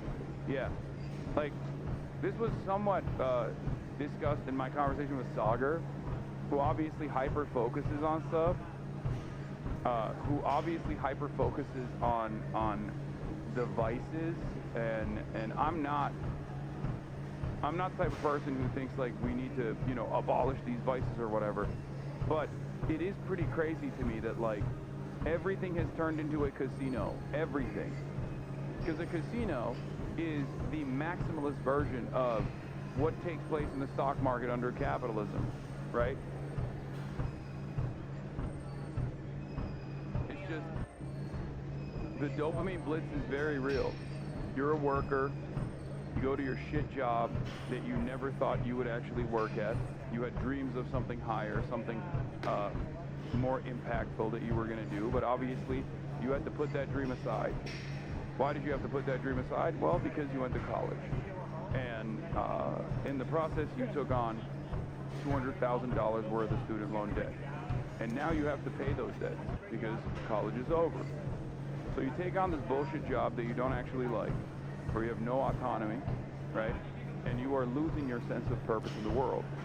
Part of the reason why you're taking on this job, aside from paying that student loan debt, is so that you can have a roof over your head. 50% of your salary is directly going to your landlord, okay? And you have no control over that process either. You have no assurances that your rent might not just skyrocket at any given moment once your contract is up. So you just go to work, okay? And then maybe you have a little bit of time for yourself on the weekend. And in the little bit of time that you have on the weekend for yourself, you want to max out on the fun. And there is an endless, vast network of porn and gambling. And maybe some drugs as well on the side. You don't have to fly out to Las Vegas to consume this stuff. You don't have to fly out to Las Vegas to enjoy these things, you can now do it from your phone. It's in your pocket at all times. The very same device that allows your boss to basically control you after your workplace, to demand things from you, to improve your productivity, even outside of work hours, is also the very same device that you rely on to max out on your dopamine receptors and fry them. Everything's computer, everything's casino. Boring, been there, done that. Boring, stay at home and read the Bible. I mean, that's another fucking opiate, but we're not going to get into that. It's just slowly but surely you lose autonomy. You lose control over your life when you think you have control over your life. The reason why you do the gambling stuff is because you think, maybe one day I'll hit it big. Maybe I'll hit it big in the short term so I can have a little bit more disposable income. Because that's usually the entry point, right? You don't start the gambling because you're like, oh, I heard that it actually is very fun when you are constantly trying to figure out whether you're going to win or not, even though that is how it works physiologically or psychologically, sorry. It's the anticipation that is giving you the rush of adrenaline. That's how they hook you, rather. But the initial purpose of it is because you think, oh my God, maybe I can make a little bit extra money so I can buy beers for me and the boys. You know? And that's what it is. Have you never gambled? If so, did you enjoy it or hate it? No, I gamble from time to time. I have a very strict process for how I do it. But I do it at a casino. I do it in Las Vegas. Okay? And before you say, oh, well, you're rich, so you can do it in Las Vegas, I have to do it at home on my phone. First of all, I can also still do it at home on my phone, regardless of my current financial status. And I was doing it when I was broke, too. I do not engage in sports betting, no. And the reasons for why I don't engage in sports betting is because I'm not interested in it. I'd be shaming my friends that gamble and call them parlay goblins. That's actually a good take. It's a commodification of hope when employment and income is disappearing. Yeah. The strict process? What's my strict process? Ask Yahya Sinmore. My strict process is I have an amount of money that I am willing to spend that I set ahead of time. And obviously in my current situation as someone who's like an influencer and whatnot, like I get comps in general. So I adjust the comps to however much I'm willing to spend. But even before then, even before I got comps and shit like that in Vegas, I would always have like whatever amount that I had that I would spend. And if it goes out, if I'm done, I'm done. If I win, then great.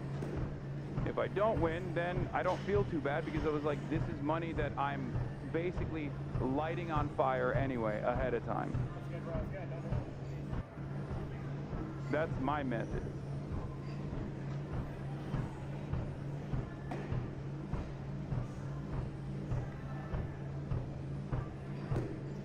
I think a lot of people need to understand that no matter what, okay, no matter what you plan to do, you need to allocate it ahead of time when you have a sober mind, okay? When you're not in the gambling environment and the gambling mindset. You'll never hit it big like that? I know, because that's the whole point. Because I see it as a form of entertainment. A form of entertainment that I'm willing to burn capital on. And the amount of entertainment I derive, whether I win or lose, is dictated ahead of time, okay? The reality of the matter is, you never gamble to fucking win. You're always gonna lose. Always.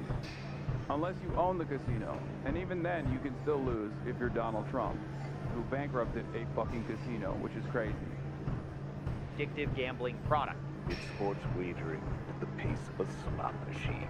Yeah, isn't that the most dystopian thing you've ever heard? We're trying to turn sports betting into... What does Hassan think of Coffeezilla? He is my GOAT. Undisputed champion. To slot machines? I mean, the funny thing is this whole product is built around yet another loophole called a sweepstakes casino, and that's... How do you wrestle being pro-sex work in a system that uses sex work in the most vicious ways to hook the working class into remaining servile? It's the exact same principle that I have for gambling. I'm not in favor of the abolition of gambling. I'm in favor of heavily regulating gambling. I am never going to be an advocate for the abolition of any vices whatsoever, the prohibition of any sort of vices whatsoever, okay? It doesn't work. It's dumb as fuck. And I'm not saying that I'm like anti any sort of dopamine receptors getting tickled a little bit, okay? It's fine. These are some of the joys in life. I'm a normal fucking human being. I'm saying that if left unchecked, this is what you get.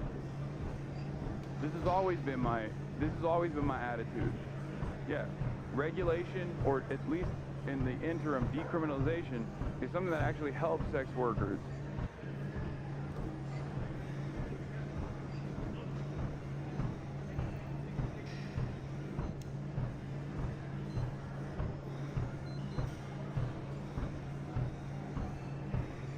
The issue is that there is, due to a lot of strict criminalization around this stuff, there is a tremendous amount of not just regular exploitation that you see in the normal workforce under capitalism, but horrifying crimes that take place, okay? Where consent is destroyed in the process. Sex trafficking, or violating people's consent beyond the point that they are comfortable with. It's just horrifying. That's what happens in sex work, and which is part of the reason why the conversation always falls apart, because people go, well, that's like, you're in favor of sex trafficking. No, I'm not. It's precisely the opposite, actually.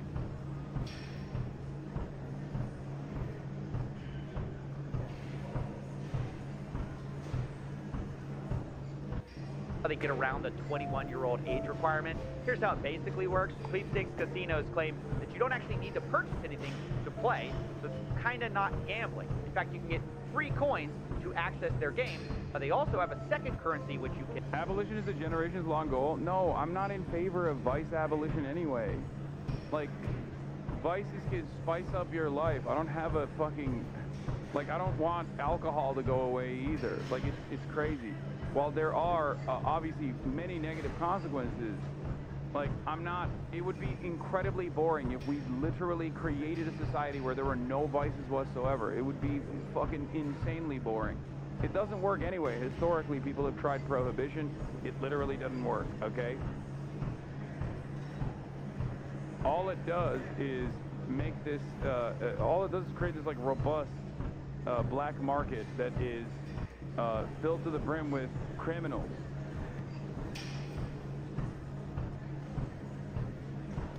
Bro hates fun, he's a leftist? No, I'm a pro-fun leftist. This is probably my number one difference from the way leftists present themselves online, I would say. The point is so those vices are not like, the addictive vices are not life-destroying, okay, or significantly life-altering. The point is to improve material conditions so much so that, like, it doesn't matter, where you can just do it for fun.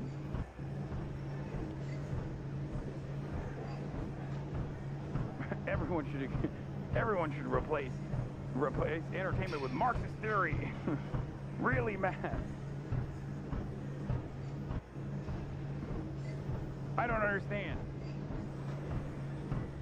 It's kind of funny for me to say this because, like, by all metrics, I do live a fairly monk-style life in terms of, like, the vices that I even allow, albeit marginal, are very limited, okay?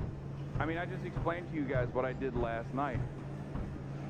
Instead of going out and engaging in debauchery, what did I do? I went to bed early because I wanted to wake up early to work out, okay? I unironically lived the lifestyle that these fucking fake manosphere dipshits promote. That's what's so funny about it. Like, I do live it because it gives me joy. I find joy in it, for the record. That's the reason why I do it. But that's not for everybody. That's not for everybody. It's not, you know?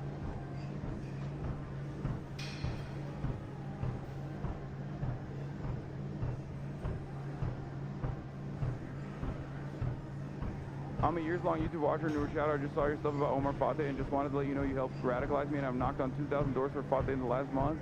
It's exciting here, and he has a chance. Minnesotans, please come help us door knock. Thanks for covering the race. Hell yeah. Thank you for your work.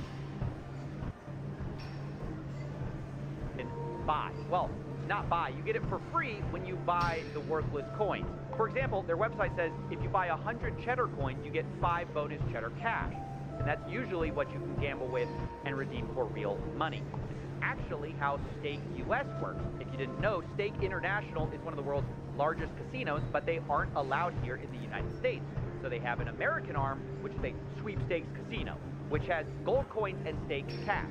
One Redditor explains how the loophole really works. Quote, one stake cash is 1 USD. They only use gold coins because they need to say that you aren't gambling with real money to stay open in the US. Except, of course, you are actually gambling with real money. They just have a virtual currency workaround, which basically everyone has figured out. Some casinos are just kind of more honest about it than others. Cheddar's basically saying the quiet part out loud. They're going after 18 to 21-year-olds with TikTok, Tinder, sports betting at the pace of slots. And by the way, people are betting on their success. They're actually in a cohort of startups invested in by a Silicon Valley investment firm called A16Z. But if you think that's a bad idea, now let's talk about banks and gambling. I recently made a video on Yada, which was a fintech, which is a complicated story. We've done a ton of work on here and here. But basically, the original pitch was a no-lose lottery, which gamified savings. Lots of YouTubers work with them, and they... Dude, you just said you have a mountain of zinc cans behind you. The mountain of zinc cans behind me is unironically the perfect demonstration of how I regulate my vices. Okay? I have a mountain of zinc cans because, and this is not like a promotion of it or whatever, but like Zyn is a nicotine product. And before Zyn, I used to chew nicotine gum, and I still do, right? The reason why I did that is because I wanted to get off smoking cigarettes, and I was able to do so successfully. Do you understand? Like, that is the perfect example of this. Tobacco is far worse than just straight nicotine. Even vapes that give you straight nicotine are far worse than the chewable version of the product, or the lip pouches. So it is a perfect demonstration of how I do actually regulate my vices. I try to limit it to the least consequential, to the least damaging version of it. I never said that I actually don't have any vices whatsoever. I have plenty of addictions. I have a very addictive personality. Nicotine is a tame vice. I doubt very many rich people limit vices to nicotine. Wait, what? Your addiction is pumping iron. I mean, that's also true. I have a very addictive personality, and a long time ago I realized that, like, I should focus my addictions on things that actually advance and improve my life. Okay?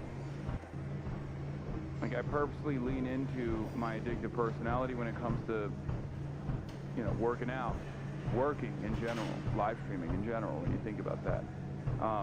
These are things that improve my living standards. Addicted to burping into the mic, sure. Working out, eating healthy, streaming. These are things that I focus on rather than the easier vices, you know, alcohol or eating poorly, gooning, things of that nature. What was the brand you smoked? Marlboro Reds, Cowboy Killers. Even in certain instances, gaming. Like, gaming has The gaming has fucked my life up too. Remember Grand Theft Auto Roleplay? Yeah, abusing Kaya. That's another one. Another addiction that I have is abusing my dog.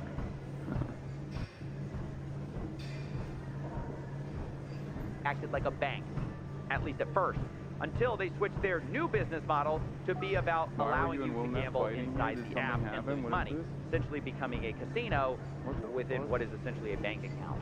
Now, I should actually note that Yada recently shut down the banking side and have fully focused on the sweepstakes casino part. I guess it's a more profitable business, but it's a sign of the times that everyone is moving their app more towards gambling, and finance is going the same way. On August 19, 2025, the investing app Robinhood announced they are bringing sports betting prediction markets to their app. In the announcement, the vice president of Robinhood claimed sports betting was a, quote, no-brainer, as we aim to make Robinhood a one-stop shop for all your investing and trading needs. Yeah. What is a better investment than sports betting? Oh my God.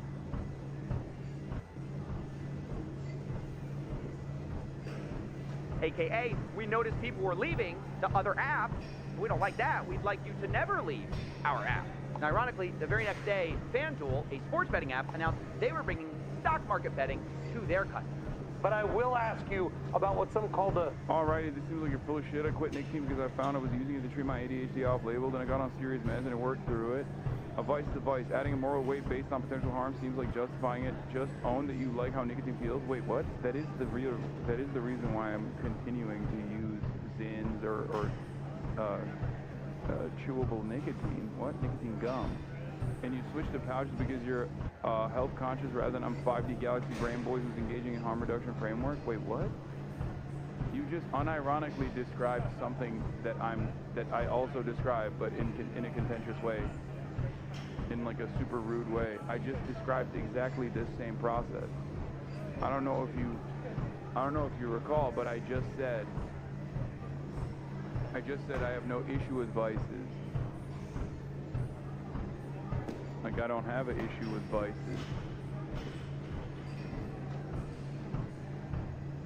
I don't know why you got so mad at this.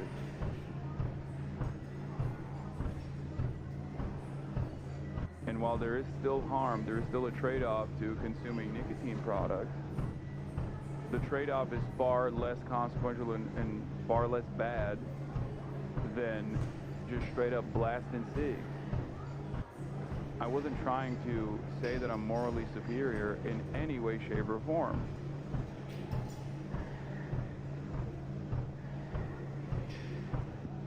Very odd.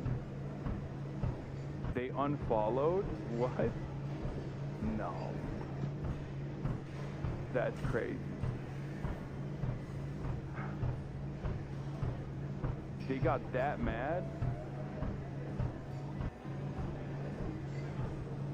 Can't win them all, I guess. Gamification of markets. Why this move? Why FanDuel? Why now? For us to have a partner like FanDuel and be able to have 14 million accounts on day one, I'm not becoming a casino, contrary to popular opinion. I didn't buy a casino. These are markets that will be offered to the general public, and we think is massively exciting. I've been in the meme coins and crypto space. It's always the influencers that make the money and the retailers and that get the short end of the stick. I'd stick to options due to liquidity. At least you don't get gaped. Yeah, he's still here. He didn't unfollow. Okay. Or what it could do.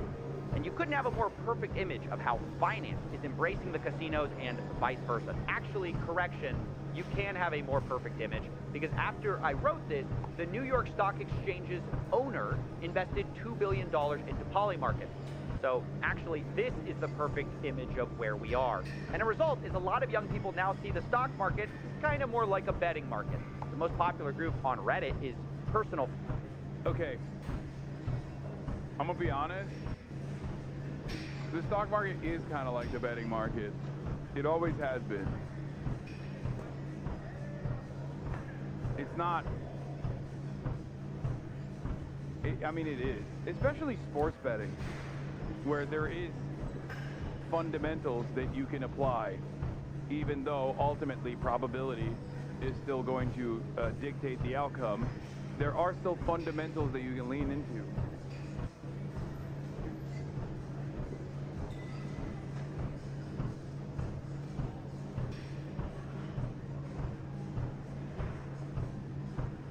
Finance with about 21 million followers. In second place, Wall Street Bets, where gambling on the stock market is embraced and celebrated. There's also aspects of the stock market that are damn near identical as well to sports betting. But yes, I know people, when I say stock market, some people think long-term investments that you're making into reliable stocks, or I don't know, numerous other like low-risk options. And that's not what I'm talking about when I say this. Okay, I don't fully agree with casinos and sports betting. The goal of those running the show is for you to win as little as possible. In stock trading, the people who run it benefit when your value goes up. Yes.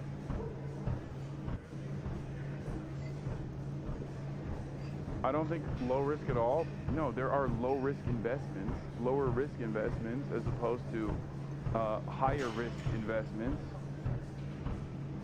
But the aspect of the stock market that's like closely resembling, the aspect of the stock market that closely resembles like gambling is basically like day trading and shit.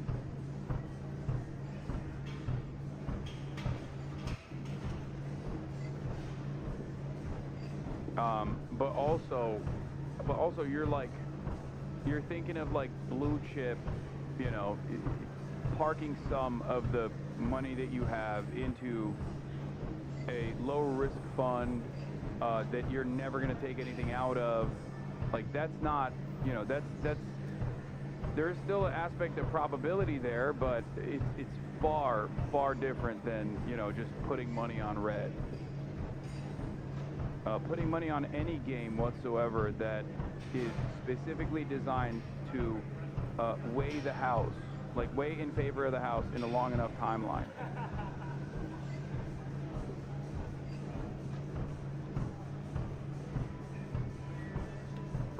It grew the most during the meme stock craze of 2020, which shifted how some people thought about investing. Instead of being driven by earnings, prices, or fundamentals, people gambled on memes, attention, and vibes. People are chasing bigger returns and taking on bigger risks to do so. One measure of this is the amount of debt people are taking out to invest. Margin debt is at an all-time high of $1 trillion, which even on an inflation-adjusted basis is near all-time highs and up 5x over the last few decades. Not only that, the rapid growth of zero-day options by retail traders is also a telltale sign. It's grown 5x in volume over 5 years, showing that people are trying to gamble more.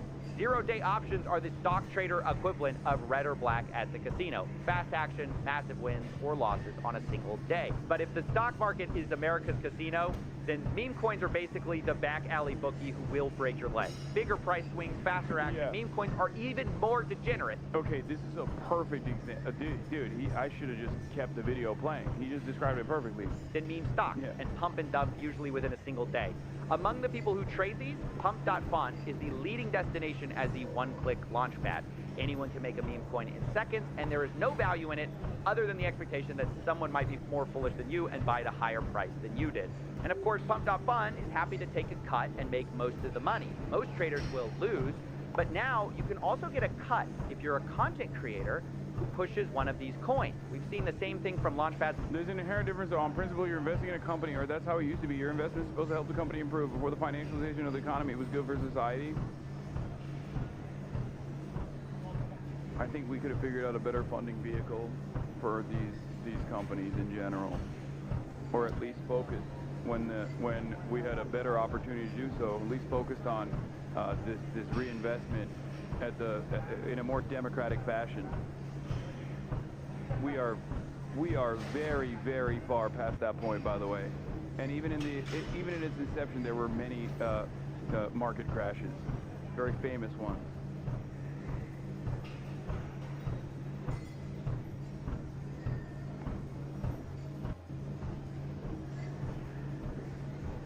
But we're so far removed from that point.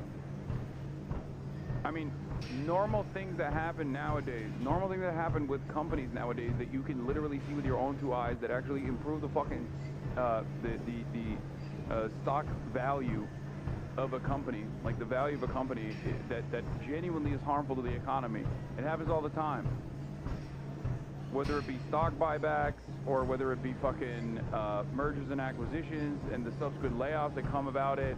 Like, there are so many examples where, like, well, stock performance is doing great, but overall, the consequences for the real economy, the economy that you actually live in, is devastating.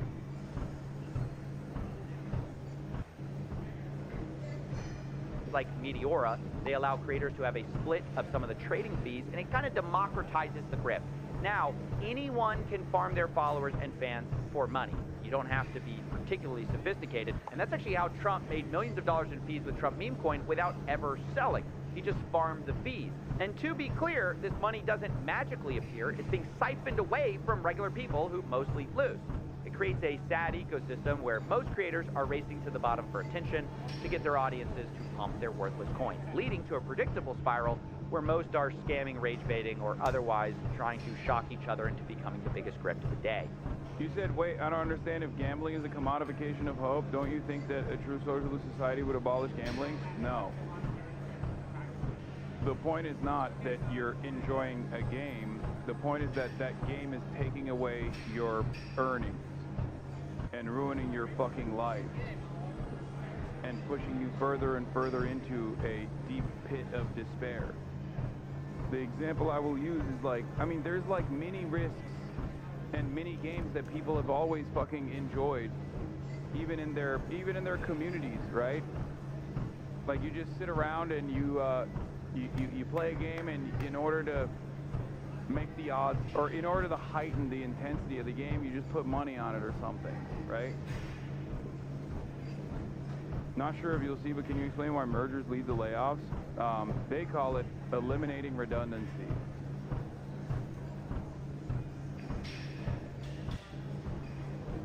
Once a merger takes place, now you got two people from two separate companies doing the same job. Usually, one of those guys needs to go.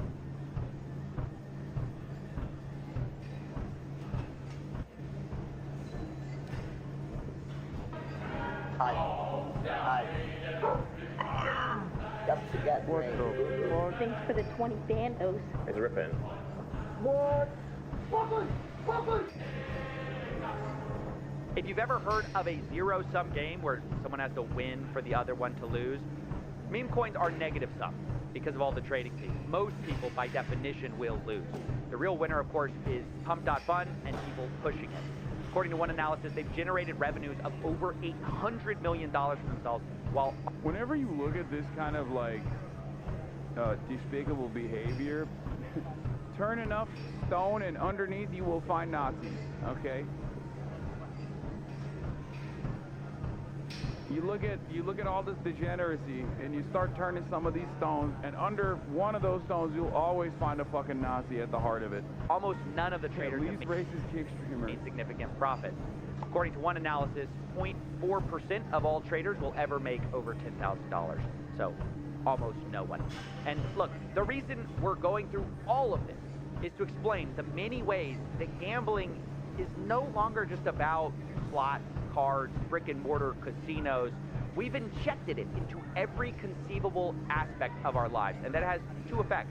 One, it's inescapable. You cannot avoid gambling by avoiding Vegas anymore. It's literally everywhere.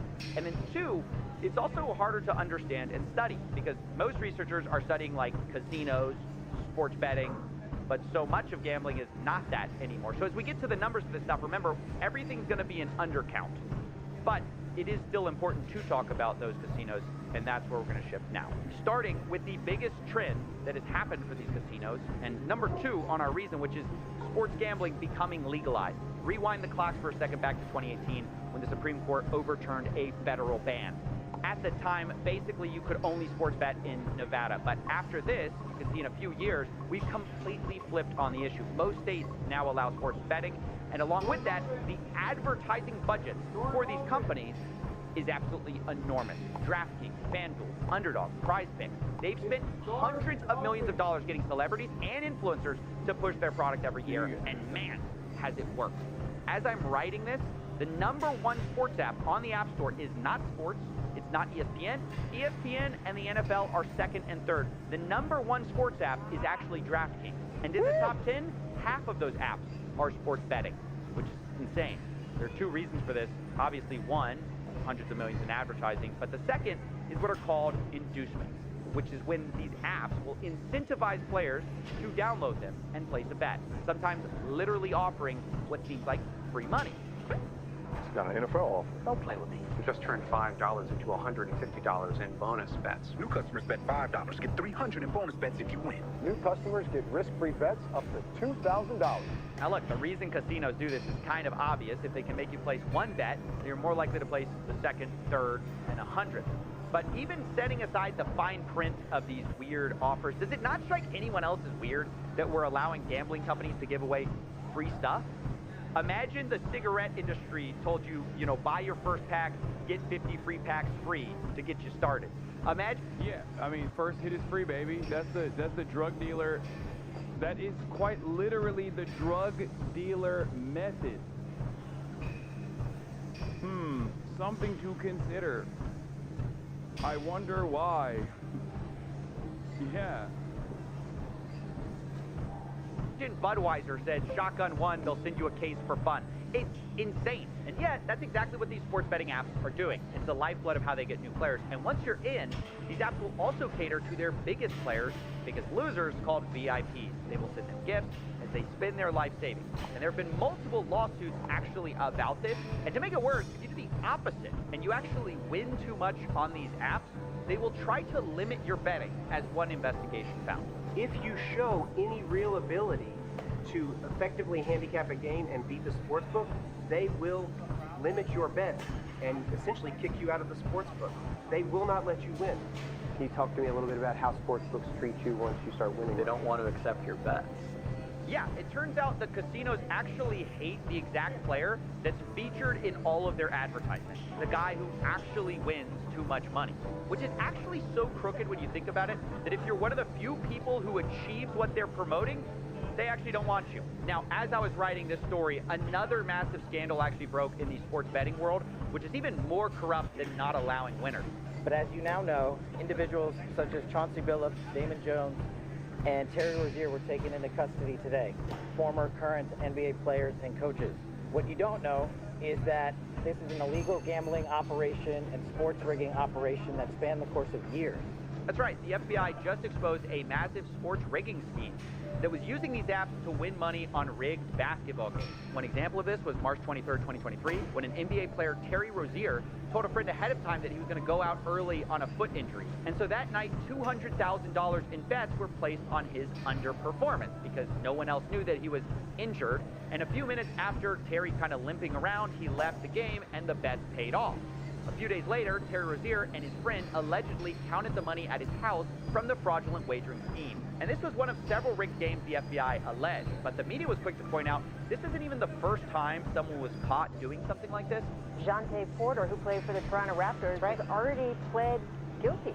He's already pled guilty. He's awaiting sentencing for doing just what Rozier and Jones are accused of. So this train has already left the station, Laura. And I have to tell you, when Jeff Teague, an NBA player, says, oh, there's betting everywhere, it is everywhere. I've done ads for DraftKings. LeBron James has done ads for DraftKings. In fact, ESPN, when they were reporting this story this morning, they're having programming, people talking just like you and me, talking about this scandal on the press conference the FBI was giving, and underneath them on the ticker was an ad for ESPN Bet, which is ESPN's own sportsbook. Yeah, the irony of all of this is that the same people who condemn illegal betting going on are simultaneously pushing the sportsbooks, which create the opportunity. And at some point, the producers on ESPN actually noticed it. And see if you can spot the moment they try to fix the sportsbook ad in the corner. You hear a lot about legal sports gambling on this show. The Bussin' Boys, obviously sports gambling is a huge part of what you do. So we put those all out there as a preamble because it might be in the back of people's minds, and we acknowledge that this is a different time and place. However, there is a fine line, not so fine, there is a bold line that obviously has to be drawn. Well, that's a little awkward. You're actually supposed to remove the ad for sports betting before talking about sports rigging. And honestly, we've only hit the tip of the iceberg here because we've since learned these professional leagues are useless at catching this stuff. Turns out the NBA already investigated Terry Rozier before the FBI indictment for that exact game, and they cleared him because the NBA commissioner said there was insufficient evidence. Ultimately concluded that there was insufficient evidence despite that aberrational behavior to move forward. Right. So even with aberrational activity, they had the right game, the right guy, and the NBA couldn't find enough evidence.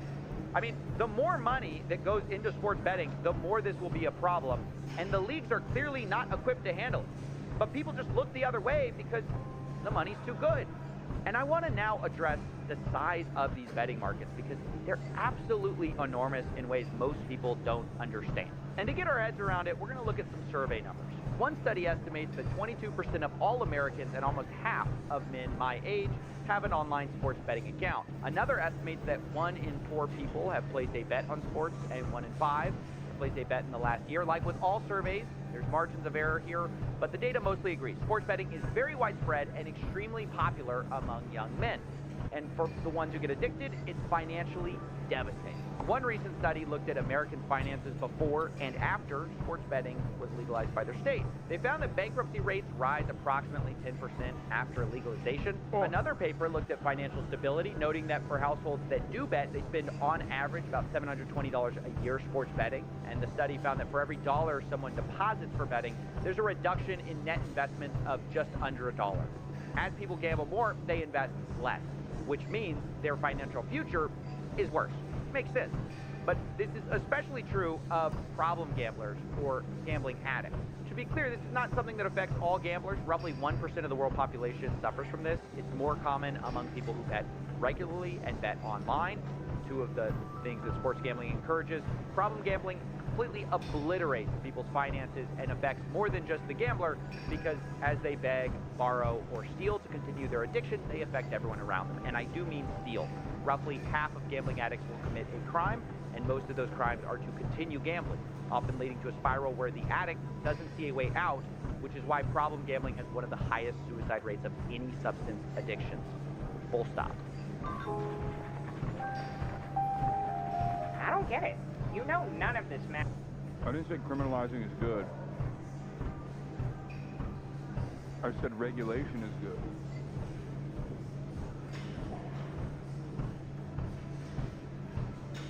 This is why you have to regulate it severely.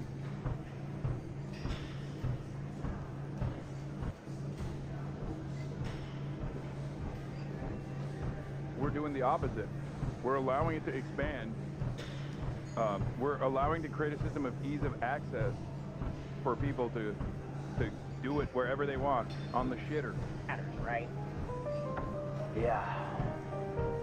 You tried this before with Brewbet, CS2, and it did nothing. Yep. No, literally, I mean nothing. Absolute silence. All the moralizing, the anti-gambling. You're wasting your time. Yeah.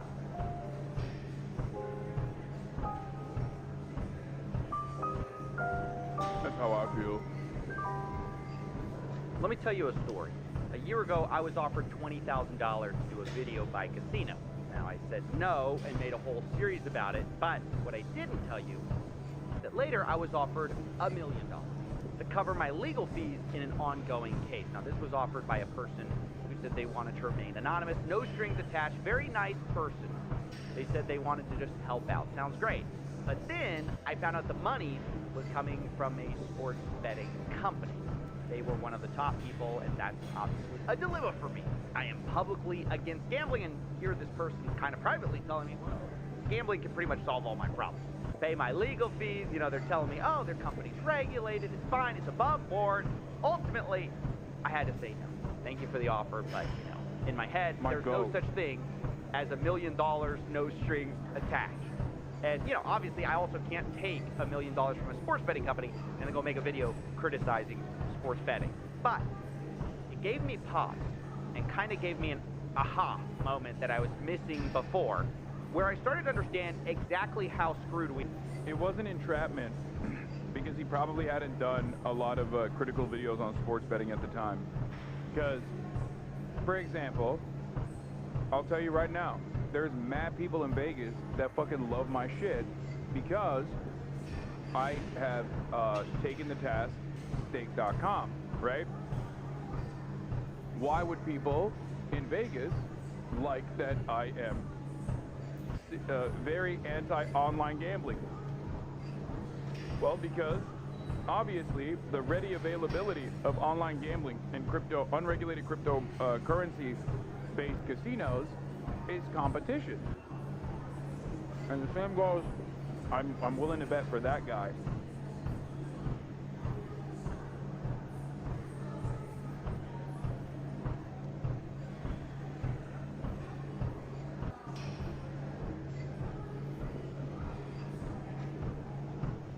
That's probably what happened.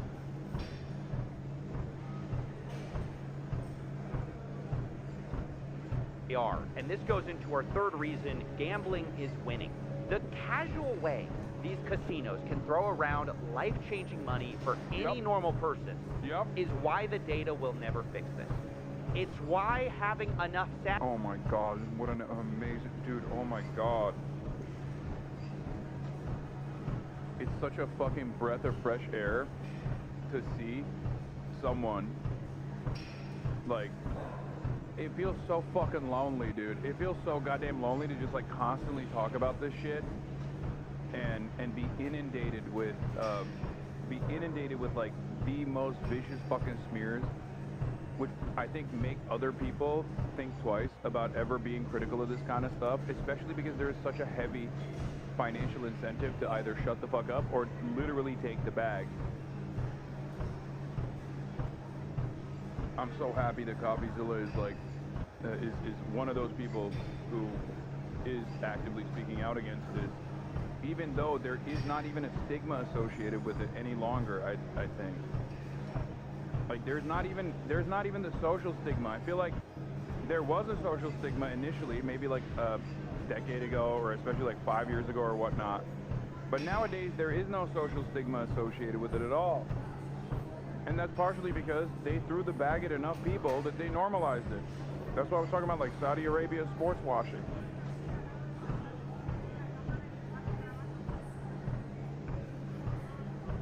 If there's enough money, these forces will inevitably make their way. They will inevitably make their way into normal society by just basically paying for it, by paying for the PR. Facts about addicts or interviewing people whose lives were ruined will not change things. Believe me, I've done it, and it's never moved the needle. To be honest, it's not even debatable that gambling is kind of bad for most people and life-destroying for a few. Even the industry kind of admits that, but the reason gambling is everywhere in spite of that is there is too much money in the game benefiting the people that make the final decisions, right? Think about the states with tax revenue, the casino profit, the influencer payouts. There's a small group that gambling is incredible for. So incredible, it basically defies logic. I'm talking billions of dollars in profits. And if you want to understand why gambling is everywhere, you can't just look at the statistics. You have to look at the money. And I want to show you exactly how this works with an example. This is Matthew. He's better known online as Nate Shot, and recently he took a gambling deal with an offshore crypto casino. And when he first talks about the deal, I want you to notice it's a little strange. He almost seems hesitant. Boys, we just partnered with Rubet, and before I say anything, don't gamble, okay? You will lose. I promise you, you're gonna lose. But that's why I partnered with Rubet, so they can pay me to gamble. So, even when I lose, I'm still gonna lose. Yeah, it's pretty weird to hear someone say, don't gamble, guys, while announcing a partnership. It's not weird, that's the Trainwrecks method. That Trainwrecks paved the fucking way with that. He literally paved the goddamn way with that, man. That's the train strat. Yeah, I have it. I have the, yeah, I mean, there's the spam. Get it twisted. Don't get it twisted. Don't get it twisted.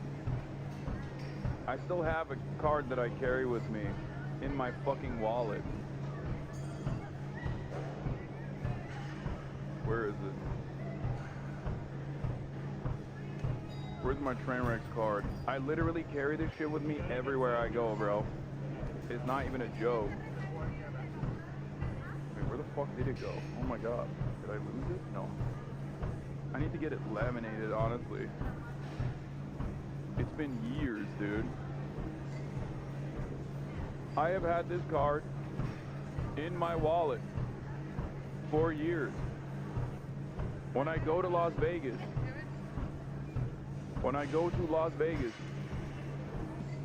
the first time I ever made money in Las Vegas was when I fucking actually tried to do, what is it called? The slots. Something I never actually took enjoyment out of because I think it's just like, it's not something I can touch. There's no tactile, there's no tactile reward at all. So I don't really fuck with slots like that. But the only time I've ever made money in Vegas was when I would hit the slots with the Trainwreck's card on top of the button.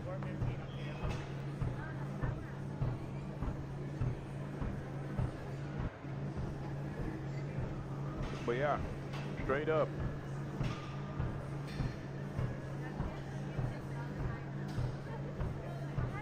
There's color, sounds, and shit. It's great. Nah, it's not for me. With a gambling company, Nadeshot implies that he may lose money, but in fact, he later admits that it's the most money he's ever been paid. This is the biggest partnership that I've had in my entire career. No, instead I think the hesitancy, the weirdness of this video is because Nadeshot knows pushing gambling is kind of bad for people. He said so in a podcast a couple years ago. I definitely think that people streaming on Twitch, all the crypto betting, certainly incentivizes younger kids to be more interested in crypto gambling. Like, I know personally people that should not have been gambling online, but because it's so easy to gamble with crypto, they did it when they could not afford to do it, and it has not worked out well for them. Right. Nadeshot knows personally it's bad. But for the reason why he's doing it anyways, just fast forward 2 minutes in the podcast and we find out because the host asks, a hypothetical. What if someone offered Nadeshot $100 million to promote gambling? And well, let's just say his tone changed. I ain't turned down $100 million, bro. You got me fucked up, brother. I'll go on there and I will crypto gamble 24/7, dude. At that point, man, it's the parents' fault. Hey, I'm just working over here. You're gonna pay me more than LeBron? Brother, I would be lighting up, cash on fire, gambling crypto. I would sell my soul for 100 M's. Are you fucking kidding me, dude? We should clip this. We should send this over. King, I won't sleep. I will be your workhorse. You want me to pump blue chews and crypto gambling? I will do it all. You got me fucked up. Them kids, dude. Fuck them kids. Look, I'm just going to say, you can say he's wrong for saying that, he's a bad person for saying that, but the reality is, this is why gambling is winning. The casinos have so much money, they are buying people's souls. Even people who kind of admit gambling's kind of bad. Put enough money on the table, and Nadeshot says, hey, fuck them kids. And by the way, speaking of fucking them kids, let's talk about Drake. W's in the shop. Yep.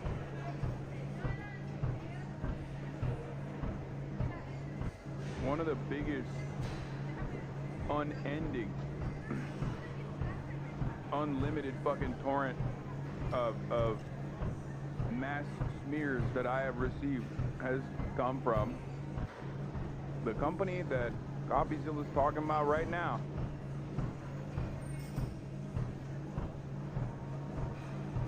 Let's be real, 99% of leftists would do it. Dog, you are literally talking to a leftist who did not do it. Fuck you mean?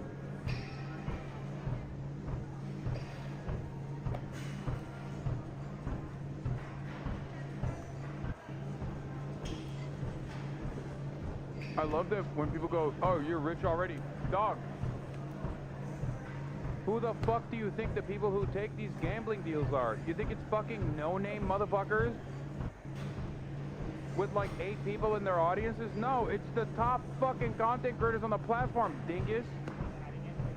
Like, you're literally talking about Drake. The motherfucker has a goddamn actual commercial-sized airplane for himself. XQC train wrecks, like, what do you mean? Oh, you're rich already. It's like, yeah, that's the reason. Yeah, because famously, you know what rich people love? Not making more money. You guys are so fucking stupid. Like, what do you mean?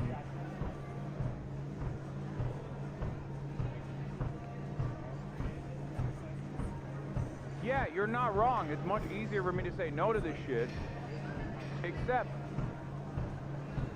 these are the kinds of people that they're giving money to. They're not giving it to fucking regular Tom, Dick, and Harry with like 13 people watching. These are already rich people. That's the whole point.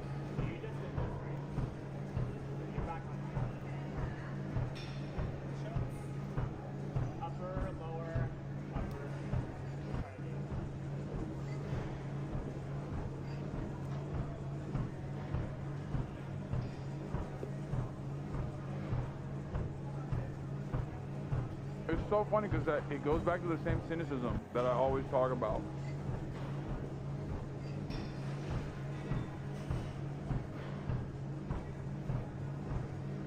It goes back to the same cynicism. It's like, oh, well, it's easy for you to do. Yeah, easier for me than you.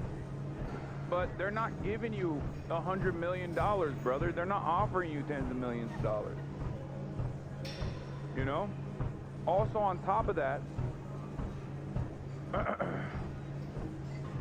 the people that they're giving contracts to are wealthier than I am to begin with. So they extra don't need it. They're just doing it because they weigh out the repercussions, not the moral ones. I don't think they give a shit about that much. But they weigh out the potential backlash they can receive from their audiences. And over the years, they realize, like, there is no backlash. It doesn't fucking matter. You just slot yourself into this comfortable part of the internet, and you just pump right-wing shit all the way, all the time. And then you basically retrain your audience to be more open-minded to this sort of thing.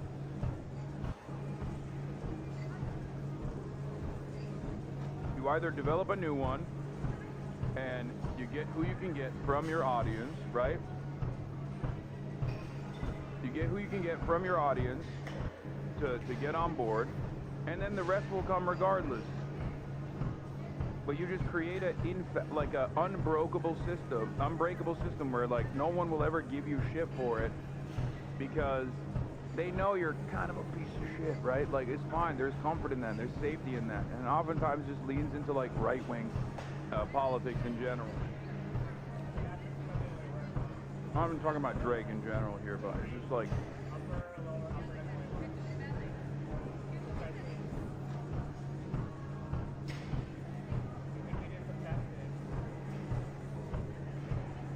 it isn't just streamers or influencers taking deals.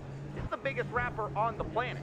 He signed a reported $100 million deal recently with Stake, the crypto casino, which is wild. There's really no endorsement deals like that anywhere else that hit those kind of numbers.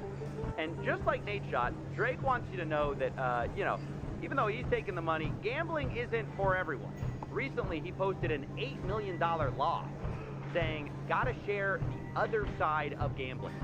Now, maybe some of you think that's brave, but to me, I see that and go, Drake, that is the only side of gambling for most people. If any normal person lost $8 million, their life is over and their legs are broken. You're the only one with another side to this whole thing. Where, to be clear, that other side is reportedly getting paid $100 million. And to be clear, like, it's a lot of people taking these deals. I'm not trying to single anyone out. You know, let's also take Kevin Hart, right? One of the world's smallest comedians. He pushes DraftKings. And this one I find really bizarre. Do me a favor, man. Go to the DraftKings app. Look at what I'm betting on. Look at why I'm betting on. Place your bets. All the action is here. DraftKings, Kevin Hart. I'm not even going to ask why Kevin needs you to get on DraftKings and bet. Like, the fact is he's worth a reported $450 million.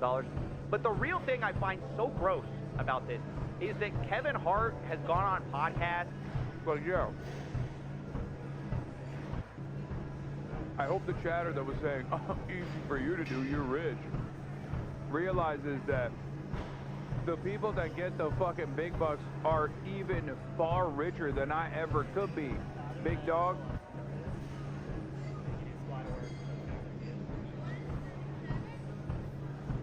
Fuck do you mean?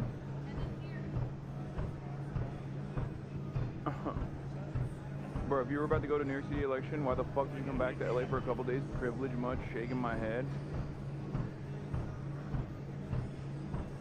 He talked about the need for financial literacy. You know, he talked about this on Joe Rogan. The biggest problem within our community is knowledge. We don't know. Debt is welcomed because it's celebrated. That's all we know. The knowledge isn't given. So it's not till you obtain that knowledge and understanding that you go, oh, this is why you put money up. This is how you increase versus decrease. Oh, this is how you earn on your money. Oh, wow, I can gain wealth by investing in what? The stock world is what? How many people partake in the stock world? And is there a part that isn't necessarily gambling? Is there a low-risk part? The information isn't there. Yeah, Kev, maybe the information isn't there on the stock market part, which isn't gambling, because you're too busy telling them about actual gambling.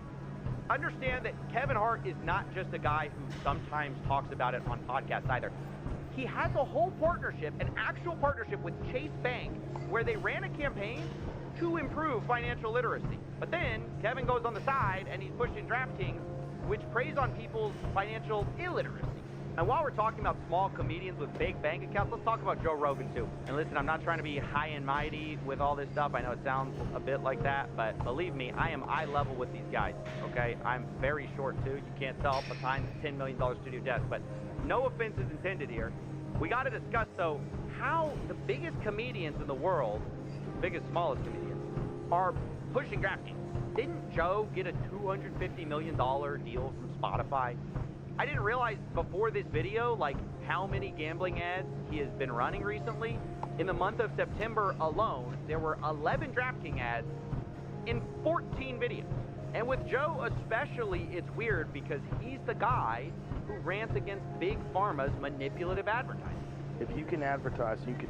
Like, I'll be honest, like, the only exception that I give to situations like this is if you're, like, directly in the, if you're, like, an up-and-comer, or if you're directly in, like, the commentary sphere of the sports side, where, like, you have to sit in front of a fucking studio that has the DraftKings logo in front of it, or ESPN sports betting logo in front of it, and you just don't have any control over it, right? Obviously, Joe Rogan is a little bit different. Like, do you see what I mean? Like, I don't think, like, Jamel Hill has any say over what gets placement on the broadcast that she's on, right? Like, that's the difference. Like, there's a lot of people who are, like, employees, or people that want to break into, you know, the sports commentary side or whatever. Like, that's it. There's also people who just, like, objectively don't give a shit. Like I said, I've given up. I've given up on trying to prosecute this kind of stuff. I will admit that. Like, I tried to go after the edge cases. I try to go after, like, the edge cases, but, like, sports betting, while I find it to be completely a cancerous influence, to completely have a cancerous influence on American society, you will not catch me consistently talking about it. And the reason for why I will not consistently talk about it or constantly fucking attack people over it, and this was a point of contention that was literally brought up in the crypto casino gambling saga, for the old heads that remember, for the real ball knowers. Even back then I said, this is virtually impossible to deal with. if you go back, look at my videos from like whenever we were talking about steak. One of the counterexamples that was often utilized by Trainwrecks and many others and XQC, all these people was like, well, what about sports betting? There's sports betting on this platform. And I was like, look, I don't like that either, but there is virtually nothing I can do about that, you know? Nothing at all. And nowadays I feel like everything is impossible to fight against.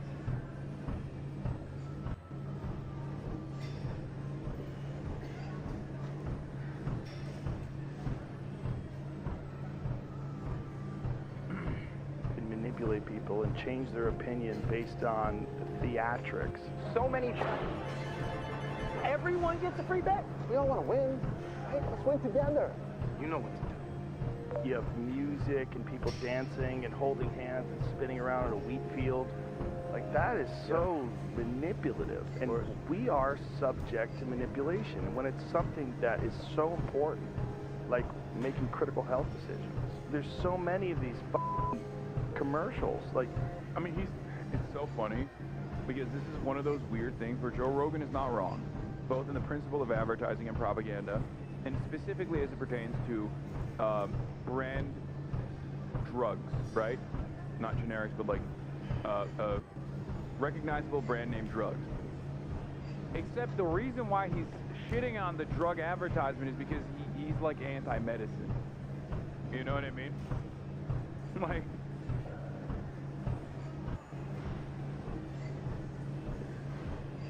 he's not wrong. America is one of the few countries, I think, if not one of the only OECD countries where you can just like do ads for drugs in general, because all these other countries have some semblance of socialized medicine, and therefore you do mass purchases. The government mass purchases the drugs, and pharmacare is either largely regulated or entirely in the hands of the government. So the United States of America, so there's no incentive for these pharmaceutical companies to do televised ads in general.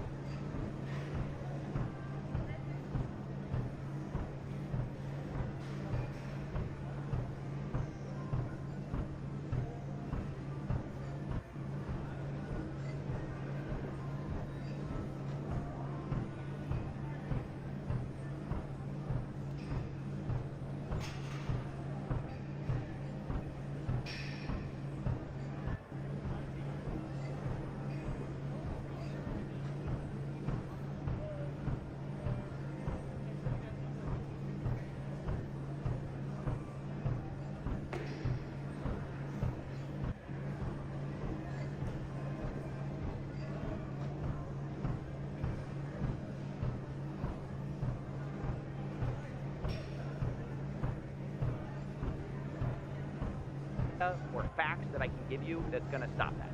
There's just too much money. Yep.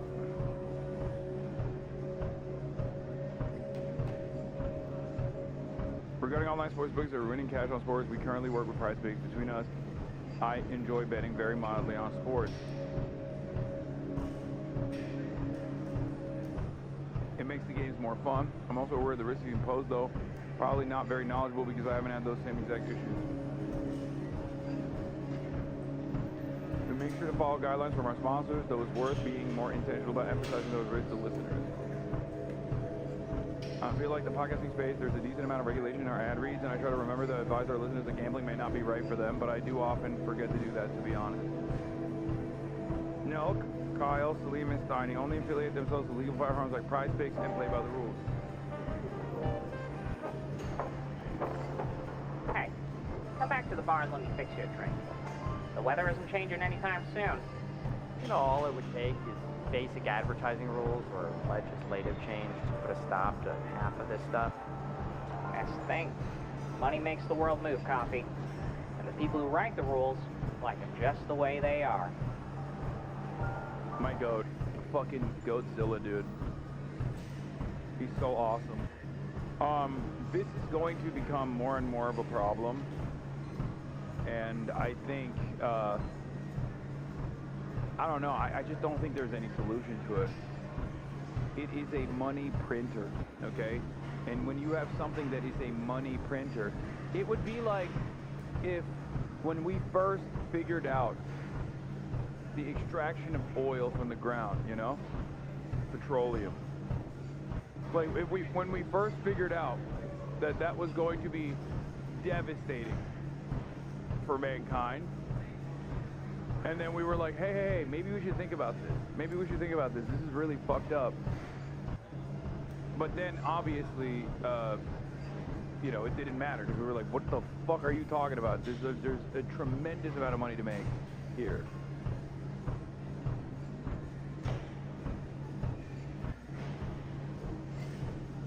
And gambling, just like with the oil and gas industry, for example, especially when there's like, with the oil and gas industry, at least there's like there is a reason for why it is a necessity for the explosive growth of technology and all the stuff, right?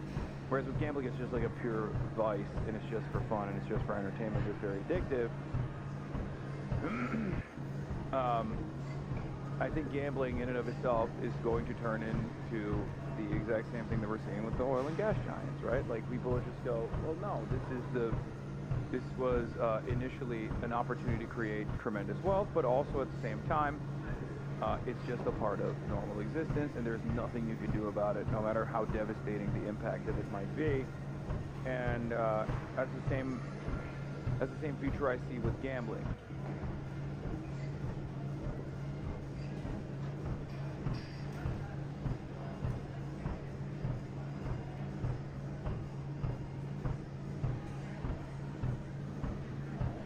We will never have,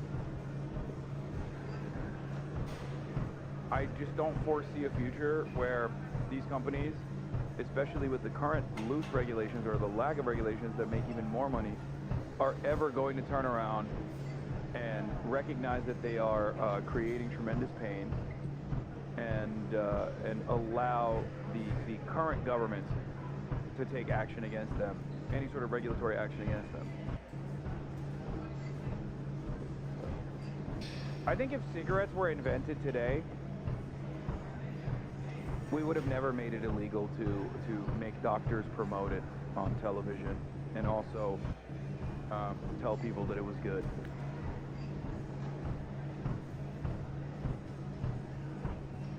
Genuinely. Because there was a time when people would like market cigarettes, right? And then, I don't know, there was a lot of advocacy groups that decided, hey, maybe that's not such a positive thing. Seems like there are a lot of ailments. Seems like there are a lot of side effects here. Sure, makes you look cool. God damn, does it make you look cool, I'll be honest.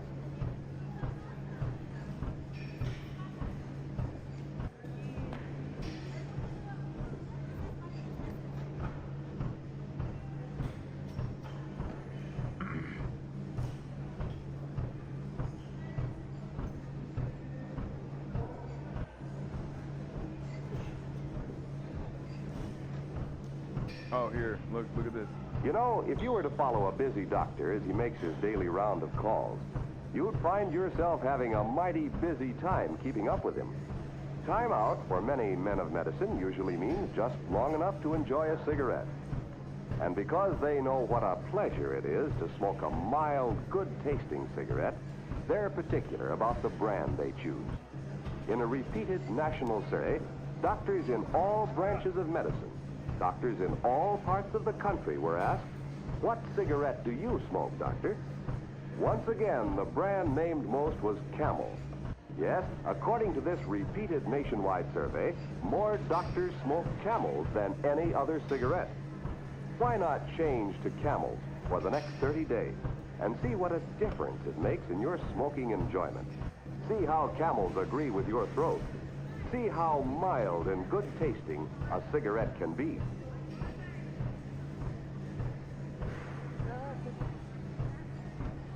Isn't it crazy?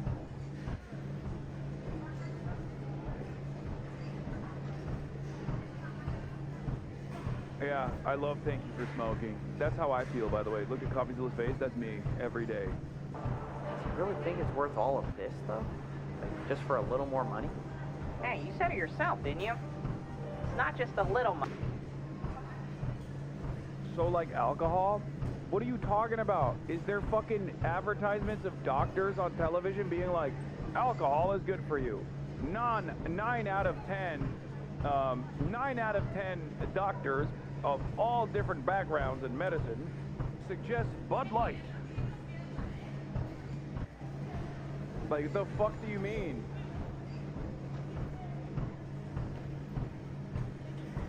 No, but it is really normalized and causes a lot of harm. I know, brother, I know. I don't drink like that anymore, you know? I know.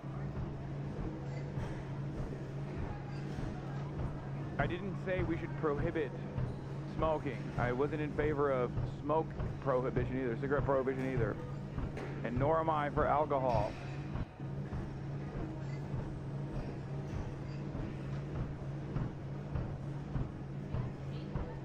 Just heavily regulated. That's it.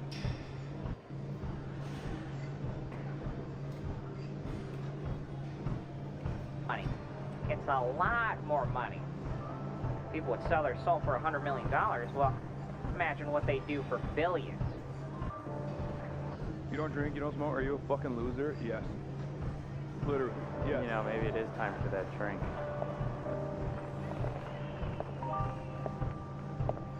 You're gonna tip this time, right? My goat, my goat, my goat. Great video. Ooh, it's crazy to me that we don't let professional athletes bet on sports, but we let politicians invest in the stock market. Incredible take. That's awesome.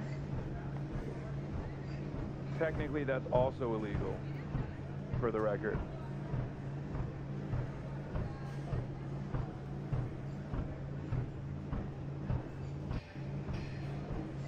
I think what's really interesting about this stuff, by the way, is that, like, when you call it out, you're seen as a smarmy, no fun type of person. And, like, even by the attitude of you know, other people's fandoms and whatnot, like, there is a negative association with you, because you're like, oh, you're a joy killer, you're woke scold. And if you have for example, fans, like you have a shit ton of fans, right? And you want to do gambling sponsorships, and then and then there's like some fucking asshole out there being like, that's fucked up, that's not good. You're actually causing a lot of damage to your audience. You're just like farming them for a price that you don't even need. Like for money that you don't even need. You already have more money than God. What the fuck are you doing? Then they just spent their entire fucking lives coming after you. Spend their entire goddamn lives coming after you, and then their communities don't even realize, even if they agree with you down the line, they still don't realize like why they hate you.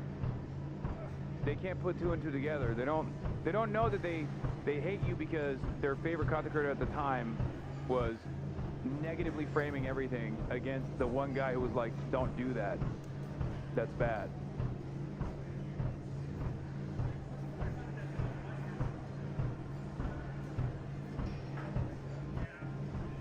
Even if former fans of said content creator inevitably also realize maybe it was bad, but they just never let you live it down, because people don't remember what you said. They just remember how you made them feel. Jeff, do like your reply, A Mother's Basement. You're telling me the U.S. and Saudi Arabian government have labeled the group they have been genociding for decades terrorists?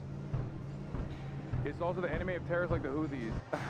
Why are you outing this man, brother? And also, why are you hiding your own fucking reply clearly? Over the past few months, certain cosplay props been showing up in places you'd never expect, at least if you don't know anything about the anime and manga that it's from. A goofy little caricature of a skull and crossbones and a jaunty little yellow straw hat flying proud. We're watching Mother's Basement, The Politics of One Piece, okay? It's from 7 days ago. Mother's Basement is a real ball knower. Obviously, this is an issue that's close and personal for me. And the reason why I wanted to watch this past week is because there are a lot of... Wait, are there major spoilers in this?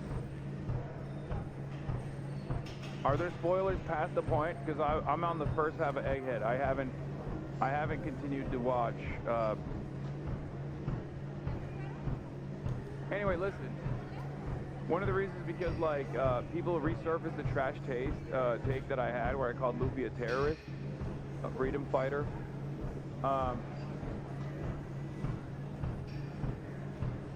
That's number one. And that was resurfaced recently because people were, like, yelling at the Trash Takes podcast for some fucking reason. I don't even know. But it was really funny because, like, they caught strays on that, even though they personally kind of understood, and they were just, like, trying to make it a more entertaining conversation, but they got yelled at. And then two, the other reason why this is interesting is because the Book Talk girlies have basically picked up copies of the One Piece manga, okay? And unlike many anime enjoyers who never see the day of light, or the light of day, sorry, who never go outside, who never shower, who don't have any fucking media literacy whatsoever, who are absolute dullards, who would rather think about aura, cool fights, hype moments, power scaling, and a number of different idiotic conspiracies that they engage in, while they simultaneously turn around and tell you, oh, why would you say One Piece is political, you fucking idiot? There are plenty of them out there, okay? These are the Book Talk girlies and the guys that actually do have media literacy, okay? Now, I'm not going to sit here and say that they're all, you know, the best read people out there, or they have the best media literacy or anything like that, but they definitely have more than the average anime enjoyer. Bro just started watching One Piece and thinks that he's Karl Marx. Yeah. Don't read Das Kapital. Read One Piece instead. Just as verbose. You haven't heard of Agenda Piece.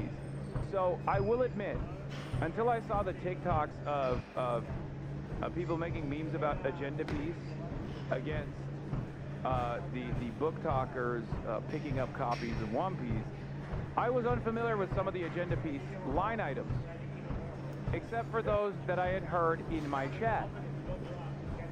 A shockingly low amount of people in my community that also are One Piece enjoyers are actually Agenda Piece defenders, which is very interesting. It's very, very interesting. But I guess I am a little bit of an Agenda Piece guy as well, except I merge Agenda Piece with actual author's intent, something that a lot of Agenda Piece people don't do, okay?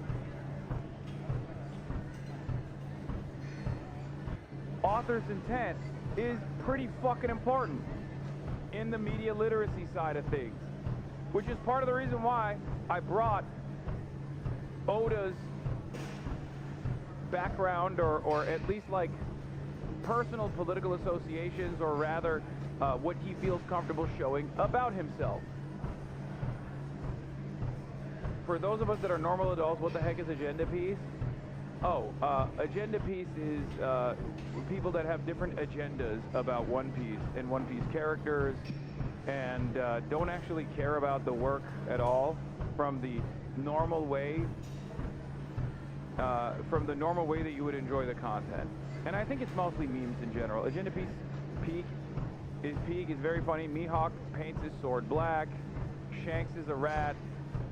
And Roger is a fraud.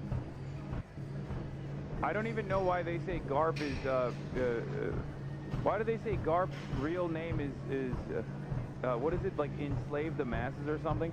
I guess Zoro is a racist, this kind of agenda piece as well. Even though I don't really take it, yeah. Warrior of oppression.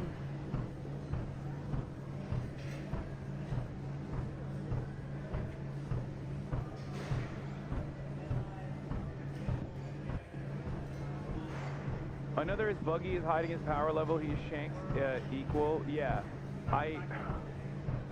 I've never been a Buggy fan, so that one also doesn't track with me at all. But anyway, let's just keep going. So there's like a bunch of different conspiracies that people have basically fucking followed loose threads on, because this is a work of art that has been around.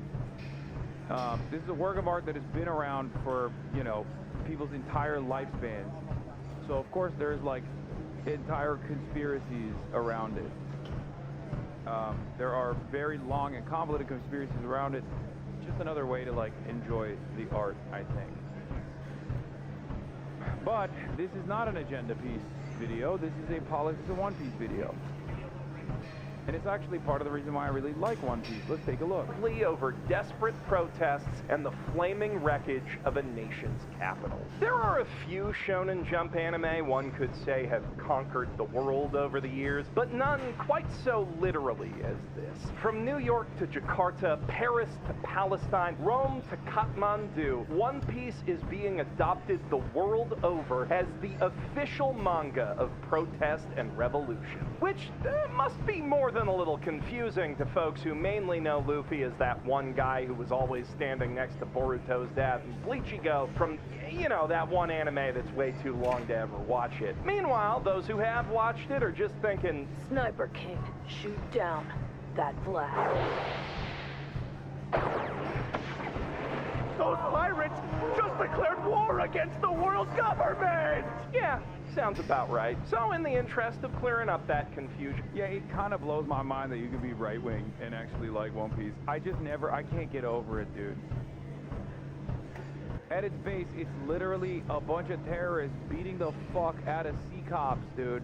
I can't get over it. How the fuck do people watch this thing and go, nah, this is a fucking real right-wing show? Like, what do you mean?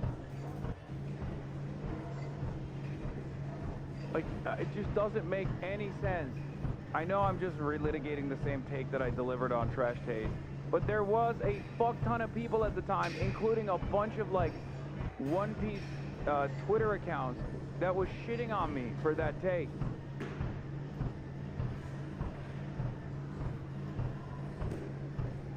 And also just because I think it's really cool and fun to talk about, I want to examine some of the political themes that have made One Piece and the Mugiwara flag such lightning rods for radical and revolutionary thought among Gen Z. Though before we can get to that, this video is sponsored by Stella Sora, a classically styled... Why wouldn't you just enjoy the show and think too much about it? Brother, it's not even thinking too much about it. It's just... It's not an undertone. It's the tone. It's the theme. It's top-down light action adventure. What are you talking about? It's literally the whole thing. The entire story revolves around overthrowing corrupt tyrants. It's not subtle at all. It's about fighting against governments that are harming the people. It's I mean, this video is ironically going to explain all of that, but That is the whole point of One Piece. We had no idea that you said that, but my wife has been talking about this for the last couple of weeks. Wait, really? Your wife is on Book Talk?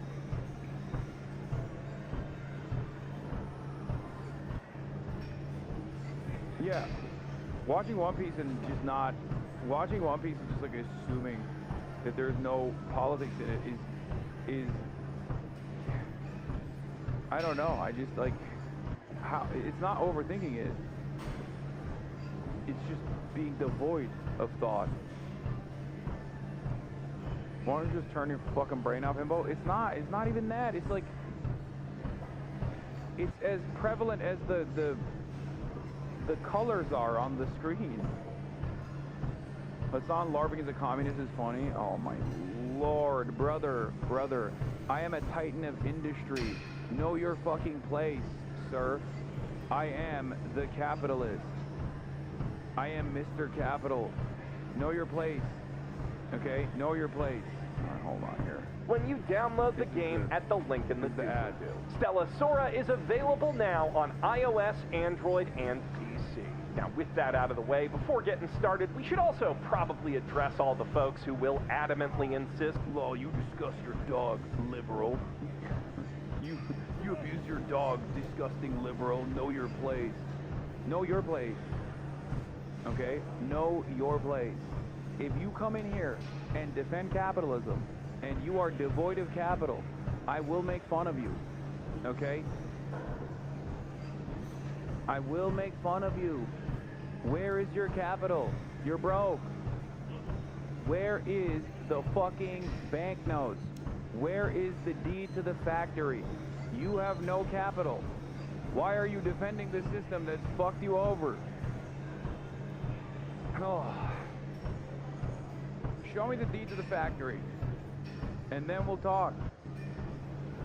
One Piece isn't political at all, so, yeah, they're just completely wrong. Both in the broad, everything is political sense, that no work of art can fully expunge its own creator's biases and worldview, and the meme sense that it has many queer and racialized characters in it, but also in the more specific sense that Eiichiro Oda has a lot of very strong opinions regarding governments and social issues that he builds most of his story arcs around. Yeah. Drum Island is I wonder what this anime is about that has like visibly queer characters and trans characters that aren't even like villains, okay? Or even if they are villains initially, they become like friends.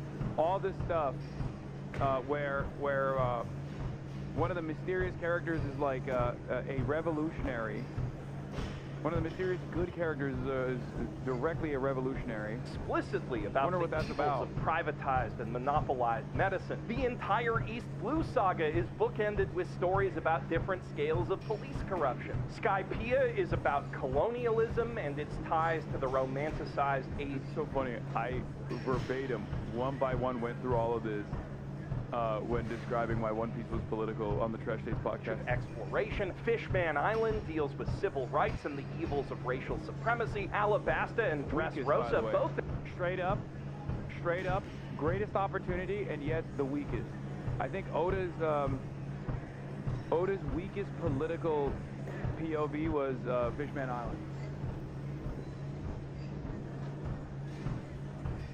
Examine from different angles how covert foreign actors can destabilize and subvert sovereign states. Water 7 is about basically the CIA doing that and leads directly into a vicious spoof of Japan's guilty until proven innocent court system. Wano explores the pros and cons of open borders with a little side of trans rights. Sabo's backstory is all about how elites divide and conquer through social stratification. Robin's backstory shows how history can be twisted and erased to control political narratives in the Smithsonian. The entire Summit War saga is about the corruption and politicization of justice itself. Long Ring Longland is about cheating scandals in the Lap Olympics. It's a very political manga. And when you dig deeper to look at the underlying narrative connecting those arcs, you find revolutionary politics baked into One Piece and Luffy's very DNA, literally. Oda keeps a picture of Che Guevara hanging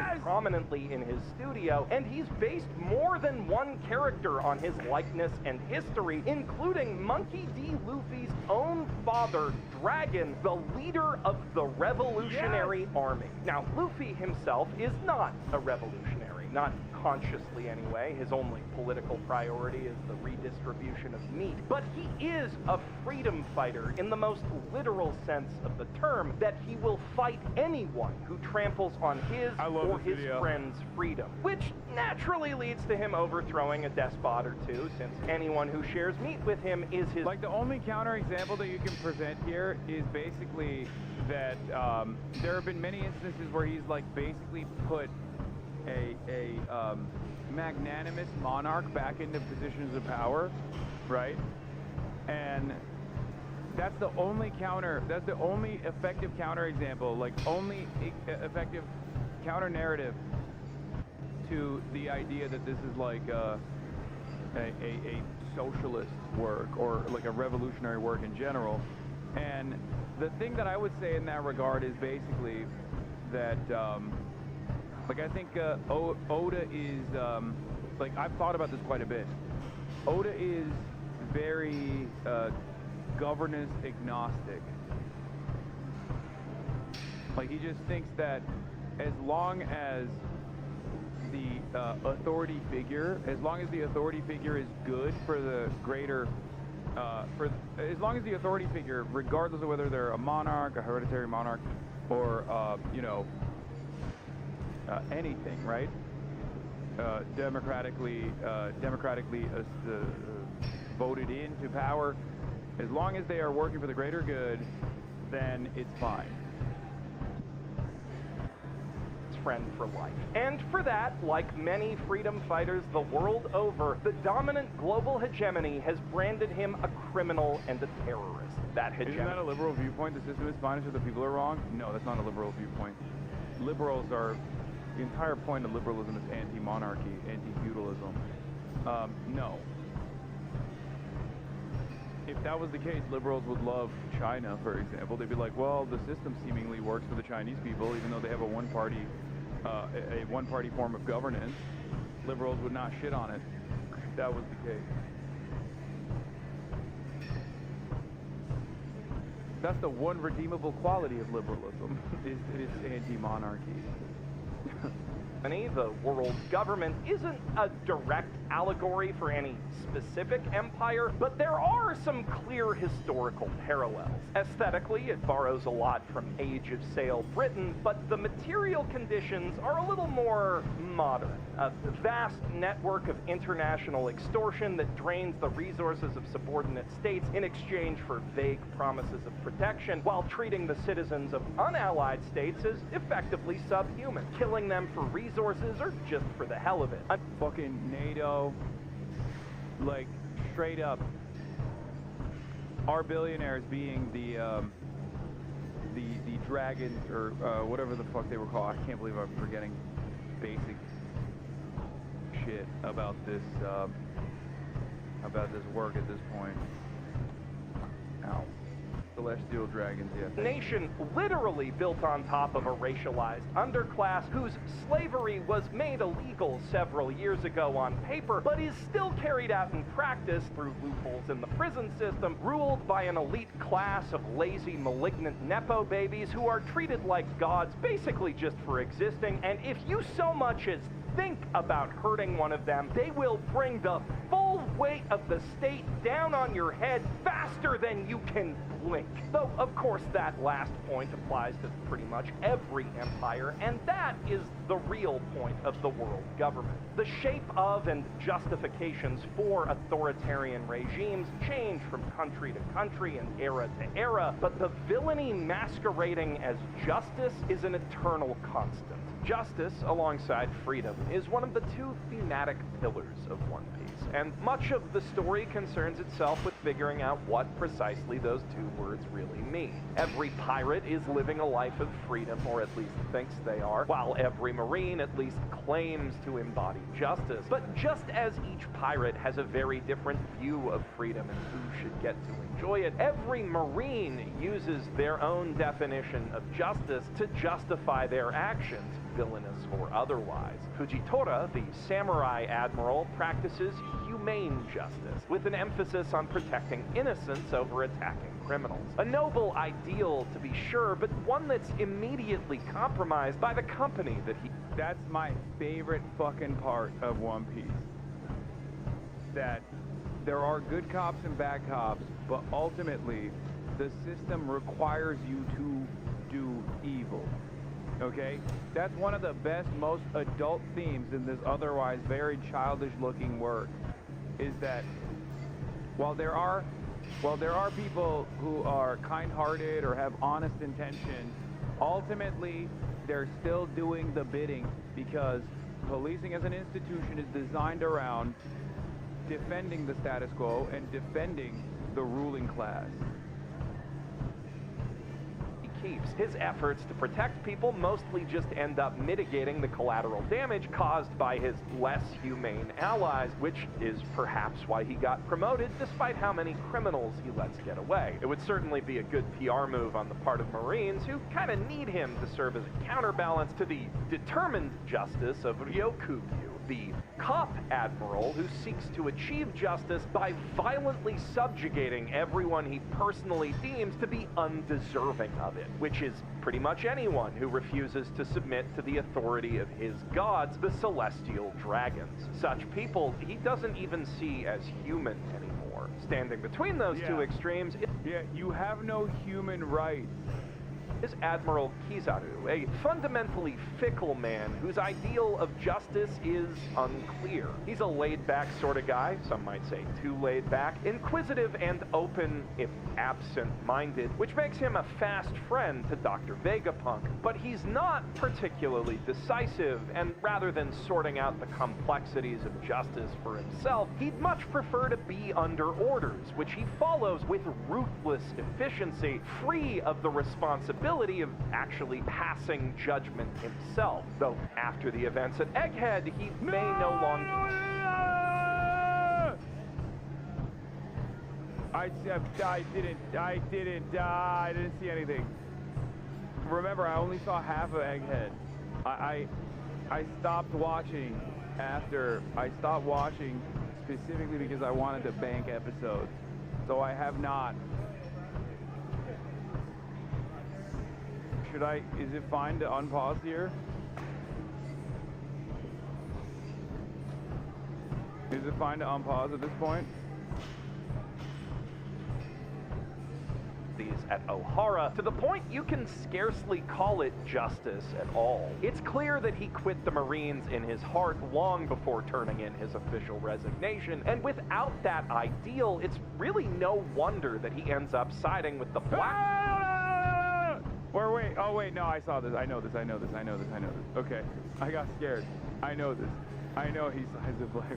I know that. Feared pirates after leaving, despite his kind nature. After all, as Luffy's foil, Teach is the ultimate avatar of selfish, individualistic freedom, and after a lifetime spent sacrificing his own freedom for justice, yet still being denied his final promotion by the Navy, it's only natural that Kuzan would swing all the way in the other direction. Former Fleet Admiral Sengoku's reasons for stepping down are a little more noble. His ideal of reigning justice emphasized giving the people of the world a sense of security born from knowing that the Marines were looking out for them. But when the world government sought to save face by sweeping the prison break of Blackbeard's new Titanic captains under the rug, despite the danger those criminals posed to an unwitting public, Sengoku could no longer reconcile his ideal for what the Marines should be with the reality of what they are.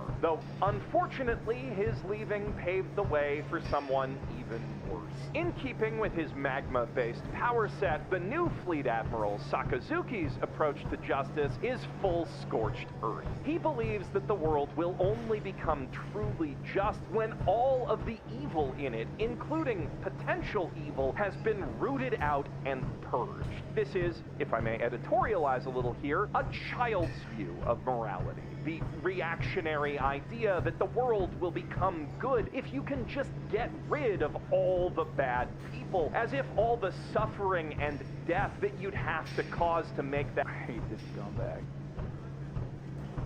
Fucking monster. That happen wouldn't make you one of the worst people to ever live. He's such a cool villain, but he's such a fucking piece of shit. Fucking asshole murderer. But that childish outlook is right in keeping with the brand of justice endorsed by the world government itself, absolute justice, which is a pretty straightforward— That stuff is still confusing to me, but I guess it'll open up a little bit more soon. Not the Gang of Five or whatever, but the other, like, the other philosophy. Everything that opposes the world government is absolutely evil, and anything the world government does to stop it is absolutely good. Even if that means cutting down innocent civilians just to get a pirate, or testing top secret experimental weapons on children, or nuking an entire island just to uphold the official narrative. And with that being their official party line, you can probably imagine what the Marines are like as an organization, especially under Sakazuki, worse than basically all of the criminals that they're actually capable of stopping. Besides a few notable deserters, the only good Marines are the ones who've crafted their own personal code of moral justice, like Kobe, Smoker, Tashigi, and Garp. But even Garp— Oh! I heard that there is spoilers, hella spoilers here. Smoker my goat? Yeah, Smoker is the goat. Oh, another agenda piece is Smoker is actually, what, more powerful than Smoker is actually more powerful than Dragon. And that, hold on, I'm gonna skip a little bit ahead. I'm gonna close my eyes and skip. Hopefully it'll be fine.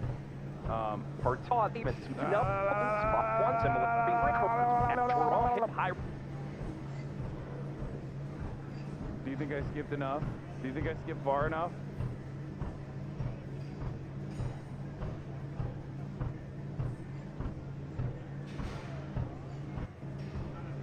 Garp fan in 2025? I don't...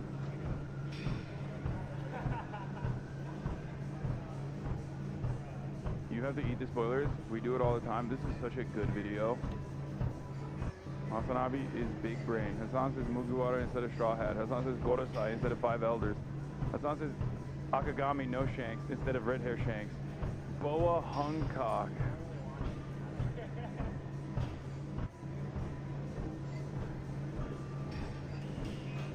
Yeah, I'm garping my shit.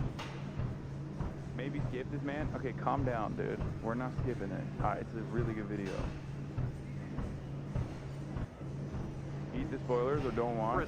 Our absolutist, potential ally alienating bull. That passion can be twisted to unjust ends. One Piece frequently pits the forces of freedom and justice against each other. It's the most persistent conflict in the entire series, present from the moment that Luffy met Kobe. And that conflict is a dialectic one, intended to produce a synthesis between the extremes of the Marines and pirates, between those who claim to uphold justice while protecting the world's greatest and richest criminals from— Amazing. Fucking nailing it. Jesus Christ, I gotta pee. And those who seize freedom for themselves at the expense of the weakest and poorest. A truly universal brand of justice that none are allowed to stand above, whose purpose is to protect instead of restrict freedom. Because you cannot have true freedom unless all who would trample on it are brought to justice. And until all men are free, justice can never be truly absolute. Earlier, I called Luffy a freedom fighter, but I'm far from the first influencer to do so. Hassan Piker used those very same words to describe him, and he's thrown even more contentious labels at the series, arguing that One Piece is communist and Luffy is Antifa, which are pretty strong claims to make, especially about a kid's cartoon that started in the 90s. But that doesn't mean they're not worth considering. So, is there anything in the text that backs them up? Well, One Piece does portray many of its villains, from Eneru with his surveillance, well, static Luffy never beats justice, and truth to protect instead of restrict freedom. Because you cannot have true freedom unless all who would trample on it are brought to justice. And until all men are free, justice can never be truly absolute.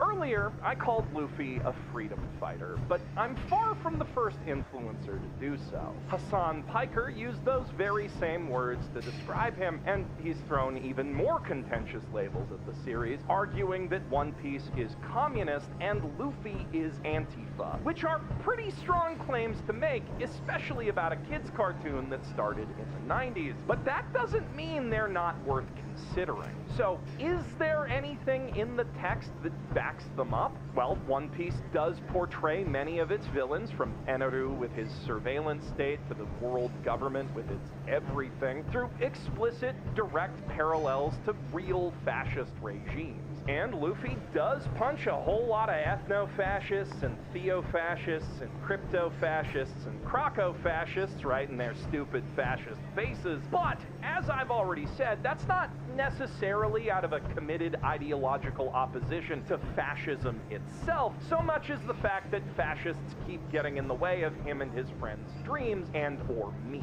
Luffy only ends up punching so many of these pieces of shit because he's a naturally good person. He doesn't need to be told that they're enemies of freedom. He can simply see it for himself from their heinously evil words.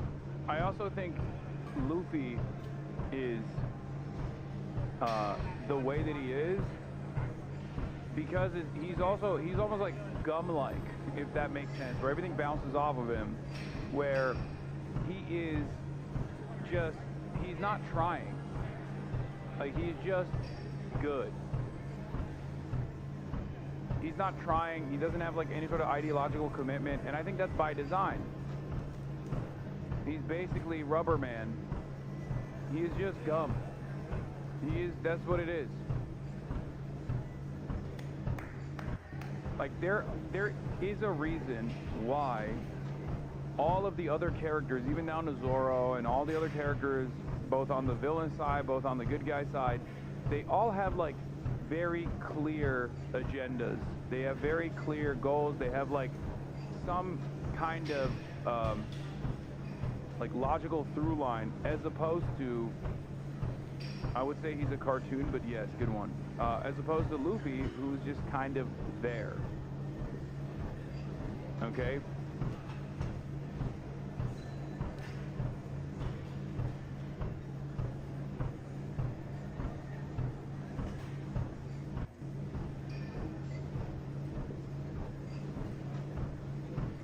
And violently oppressive actions and act accordingly. So I really don't think that he'd claim that label, even though he frequently does anti-fascism. His dad definitely would, though. Yeah. And speaking of Shay, as for the communism thing, on a surface reading, that does immediately seem a little silly. I mean, Nami, one of the core... So you're disagreeing with your earlier statements? No, I think Luffy is in its purest form, anti-fascist output. I said Oda is a communist, or as a joke, I said One Piece is a communist work. But as far as like what Luffy does, yes, he's not like he's not, at least so far, he hasn't been like, I have a commitment to engage in anti-fascist actions. Like, that's not what I'm saying at all. He just does it. OG Straw Hat Trio with us from the very first arc, just fucking loves money and treasure. It's kind of her whole thing. It's just so shiny, and having it makes her so happy, and it's so useless to her when it really counts. Nami Nami's practicing socialism with Chinese characteristics. saves up her entire life to buy her freedom from Arlong, but when she finally has enough, he just takes it from her and forces her back under his fishy thumb. Because that's how oppressors operate. You can't stop them from oppressing you by playing their game by their rules with their pieces. You have to flip the board. While she never loses the obsession with money that many people who grow up in crippling debt develop, the thing that actually saves Nami is the friends she made along the way. This is the funniest fucking read. Luffy is not Forrest Gump. Lol. Fuck whoever said that. Luffy's insanely emotionally intelligent and wise. He isn't low IQ. He just has massive ADHD and learning disabilities, people.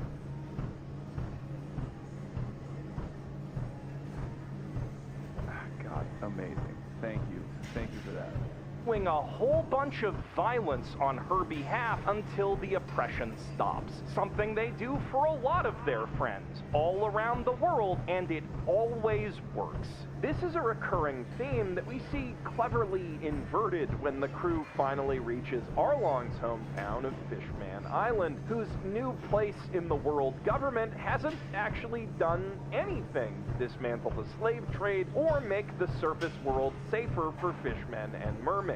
Fisher Tiger and the Sun Pirates accomplished far more in that regard with their total disregard for world government law. Otohime's efforts to change hearts and minds within the system aren't completely worthless. In saving Don Quixote Miosgard, she ultimately saves her own daughter from being enslaved, but they still tried to capture and enslave her daughter at a meeting of the One Piece UN. And despite ostensibly being affiliated with the world government, the Fishmen still need the protection of a crime lord to stop raids on their island, just like the giants on Elbaf do. In that context, it's not hard to see how Arlong and Hody Jones fell down such dark paths. They didn't have many better options. At the same time, though, the arc is quite clear on where those paths will lead. Fisher Tiger himself literally died because he couldn't let go of his hatred for humans. One Piece clearly argues that violent revolution is sometimes, often necessary to effect real change, but it's also careful to caution that... And also, the structures are inherently violent. Like, the forms of oppression that governments take are also inherently violent. And it leads to a lot of pain and a lot of torment for regular people. The enslaved masses or an underclass of fishmen. Revolutions which aim to subjugate out of hatred for the oppressor rather than liberate out of love for the oppressed will ultimately reproduce many of the problems they seek to solve. Blackbeard, whose ultimate goal is world conquest driven by a desire to avenge God Valley, is a prime example of the former, while Luffy, his rival to be Pirate King, is quite literally the embodiment of liberation. Blackbeard's pirates even mirror the organization of the Navy, with the 10 Titanic captains serving under Admiral Teach, in contrast to Luffy, who... Did I miss a spoiler? Accidentally? I didn't even understand it. Straight up refuses to accept the other captains of the Straw Hat Grand Fleet as his subordinates, instead opting for an informal sake pledge that they will all come to each other's mutual aid if ever called upon, which is the same principle that organizes the Straw Hat crew themselves. Yes, Luffy is their captain, but so's Usopp sometimes, and he rarely orders his crew around except when snap life or death decisions must be made. They all follow him willingly as a cohort of comrades who pledge to help each other reach their dreams, and they are all free to leave if they ever disagree. They all share equally in the spoils of their adventures, too. Nami's in charge of the money, but only because the rest of them are idiots, and they all happily lend their skills to their friends with no expectation of direct compensation. You could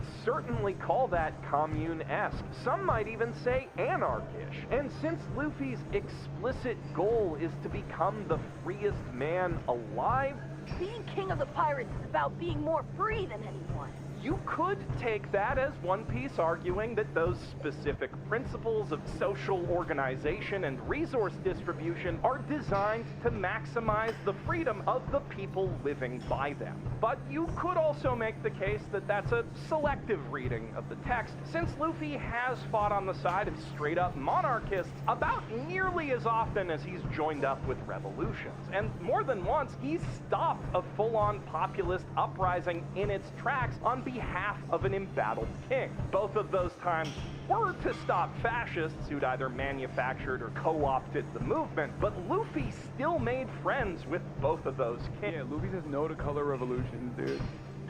Oh my god. Luffy is anti-color revolution. Luffy's a tanky. Luffy is a tanky. He said the Hungarian counter-revolution must stop. Roll the tanks.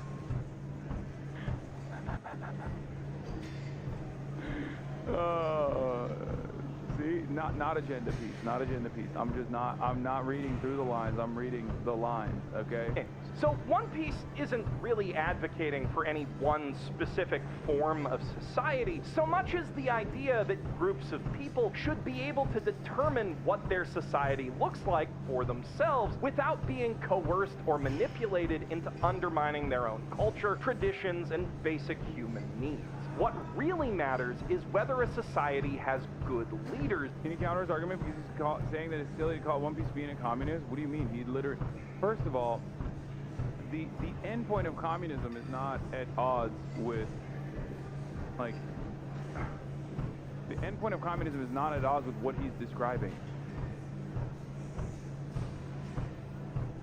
Every part of this video is explaining in great detail that if Luffy's final goal is to achieve full freedom, then ultimately it is technically communist.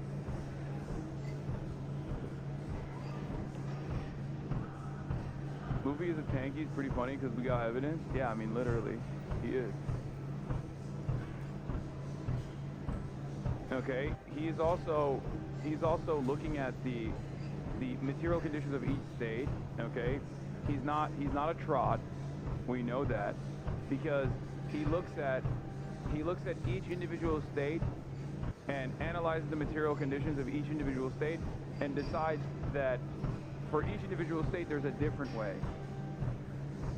Okay, there's a different way to go about it, where he's like saying, no, you can have your own version of a bourgeois dictatorship, but the methods of achieving said bourgeois dictatorship are dictated by the material conditions of each unique and individual state. That's it. Because like for some he's saying, you know, we gotta stop a color revolution led by the CIA. In others he's saying that there is a magnanimous dictator that is not democratically assigned, but abides by the democratic wishes of the population. And while it doesn't commit to any one model of governance, One Piece does very consistently define what a good leader is. Light Yagami is a neoliberal, I agree. Well, I think he's the most straightforward fascist, right? A king, a president, a pirate lord, or a god, good leaders in One Piece always put the needs of their people above their own, while evil ones use their people to serve their own ambitions or needs or just plain old selfish wants. I mean, this one was like so directly rail against like railing against the war economy, the military-industrial complex, the enslavement of an indigenous peoples, in an effort to improve profit margins. I mean, it's just, it was so insanely it was so insanely on the nose. Yeah, drug trafficking, hunger and pollution, climate change. It had it all.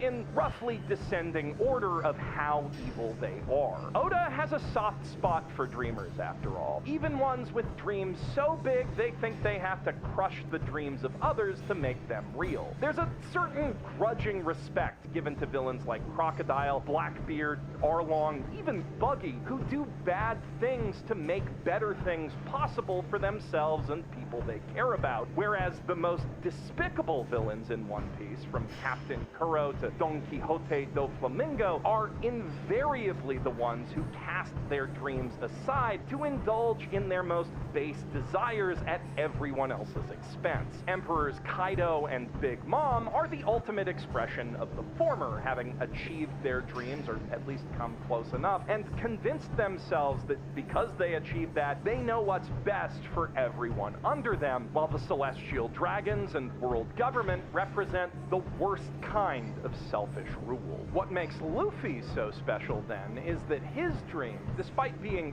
the biggest and grandest of anyone in the entire world, never infringes on anyone else's. Quite the opposite. As it grows, it lifts up everyone around him, making their dreams more achievable than ever before. Luffy's ideal of maximal freedom isn't about elevating himself to a point where no one can stop him from getting whatever he wants. It's about destroying the barriers to freedom that hold everyone back. If there's a single overriding ideology that defines all of One Piece, it's that people who follow their dreams make the world a better place. And so the best possible world can only come about when everyone is... Dude, Wano was so crazy because it was like the worst pace.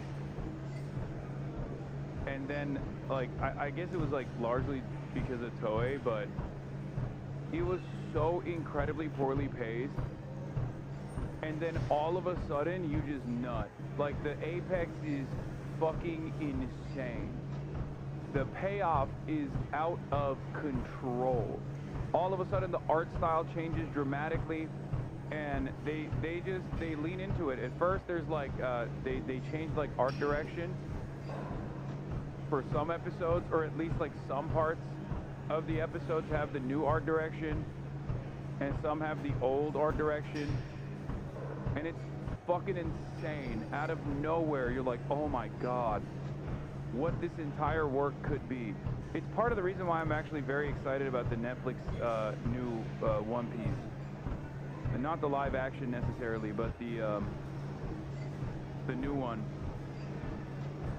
Because I feel like they'll fix the pacing issues there and also redraw everything. I feel like that's going to be amazing. The remake.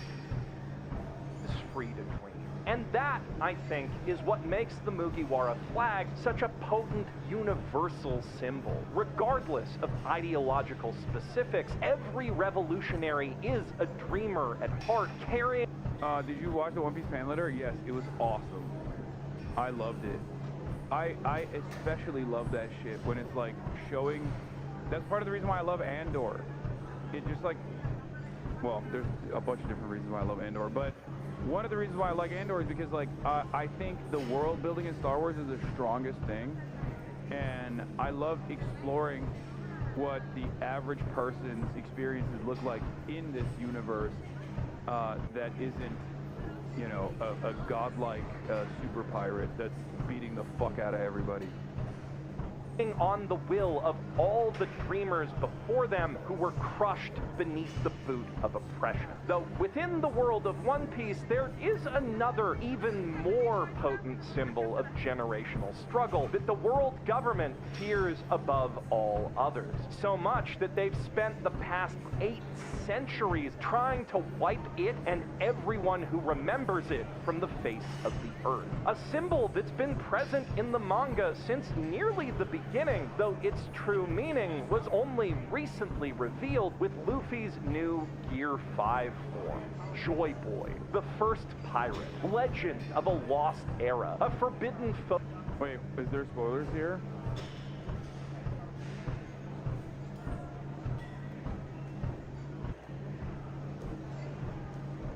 No, I mean, I know Joy Boy. Big spoiler? No, I've already seen it. Hero sung of in whispers by those whose mere existence has been deemed a crime against the state. There's been quite a bit of debate since Gear 5's reveal over whether it's truly iconic or just a sillier, squigglier version of Super Saiyan. In my opinion, it is absolutely the latter, and that's exactly what makes it so iconic. When a Saiyan becomes Super, it's almost always in moments of intense rage or sorrow, those potent emotions fueling the newfound power that they need to kick the ass of the guy who made them feel that way. And this theme has been echoed across countless other shonen battle series when their heroes power up. The villain pushes them to their limits, threatens what they love most, and at their lowest moment, something snaps and they awaken. That's been the genre template for decades now. But Gear 5 doesn't feed on such caustic emotions. It washes them away, drowning out the violent negativity of One Piece's villains with a cheerful drumbeat and uproarious laughter. Rather than just letting Luffy hurt people more efficiently, it transforms both him and the world around him in a way that turns each fight into a goofy little game and literally makes his dreams, however silly they might be, real. In a world ruled by anger and fear, One Piece posits that the key to true liberation is to embrace and embody unrestrained joy. To laugh in our oppressors' faces even as they are crushed by conveniently timed pianos. That doesn't mean that anger has no place in the fight for liberation, obviously, but One Piece cautions time and again that anger must be directed and purposeful to do more good than harm. In the very first chapter, Shanks laughs off personal insults and even a mild physical assault from the mountain bandits, who end up mistaking that restraint for weakness, but they see just how wrong they are as soon as they lay hands on one of his friends, and Luffy emulates that attitude on Jaya when Bellamy tries to pick a fight with him, refusing to let the petty tyrant control his emotions and only putting a dent in his cocky skull when he starts pissing on someone else's dreams. It's that kind of righteous rage, the kind we feel on behalf of our friends and fellow man, that the world needs more of, while petty anger born from personal affronts is largely useless, wasted energy of no real concern to anyone with real power. That's why it's the man who can laugh from the bottom of his heart, even in the darkest of times, that despots fear most. For that man has fully harnessed his anger and can never be ruled by fear. Of course, knowing when and where to direct our fury is easier said than done, especially in this modern algorithmic age where enragement is engagement. We are conditioned to feel as if under attack from all sides at all times, pushed into a state of perpetual panic that paralyzes our ability to make rational decisions and respond to situations that deserve our anger. And often, the greatest, most dangerous injustices are wholly invisible to us, hidden in plain sight within systems we're taught to take for granted from the day we're born, slowly simmering beneath the cozy little pot of frogs we call society. So how can we ever know when we really need to act? Another great fictional freedom fighter has a pretty good answer to that question, I think, which I'll paraphrase for you now. Don't compare your circumstances to how they were yesterday. Look at how they were years ago. If it used to be okay, but it's not okay anymore, maybe you should do something about it. We're supposed to be leaving a better world for our children, after all, so if it's not better, if you're dealing with cruelty, with neglect, with a ruling class that wastes the people's money on frivolous, selfish bullshit, maybe it's time to get out there and raise your flag. I'm Jeff Boo, professional freedom keyboard warrior. That was fire, bro. God damn, that was good. Fuck, dude. That was good as fuck. Great video. Holy shit.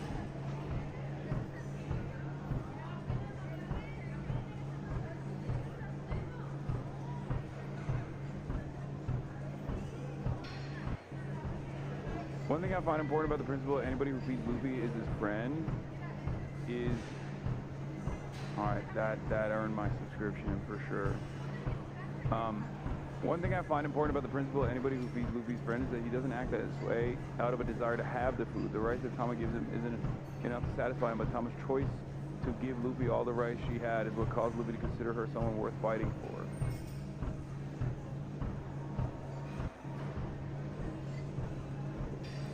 Yeah, that was fire.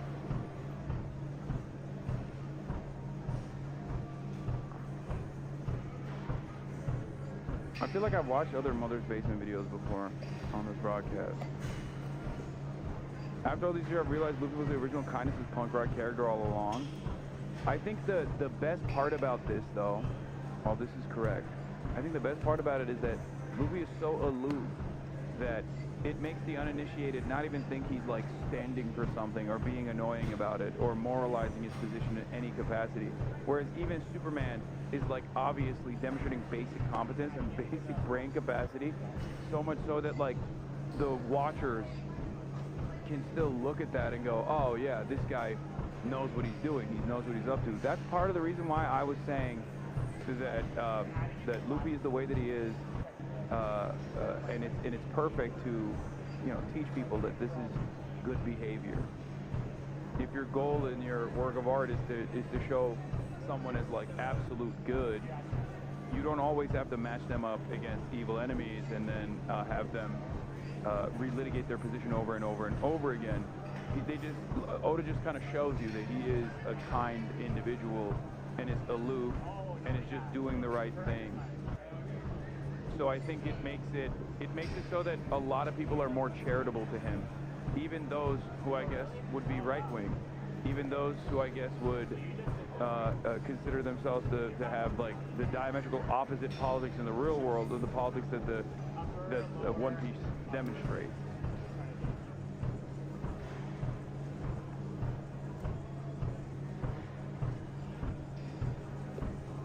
Hey, my 8.5-year-old son was Frankie for Halloween. Should I be concerned? No. What the fuck?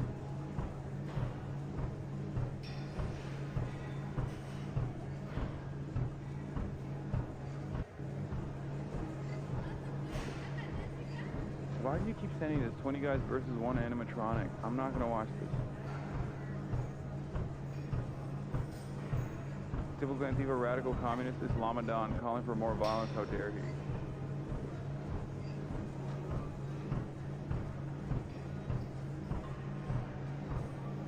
My parents are complete shows and they love Star Trek. People just don't get the political messaging even when it's right in front of them. Yeah, I heard that fucking Peter Thiel said that One Piece was a right-wing work and that Luffy was the Antichrist or something. And it's pretty obvious that he doesn't know what the fuck he's talking about. I don't know why Peter Thiel is so obsessed with the Antichrist in general. Because he is the Antichrist, so maybe he's like trying to cast a cloud of doubt over the Antichrist allegations by being like, see, would the real Antichrist constantly talk about who the Antichrist is? That's how I feel. But yes, Peter Thiel did talk about One Piece, I saw. And he said Luffy is the Antichrist.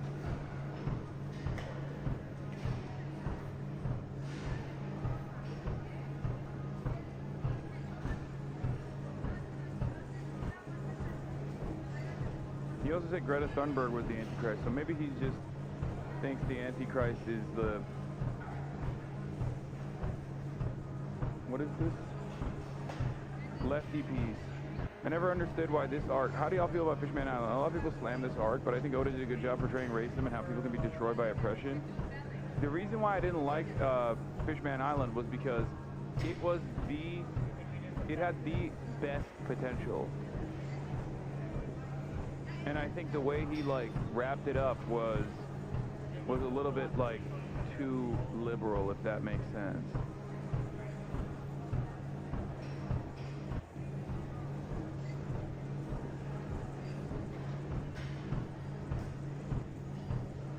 Remember when you said you used to be poor? Yes, I was. I was broke as fuck. I'm confused. What does that have to do with One Piece? Or Peter Thiel? Lamau.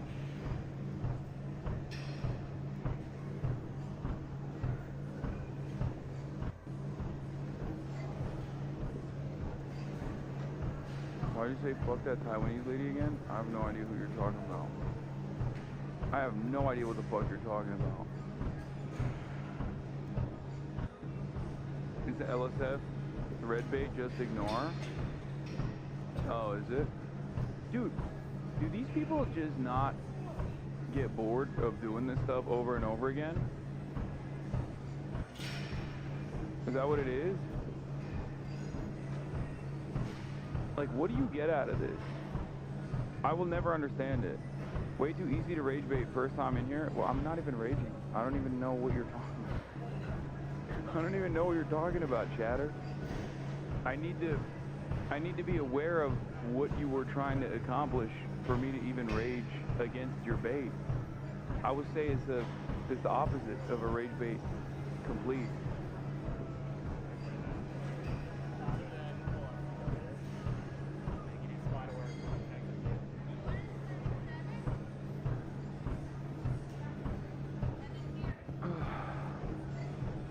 Not to excuse it necessarily, but maybe Oda's just ignorant on race politics compared to educated Americans having grown up in a larger homogenous society. No, I think so, for sure.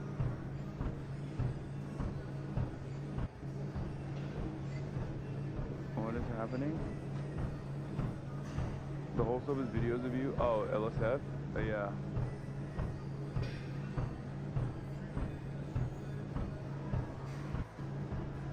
They get so little attention, any attention you give them, thinks they succeeded.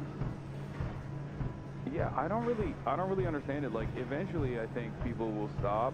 I genuinely do. I genuinely do think like people will eventually stop, right? But nope, kind of feels like they just keep reheating old clips out of context over and over again. But I mean, what are you gonna do? It is what it is. There's nothing I can do about it. You know? You keep feeding them though? How am I feeding them? I don't even know what's going on.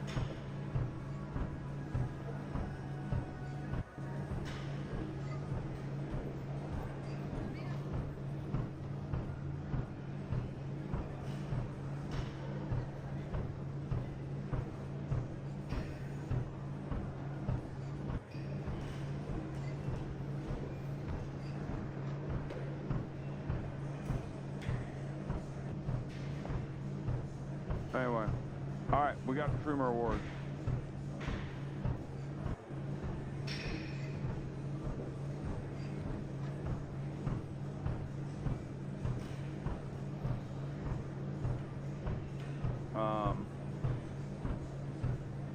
Check my last message. Just sent my shot with my work crush. Wish me luck, dog. Good luck. Oh, the other side of this was also, yes, Book Talk Girly Pops have finally encountered One Piece, and I'm very excited to see the themes that they will read into and what their takes will be overall. I suspect it will be not dissimilar to the conclusions that I arrived at when I watched it at first. But let's do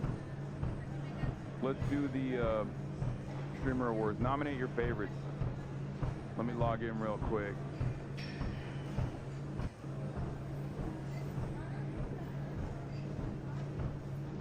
Okay. Best music streamer. Ari at Home has been popping off this year. Boom. Best creative art streamer. Streamer who creates the best art, food, drink, dance, cosplay, ASMR, or makers crafting content among others, excluding music. What do we think? I think Black Boy Max.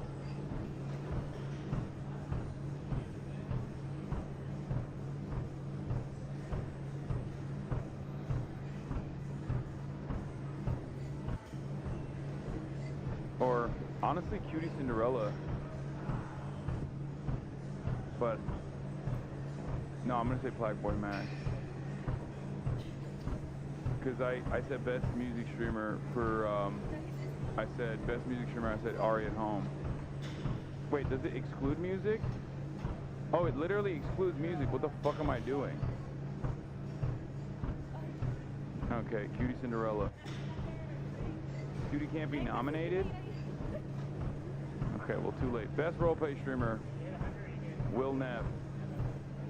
Best MOBA streamer. Streamer who creates the best MOBA content. I don't know enough about MOBAs, like MOBA content creators. Unite, Smite, Pokemon, Dota 2, League of Legends. What the fuck is going on? Vote for Fear and... Oh god, Austin. Austin's calling me. Because he's watching the stream. Nominate Slime. Fine, Slime. Best brand partner. Awarded to brands that's helping streamers' aspirations come true. The brand partners do sponsorships. Okay. I don't have a brand partnership award. I'm gonna give this to AT&T for the best blacklist. This one has got to be AT&T for not allowing me to participate in AT&T branded sponsorship events. Hidden Gem Award, recognizing a growing streamer averaging 200 and under viewers this year. This award goes to a true hidden gem that deserves the shine. Hidden Gem. Which one was Jason the Ween? Yeah. Which one was Sean the Black wanted to be nominated for which one? Hidden Gem or the other one? Hidden Gem, right?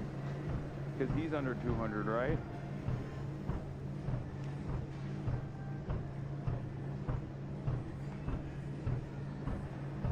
Or wait, was it Rising Star? He's not. He's 1K. Okay, I was wrong. All right, Nandre then. Is Nandre under 200? Guys, calm down. What was it? Oh, Rising Star. Okay. My bad. Is Nandre Hidden Gem?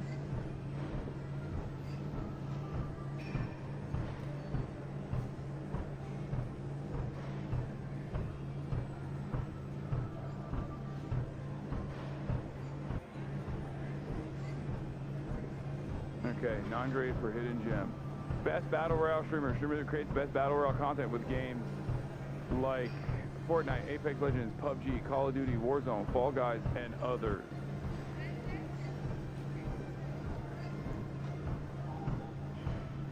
God damn it, I'm so oblivious to fucking everything that's on this platform. Connery's Pants, Fortnite, Streamer of the Year. Easy lock. Best fighting game streamer. Streamer who creates best fighting game content from Street Fighter 6, the Tekken 6, the Mortal Kombat, and Super Smash Bros. And more. Fortnite Fridays. One of the best pieces of content on this platform, straight up.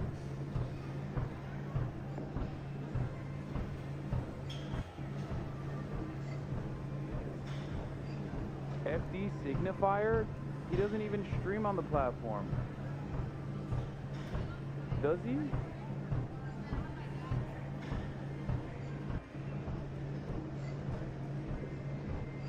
FD Signifier streams on this platform, on Twitch?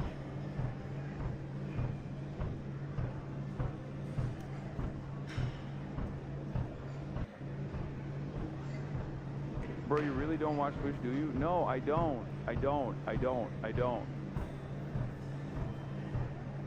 I feel like people are just saying names that...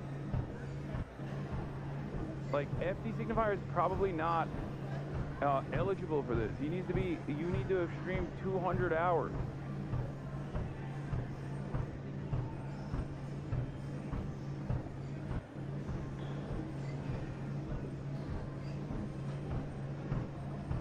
It's not Twitch Awards, it's Streamer Awards.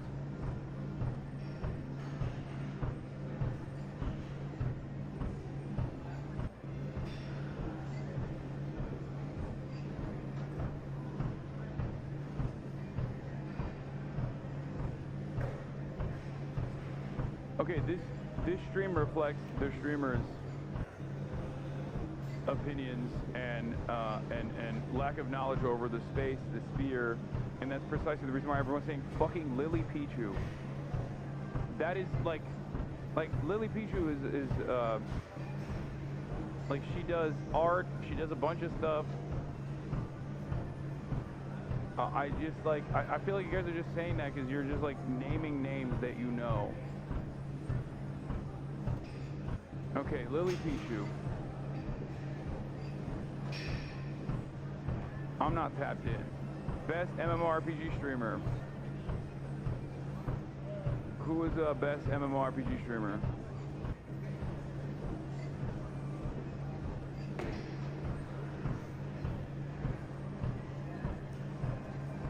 Aspen Gold.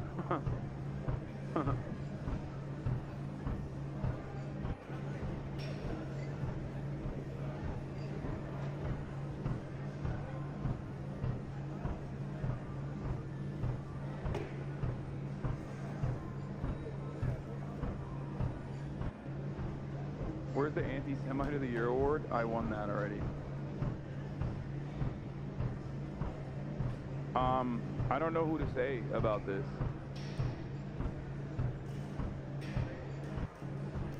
What is this? Northern Lion doesn't play MMORPGs, man. Oh my god, you guys. I knew this was gonna be a fucking painful process to do with my community, but I didn't realize exactly how painful this would be. Okay? I did not realize exactly how fucking annoying chat would get collectively. There are people with agendas in the chat. There are people who are just naming names that they know, even if it doesn't fit. And then there are people who are just spamming along with the rest of the chat. Stop letting everything get to you. It's hard. It's hard. You're right. Zaryu, he plays WoW. Okay. Is that... I don't know. I'm gonna skip this. I don't know. Best speedrun streamer. Who do we go for this?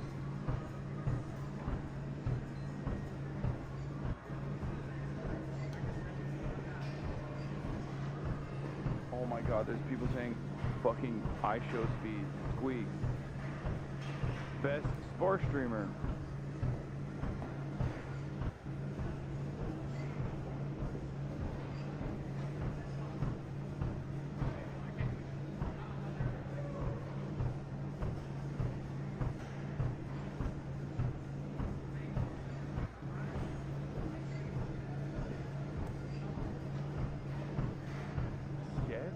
The sketch play.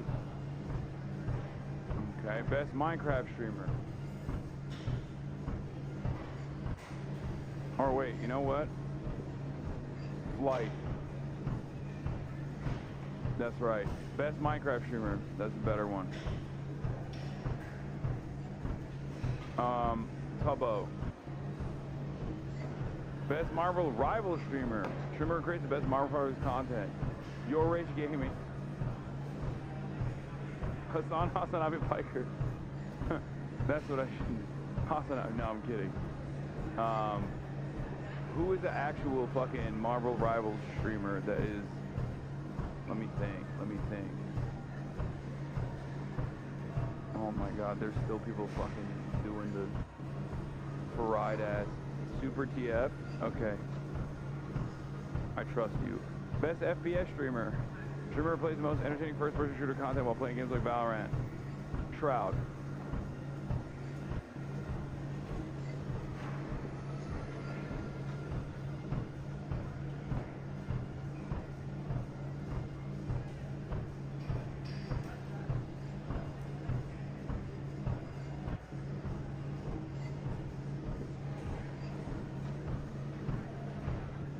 Obviously, I gotta give it to my boy, Todd.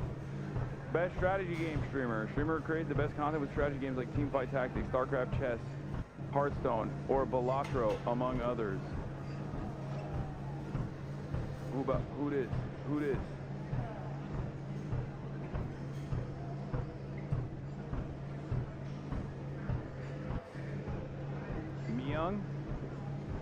Catamina.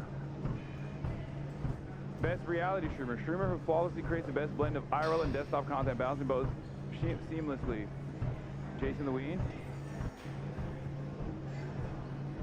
Or is that...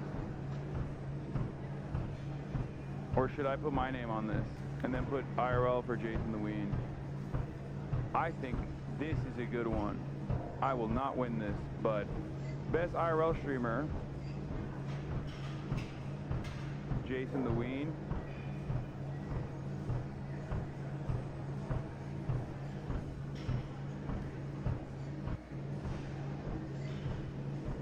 You're not reality, you're IRL. Oh wait, best IRL streamer. No, I'm gonna put speed on a different category. Best vertical live streamer. Streamer who creates the most engaging and entertaining vertical format live content on TikTok, YouTube. Vanilla Mace. Stream game of the year. Most entertaining, novel, collaborative, or fun to watch game this past year.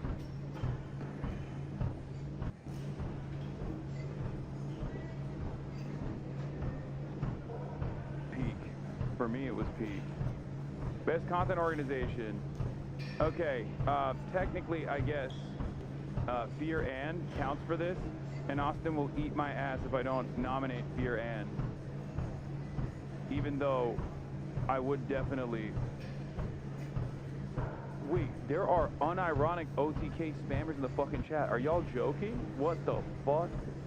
No, I would probably put FaZe in there if I was gonna... You got AMP, you got FaZe? The fuck? There's mad people fucking posting. I'm gonna put Fear and because Austin will yell at me if I don't. Best international streamer. Ooh. Squeezy. Just so we can come to the event.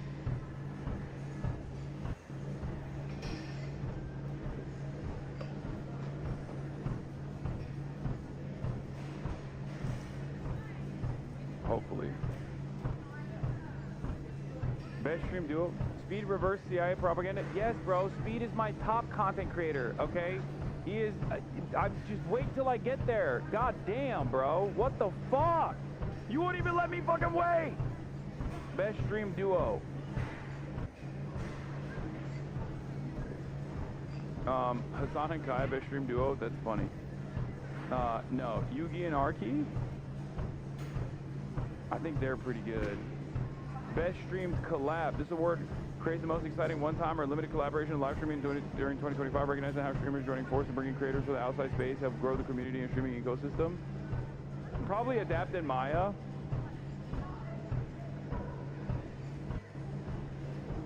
Right? Hasanabi and Zohran, that's funny. Yeah. No, Hasanabi and Zohran Mamdani, a real game changer. Guys, don't you know? Things that actually are pertinent to the real world are utterly irrelevant in the grand scheme of things, unless they actually reach a tremendous number of real-time audiences. So that collaboration was a 30K collab, okay? That wasn't a fucking Kyson at LeBron James type collab, okay? Although it may have played a role in some way in identifying who the next mayor of New York is, albeit a small one, of course. Utterly irrelevant in the streaming space.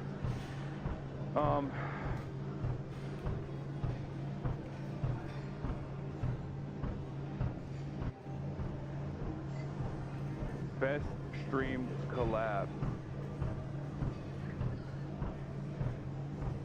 Jason and Sakura? Wait, is that a collab? Oh, I gotta put that one, yes. Yes. For sure. Jakara. Jakara was a big one. Best marathon stream. A lot of people are saying Mafiathon, but I think FaZe got it.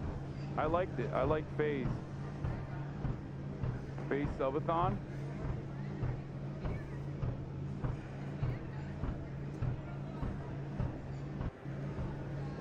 How do you spell Subathon?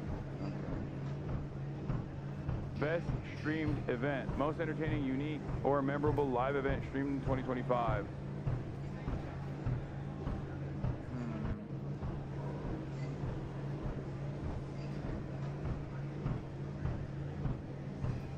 Hasanabi kicked from the DNC. Hasanabi, I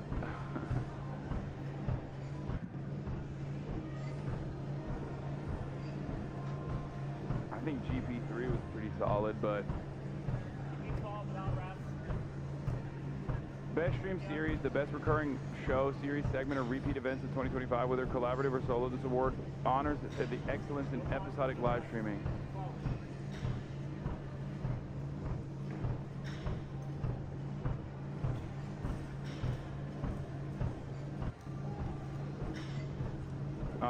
Fortnite Friday was a pretty solid series. I already put down Connor though, and I do feel like Black Boy Max's like music series was pretty huge. Cutie TV, dude, that's on literally the Fear and podcast. This is so not a part of. Come on, chat.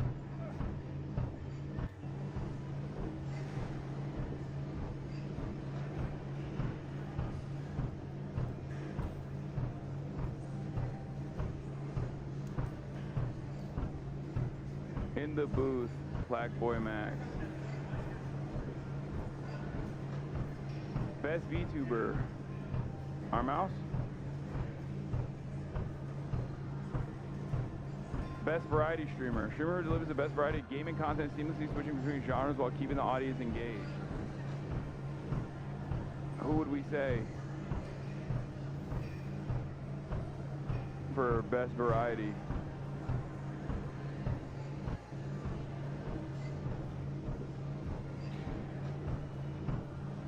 Northern Lion?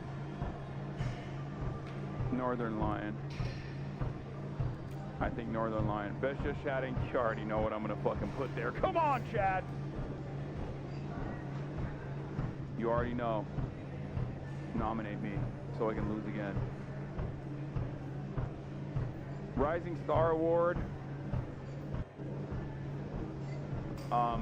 Streamer who began the year with under 1,000 average viewers and has shown rapid growth and huge potential for the future. I think this one, you could put, I'm gonna put Sean the Black. This is the one where I'm gonna put Sean the Black. Best breakout streamer. Streamer experienced explosive growth. This is the one I was thinking where it's like, this one is the most contested because this year, there were so many streamers that just fucking exploded, okay? I would go so far as say, like, was Jason as popping in the beginning of the year? Like, he became one of the biggest content creators. You got Vanilla Mace, you got KDB. I don't know if KDB's like, I don't know KDB's numbers, but you have Marlon. No, Queso doesn't fucking count. Queso's one of the top content creators on the fucking platform, chatter. What the fuck? No, Speed doesn't. Oh my god, what do words mean? For you motherfuckers, you're like, best breakout streamer is iShowSpeed? Guy whose fucking average concurrence was literally like 100K last year? He went from 100K to 200K.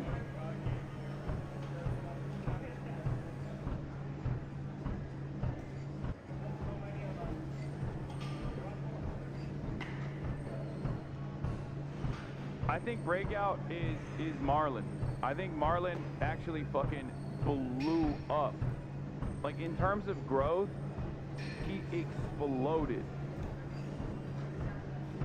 League of Their Own. Streamer who creates truly a one-of-a-kind content, pioneering a niche or a category that no one else does. A creator who is simply in a league of their own. Maya.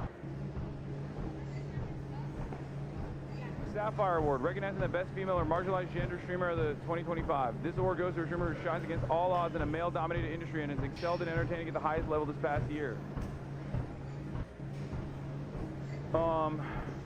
Wait, I said Maya, I should say Maya Higa, right? So, who do I nominate for this? There's so many. There's so many. This is the toughest one because I love women.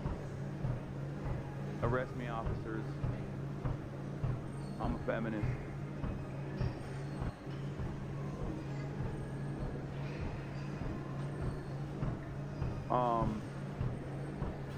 Caroline Kwan.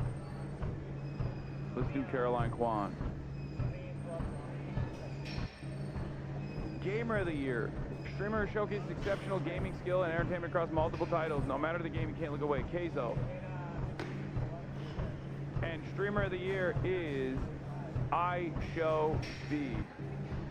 Everybody stop. Shut the fuck up. I'm not... I mean, if you want to fucking nominate me, you can. I guess I, like, technically was saying who I think should be the case. You can put me as Streamer of the Year. I just don't think I'm going to win it. Actually, you should. Fuck it. Put me down as Streamer of the Year, too. But I do think I Show Speed takes the cake. There it is. Submit all. Boom. Done.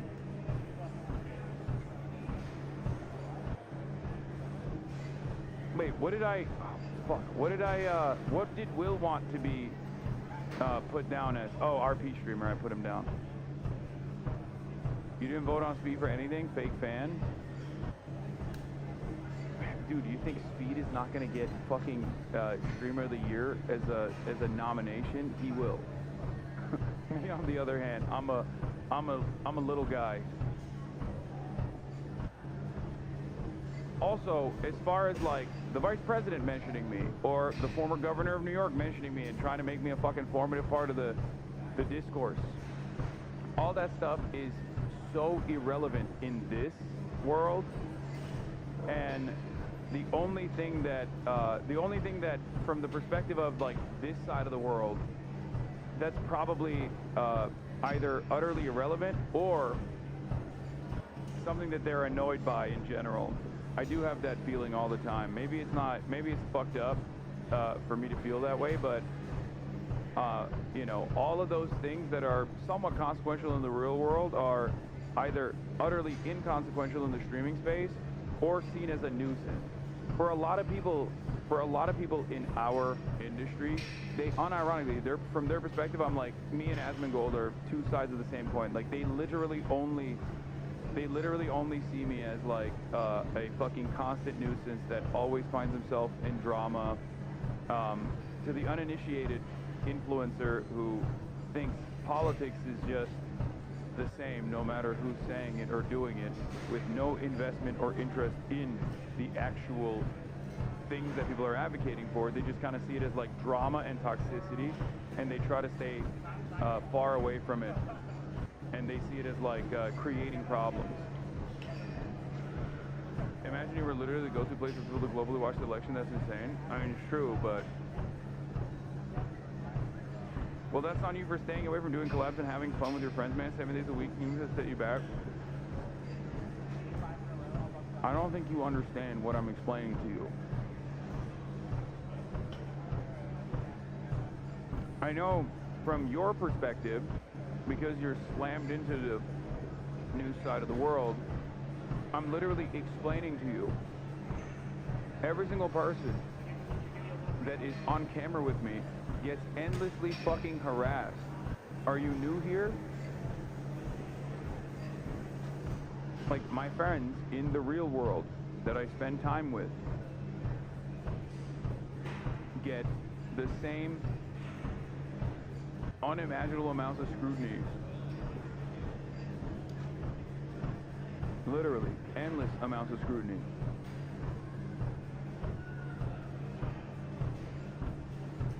Have you stopped your hair care regimen? Didn't notice the receding until now. Is that another LSF post or something? No, I haven't stopped it. I'm just simply putting it up as I do. That's it. Or is that like, is that, because I've been seeing brigading comments like that over and over again. I wonder if it's because like, that's another,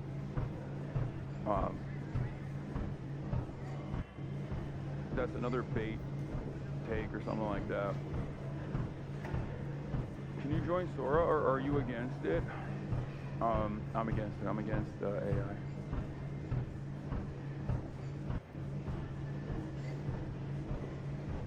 They're trying to get you? I mean, it's not going to work.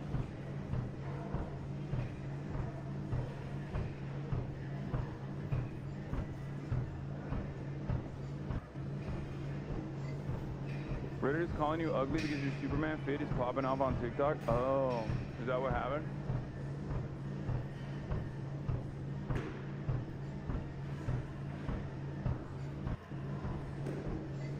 Oh. Yes, I'm hideous.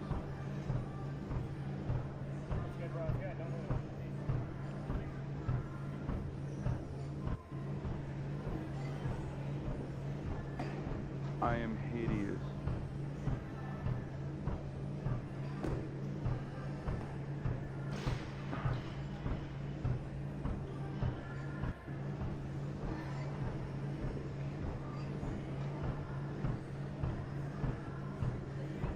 I know. Anyway, alright, I was gonna do dispatch day, but I'm tired. And I'm going to end it here, half day Hasi, and I will be traveling tomorrow to New York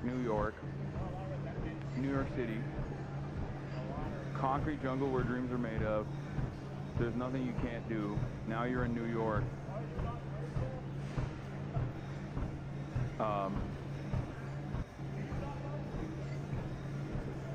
Now, that means I'm not going to be live tomorrow. However, no stream tomorrow. Streaming from New York, Monday and Tuesday.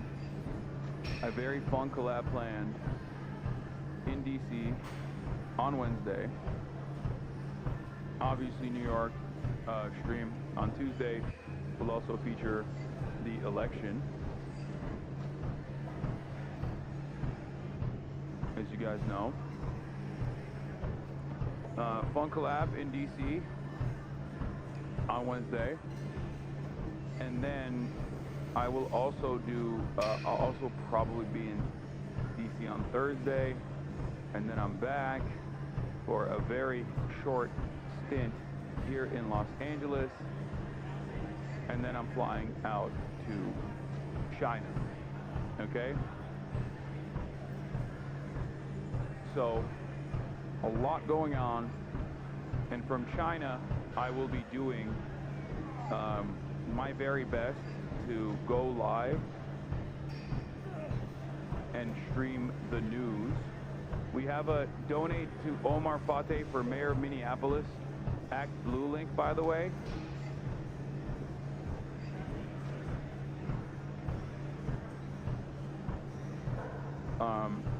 Thank God I didn't click on that on stream.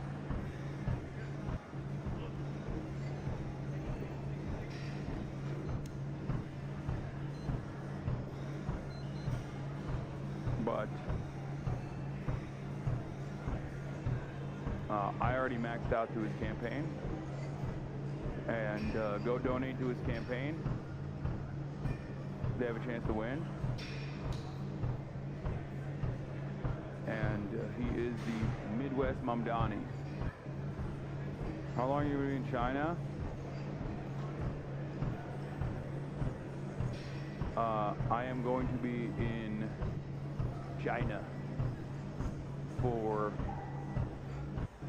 and also Eastern for your mobile devices for a while. I'm going to be there for like, not forever. Yes, I will be doing IRL streams in China as well. And I'm going with Will Neff and Austin Show. We're going with the Firan crew, as always. We're going all over China. We're going to visit all over China. And it's going to be a very fun experience. It's going to be 2 weeks. And I will be doing the news out there. No cutie. Caroline, Christian, Marchie Poo, the whole nine. And you're gonna be taking them the long march, huh? Yeah, we're gonna do the long march. Yes, we're going to Chongqing. I'm not taking Kaya. But yeah, I'm very stoked on that. Anyway, that'll be all. And I'll see you guys on Monday. Okay? Yes, Chengdu. We're going to the gay one. We're going to Gay City. Chengdu is Gay City. But I will reveal more information about our China trip later, okay? Peace, everybody. Love you all. See you on Monday from New York, New York.